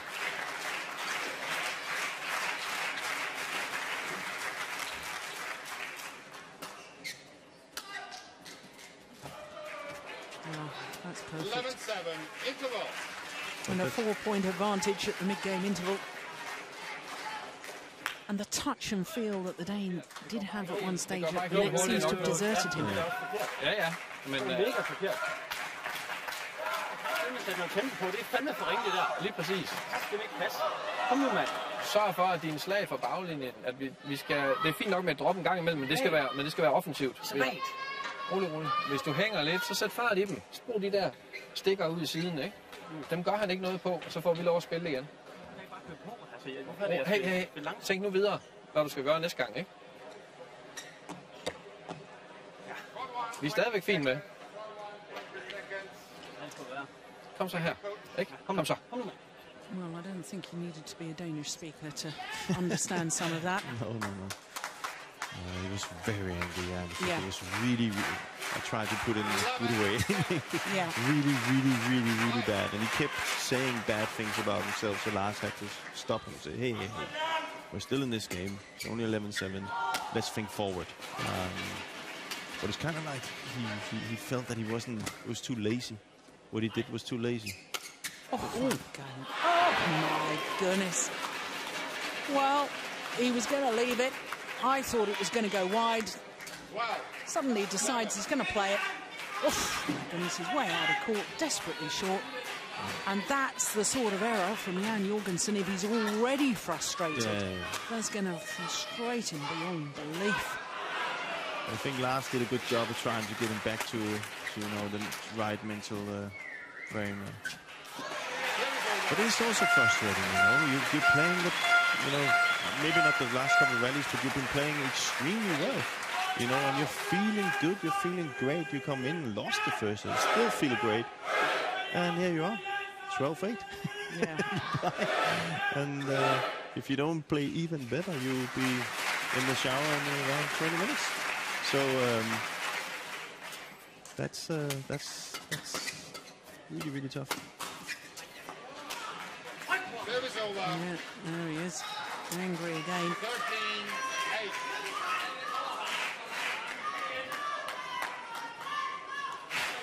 That's the area where he needs to improve in. He showed in that first set that he is able to play a very good game.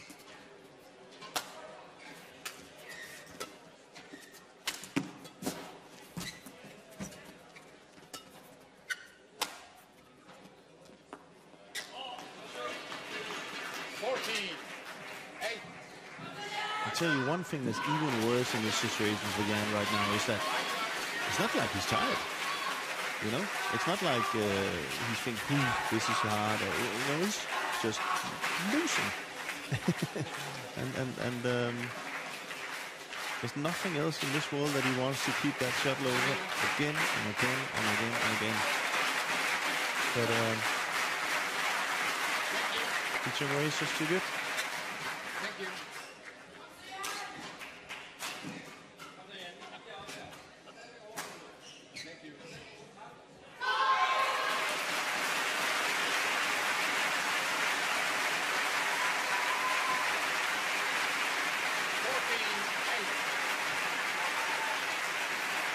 So 6-point advantage now. World number one.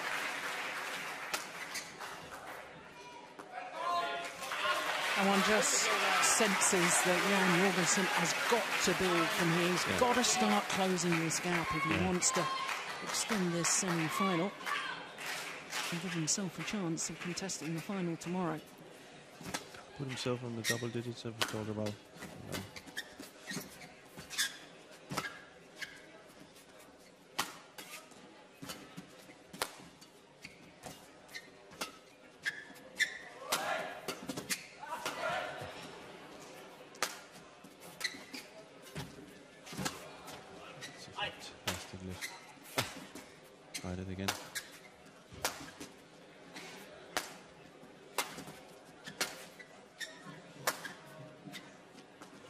Gone wide this time. The judgment from Chong Wei.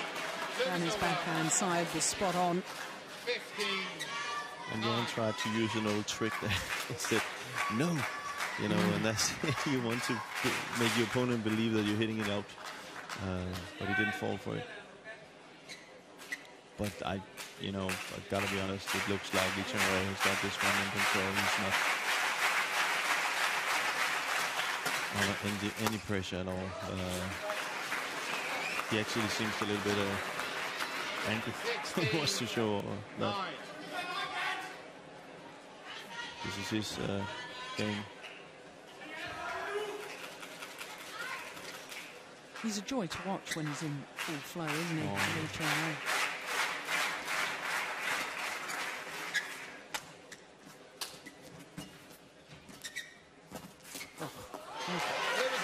You see the curse of the commentator. Say wonderful things about Chong Wei, immediately makes an error. But again, that's more.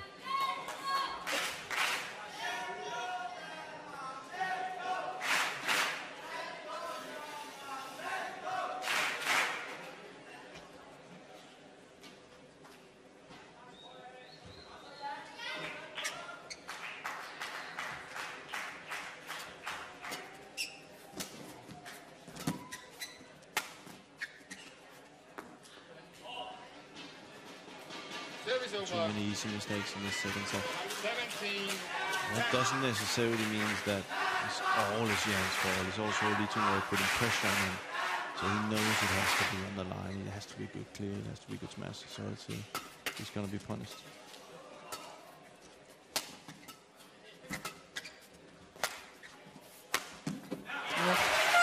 And that is a good smash.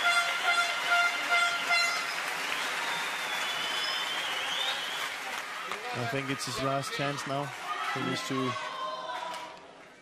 have a few points here now, else I think this is going to be a very, very difficult chance.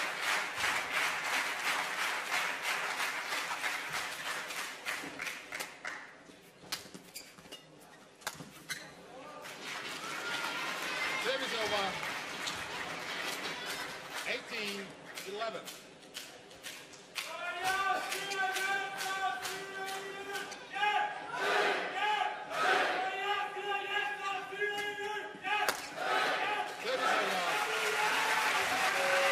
For the crowd here in Odense, still trying to lift their man, urging him on. Oh, it's a tall order from here, isn't it? Well, you never know. Sport is a funny old thing. It is.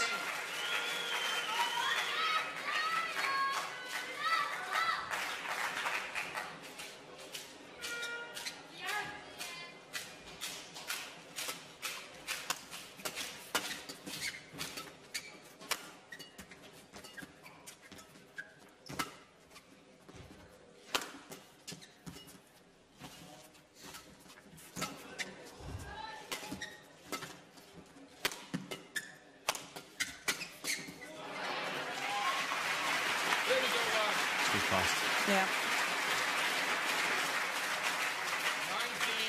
Like the smallest error, the smallest thing where you don't have length, or a little bit too high, and then he's there. Yeah.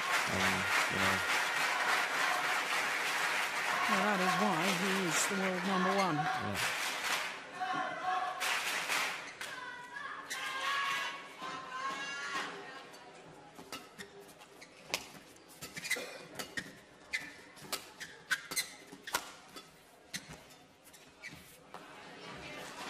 Seven opportunities now for Chong Wei to book his place in the final once again.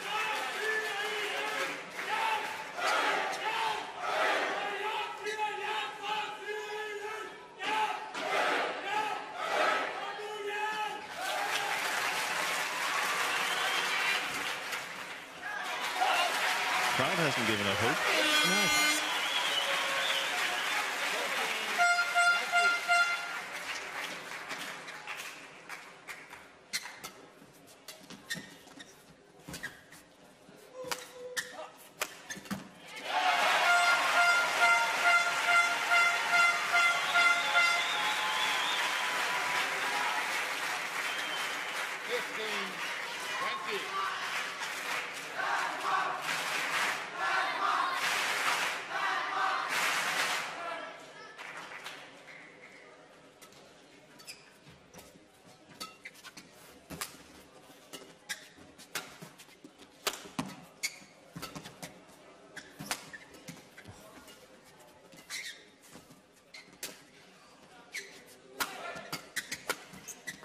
It's wide this time. Chong Wei, a big smile from the world number one. And what a delight to see, as ever, the great sportsmanship from the great Malaysian. Embraces the young Dane. But in all honesty, in that second game, Chong Wei gave Jan Jorgensen a masterclass. Jan Jorgensen, as you rightly pointed out, was not playing badly. He was playing well, but just not well enough to challenge the world number one. 22-20, 21-15, the margin of his victory. And so Chong Wei of Malaysia through to his third final here at the Denmark Open.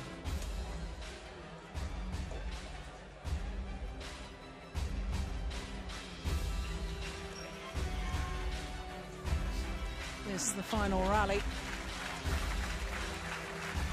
45 minutes needed for the victory. And Chong Wei, just look at his body positioning, his balance and poise.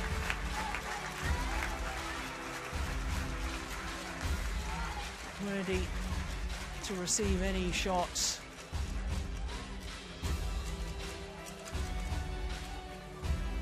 Knew immediately that was going to go wide. He could have played it, chose to leave it. Well, he will be playing on finals day on his 30th birthday, and he will be playing against Du Pingyu of China, the number 7 seed. Surprisingly easy victory for Du Pingyu over the defending champion and Olympic bronze medalist Chen Long. Look at that, 21-14, 21-10. And that really is a surprise, the ease with which he won that encounter. But we've got plenty to look forward to in tomorrow's final.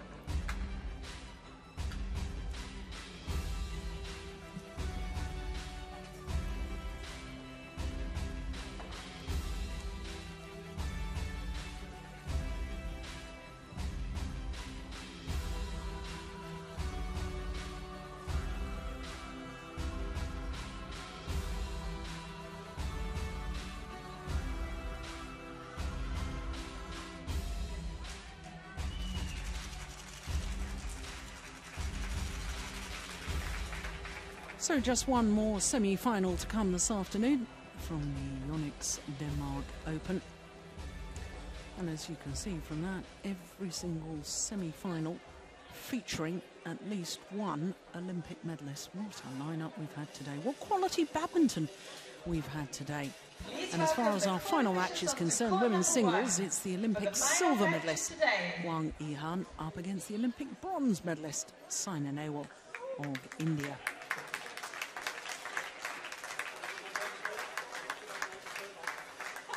This, of course, the first premier Super Series event since the London Olympic Games. Of course, we've already had a couple of Super Series. That was the China Masters and Japan since the London Olympics. That's the first premier event. And most of the Olympic medalists are on show here in this tournament. And her opponent for today from China, Wang Yihan. Currently ranked #1 in the world and silver medalist at the Olympic Games in London. So Saina Nehwal comes out onto court first, the 22-year-old who lives in Hyderabad in India. And here the 24-year-old from Shanghai, Wang Yihan. World #1, world champion. And in many people's eyes, perhaps, surprise silver medalist. Many people expected her to win the gold medal in the Olympic Games, but she lost out to teammate Chong Wei.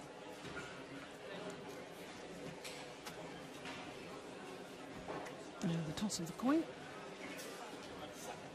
And interesting that Wang Yihan has decided that she wants to start at far side of the court as we look down. Women's singles, the only event of all 5 disciplines where all 8 seeds progress through to their allotted place in the quarter-final stage.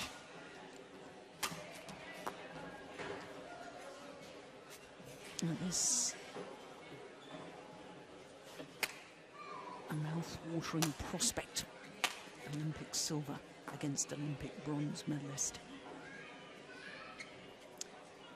But for Saina Nehwal, it's a tall order. She's got to go to new territory because she has never previously beaten the #1 seed and world #1. They've had 6 previous meetings in international competition and failed to register a victory. 36-5, her win-loss record for the year.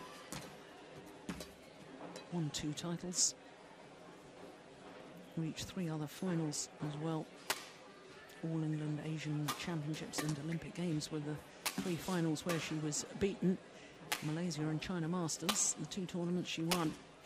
Now, as you can see, her quarter-final against the #7 seed Sang Ji-hyung went the full distance, exactly an hour in duration, but she was very, very impressive in that deciding game, 21-8.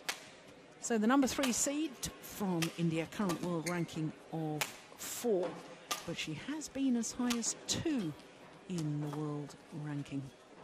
Total of 10 weeks at #2, and her win-loss record for the year almost as impressive. She's been in 3 finals and won all 3 of them. The Swiss Grand Prix, the Thailand Grand Prix and the Indonesian Super Series event. And of course for Saina Nehwal, she really broke Danish hearts yesterday because Tina Bown, the former champion here, twice All England champion, beaten by the Indian #1 in yesterday's quarter-final.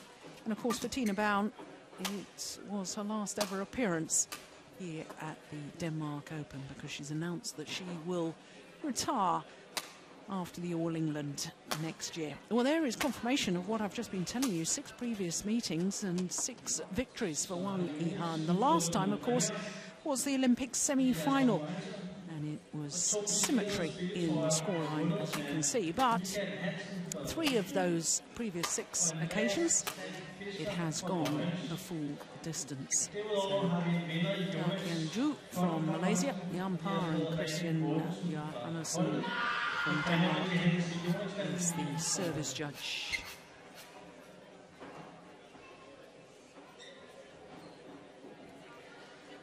Well, I know that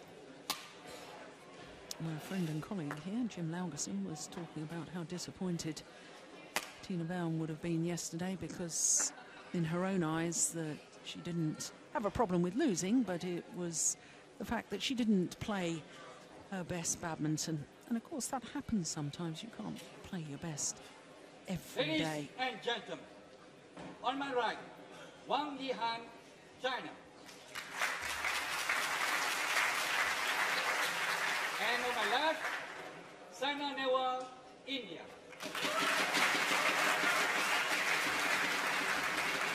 Saina Nehwal to serve, love all, play.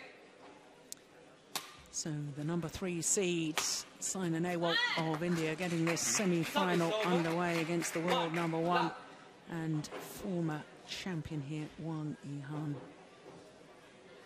She's been in the final of this tournament here, the Denmark Open, for the past 3 years. That really is quite a record. If she could make it 4 consecutive finals, that would be extraordinary. And of course, she won the title back in 2010, was beaten the year prior to that by Tina Baum in the final. And of course, last year she lost out to Wang Sin, her teammate, on finals day.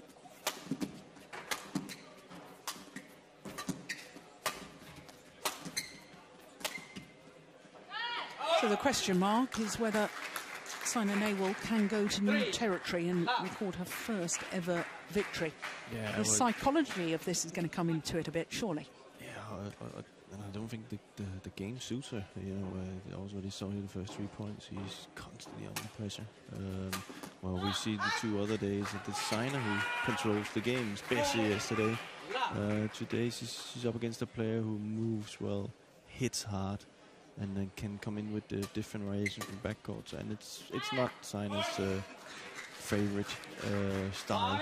She wants to control the game. She wants to take the net. She wants to be the one that can control it from the backcourt with her cuts and sticks.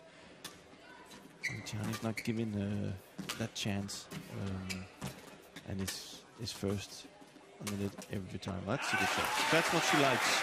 But that would be very seldom that she would be able to do that if she doesn't get the net like she did here. The first rallies, it was Wang Jian who was first. But here you see that's the way Saina has to play.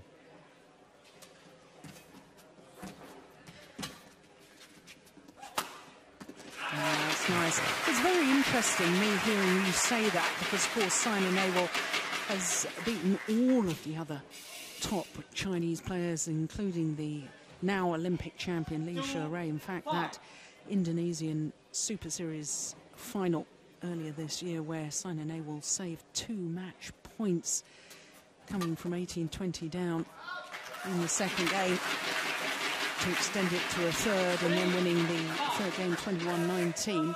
You know, Li Sherui is also a tall athlete like Wang Yihan, a similar sort of style, and yet she's able to deal with that. But somehow, you know, she's unable to deal with Wang Yihan. Yeah, but I don't know. It's just something in the game that doesn't suit her, and we can see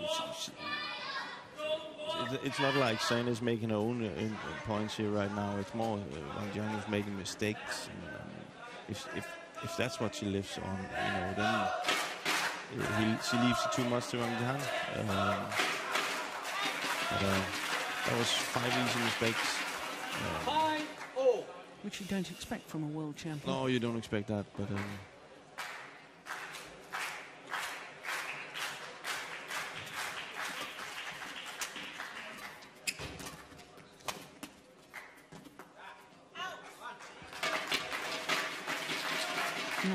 6 mistakes. yeah.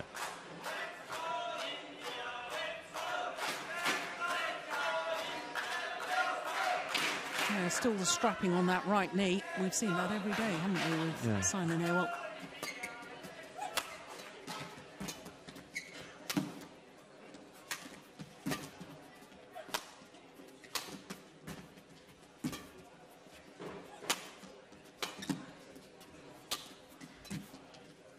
And there you have it. See, what we didn't see Sina was up against the other days, where maybe Kien in her best days could do as well, was, you know, she forces Wang Yihan around the head. Still, Wang Yihan comes back and pushes his back over the head of Sina. And then Sina can only do one thing, is to try and play a cross net, and she's already up there. And you know, that style doesn't suit Sina that much. She's been forced to the back.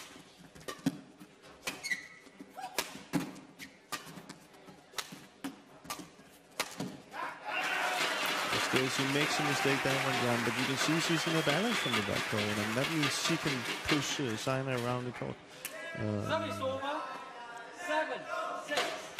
So right now, there's a lot of a big battle of who's controlling the tempo.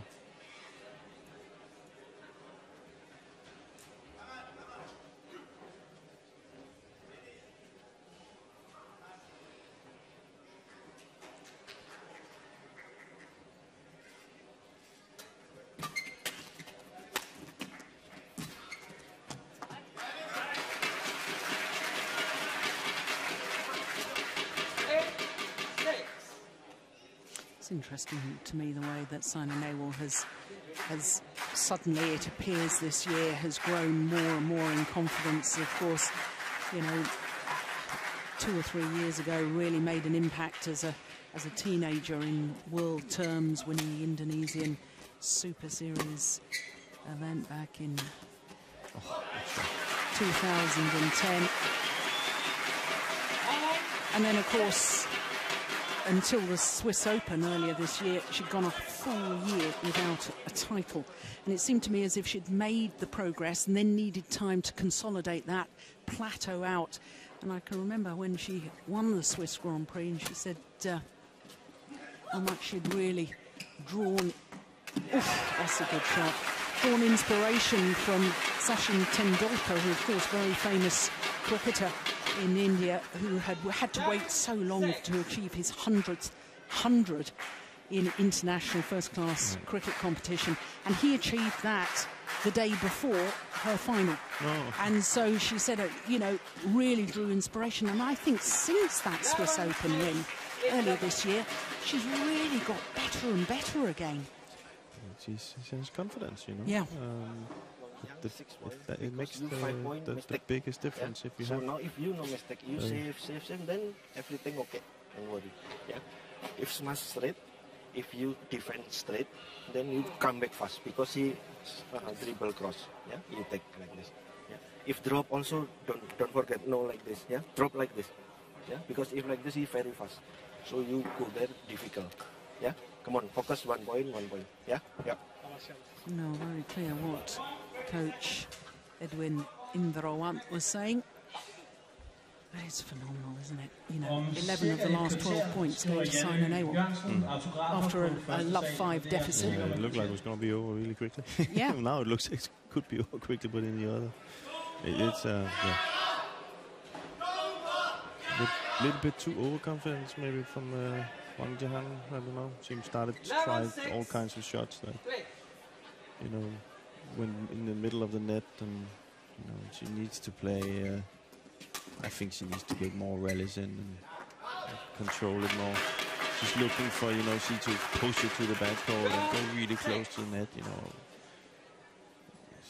she's so fit. She should be playing long rallies and use her power wisely. I think that's kind of what the Indonesian coach said as well. You know, she will do mistakes. You just keep it over.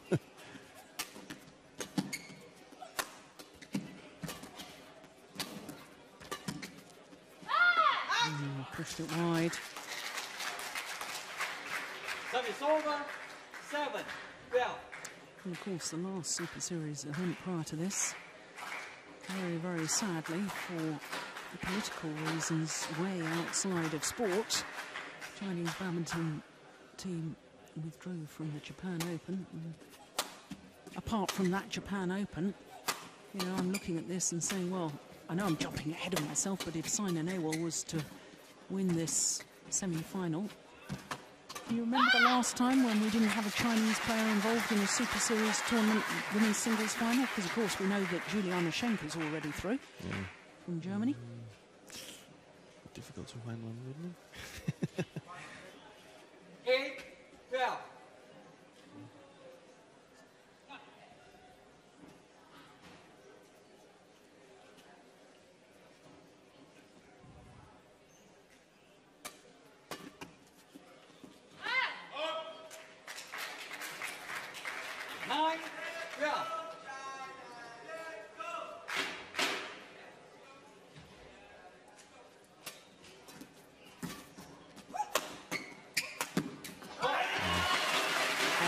And she did well there. It was a very interesting serve to me because it was low over the nets, but it must have been going at least 2 meters behind.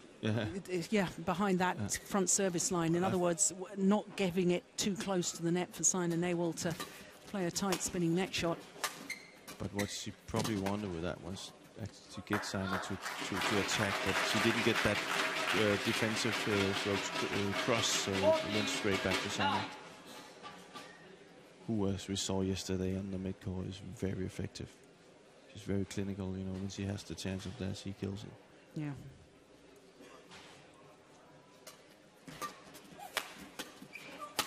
Here again. Yeah. And one of the problems for Wang Yihan right now is she's been putting it out on the backcourt so many times now. She's she has really difficulty finding the backcourt, and that means, you know, she is playing too short, and that is in Sina's favor.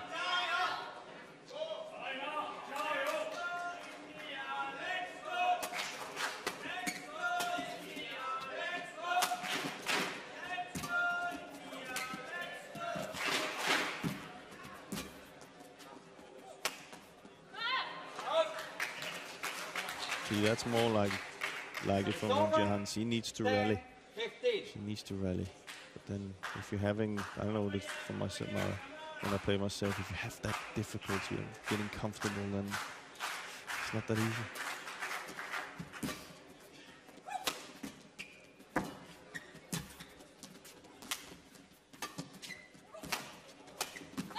Well played. Yeah, that's good. See, that's a game.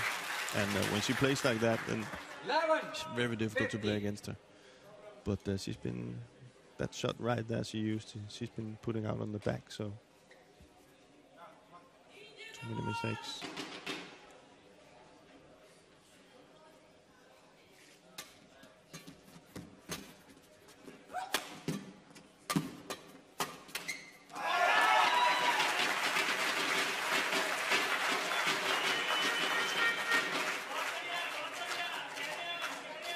Service over, 16-11.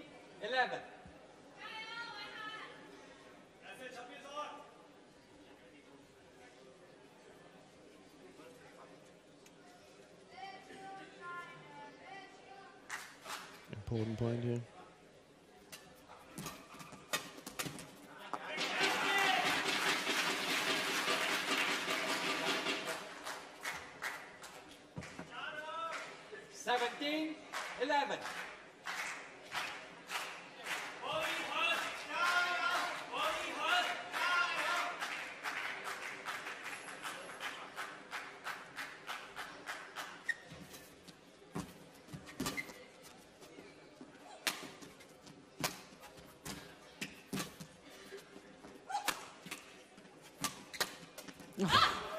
Goodness me. Crouched down low, drove that back. Service over. She's hitting very hard from the back right now, Sina. Looks like Wang Yihan is having a lot of trouble being in defense.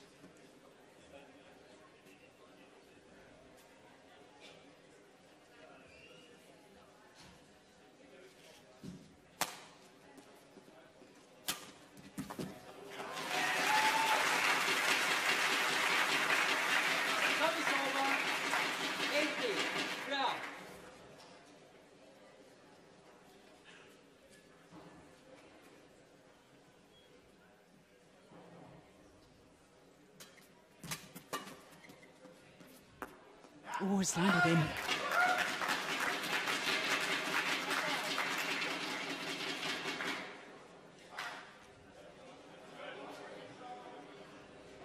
19, go.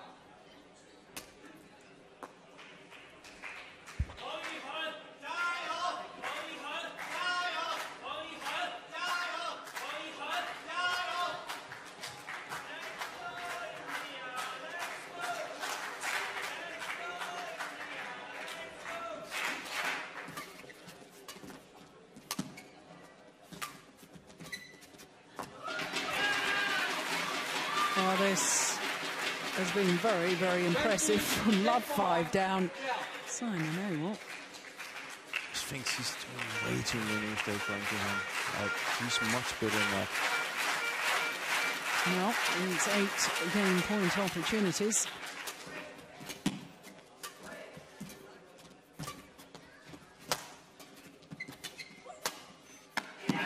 Only needed the one. What a comeback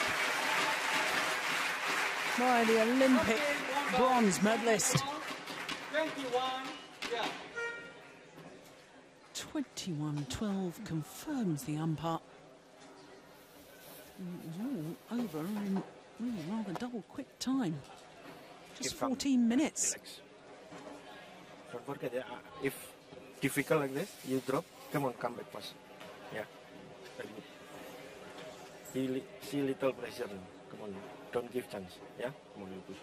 If she already dribble in up, better you leave. Yeah, if dribble again, then he like this problem. Yeah. Come on, you leave. Come on, normal again. Yeah. Now thinking only you first save. Yeah, save. Good moment. Okay, you hit. After you hit, continue. Yeah. Many you take points from like this. Smash, tuck, point. Smash to continue. Yeah. And give body. Body and good. Yeah. Keep focus. Come on.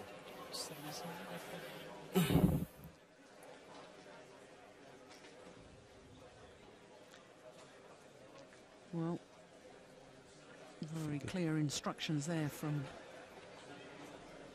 Edwin Indrawan. Dribble must be a spin, I think. Yeah, a tumbling net shot. Yeah. A bit like your Danish stick shot, which is a steep angled. Yeah. You call it a stick? Stick. Yeah. 20 seconds. Stick smash. Yeah. He was talking about going, you know, if Jiang goes up there on the spin shot, just, you know, play it away from the net and hit through the body and then play safe. That's what I got out of it. Play really safe. Because she's doing a lot of mistakes. So can't really blame him because he has been doing a lot of mistakes. So, one game to the good. Can she keep it going? Simon Awol. So that's the hit to the body.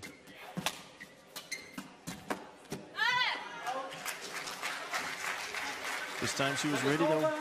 One last.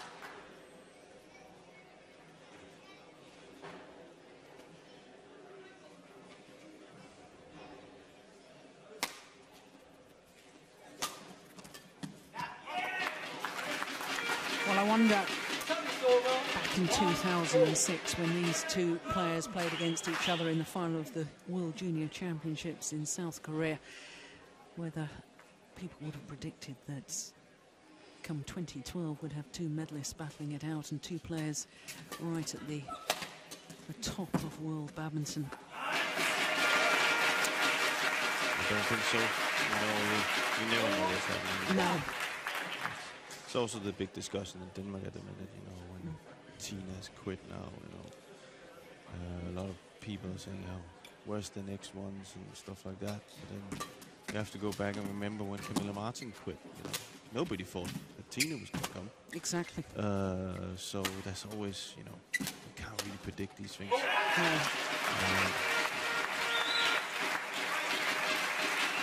But I do think the World Junior Championships are the most wonderful stepping stone. The number of young players who do well at World Juniors, who then go on to do exceptionally well in senior badminton. Yeah. It's a great grounding for them, isn't it? It is. It's become a very traditional tournament, you can say. Yeah. I think the one I won was the first official one. Yeah. So ever since that, you know, it's a good. I know from the Danes, it's something that the players really train for. Yeah. But normally it was just to play junior tournaments.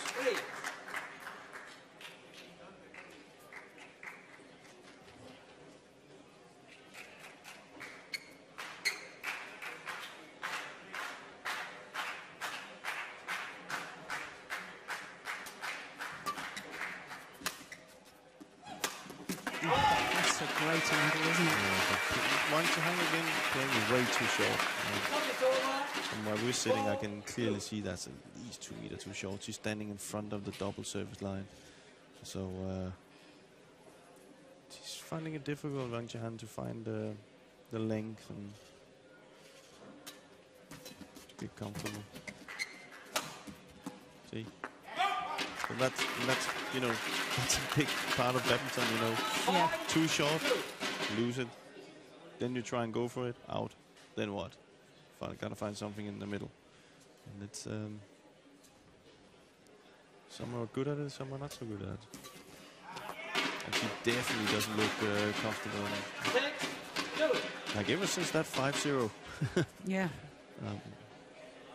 But it's strange. There's, you know, a number of the Chinese players here at the Denmark Open we saw earlier today with the Olympic champions Tian, Qing and Zhao Yunlei in the women's doubles being beaten. You know, we've seen the Olympic champion in the women's singles. They're beaten Li Shuwei, beaten by Juliana Schenk. The Olympic champions in the mixed doubles have lost in the semi-final today to Tentoe Ahmad and Liliana Natsir. It looks like the other had a break or yeah, possibly. Which is totally understandable with that hard training up to the Olympics. I'm very sure of that. That a lot of other countries would like to do the same. But we have to remember, of course, that the Chinese team did play in the China Masters. They did, yeah. And I'm not saying that, but I'm just saying that they can afford a bad result. Yeah. You know, they can afford a bad result. Where I can speak mostly coming from Denmark, you can't afford a bad result. You can't afford to have bad results for a while because you gotta make a living of it. So you don't have the, you know, you don't have the chance to take that break. That's you know, that's the big.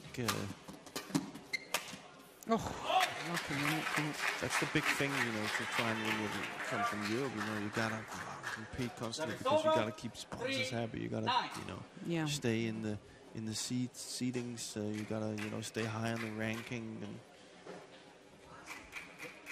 where it's, you know, it seems to be a little bit better controlled in China. The body needs a break sometimes. Yeah, definitely.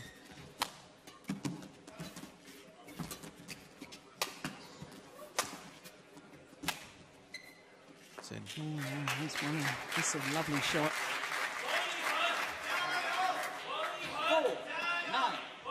It is also because the Olympics is so big, you know, they already start, you know, all countries start from the day that the Olympics finishes. They already start for the build up to the next one. Yeah. That's also why we see so many different pairs being mixed.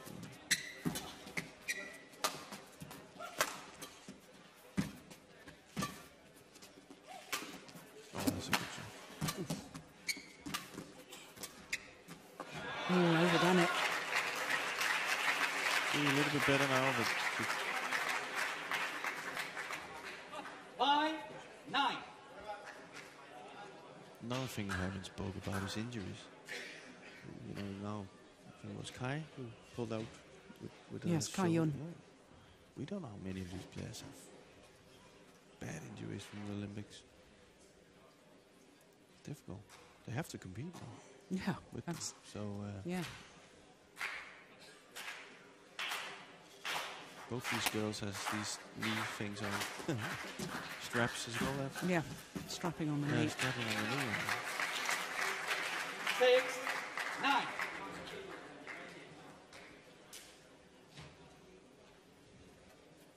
So if you have to look at somebody who did it well, you gotta go and look at Roger Federer, who took a long break. and then came back. I don't know if he still is, but then won the Wimbledon and is #1 again.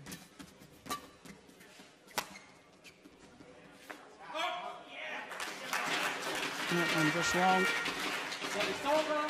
That backline is not his friend. No, not at the moment. Oof! Oh, maybe it is a friend. Well, called out. It was mighty close.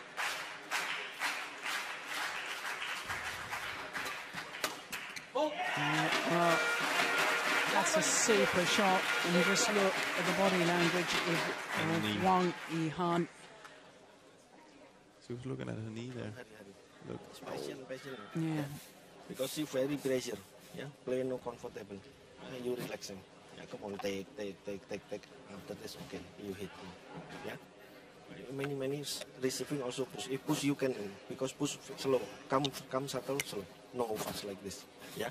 You ready and you cross like this. Yeah. Don't forget if in down, better lift. Yeah. If you okay, up to you. You push or you dribble, okay. But if in down, better lift. Yeah. Okay. Yeah. Not comfortable. No. I think that's and then an injury too. Yeah, well, of course. She doesn't really look good. No, looks in a bit of physical distress. Of course, she first injured that knee playing in the China League. I think she... In 2 minds whether to play or not.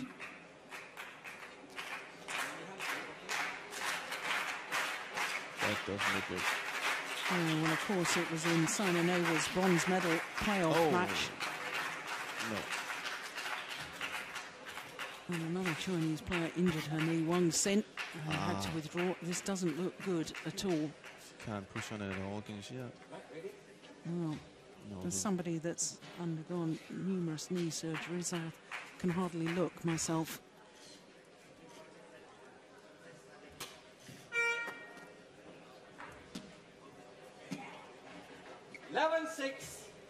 Play.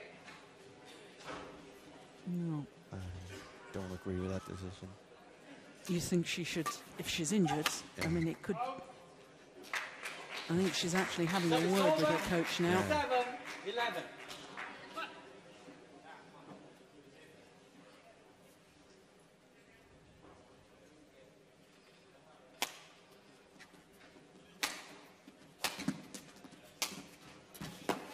No, she can't put weight on it, can she, when she's lunging forward? She's looking at her coach all the time, kind of like for a signal or something. Yeah. There's no point in... No. The coach is also standing up now.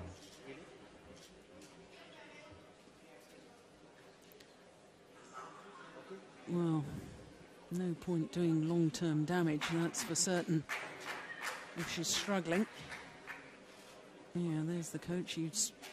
Is he trying to have a word with the tournament referee? Or perhaps his own doctor?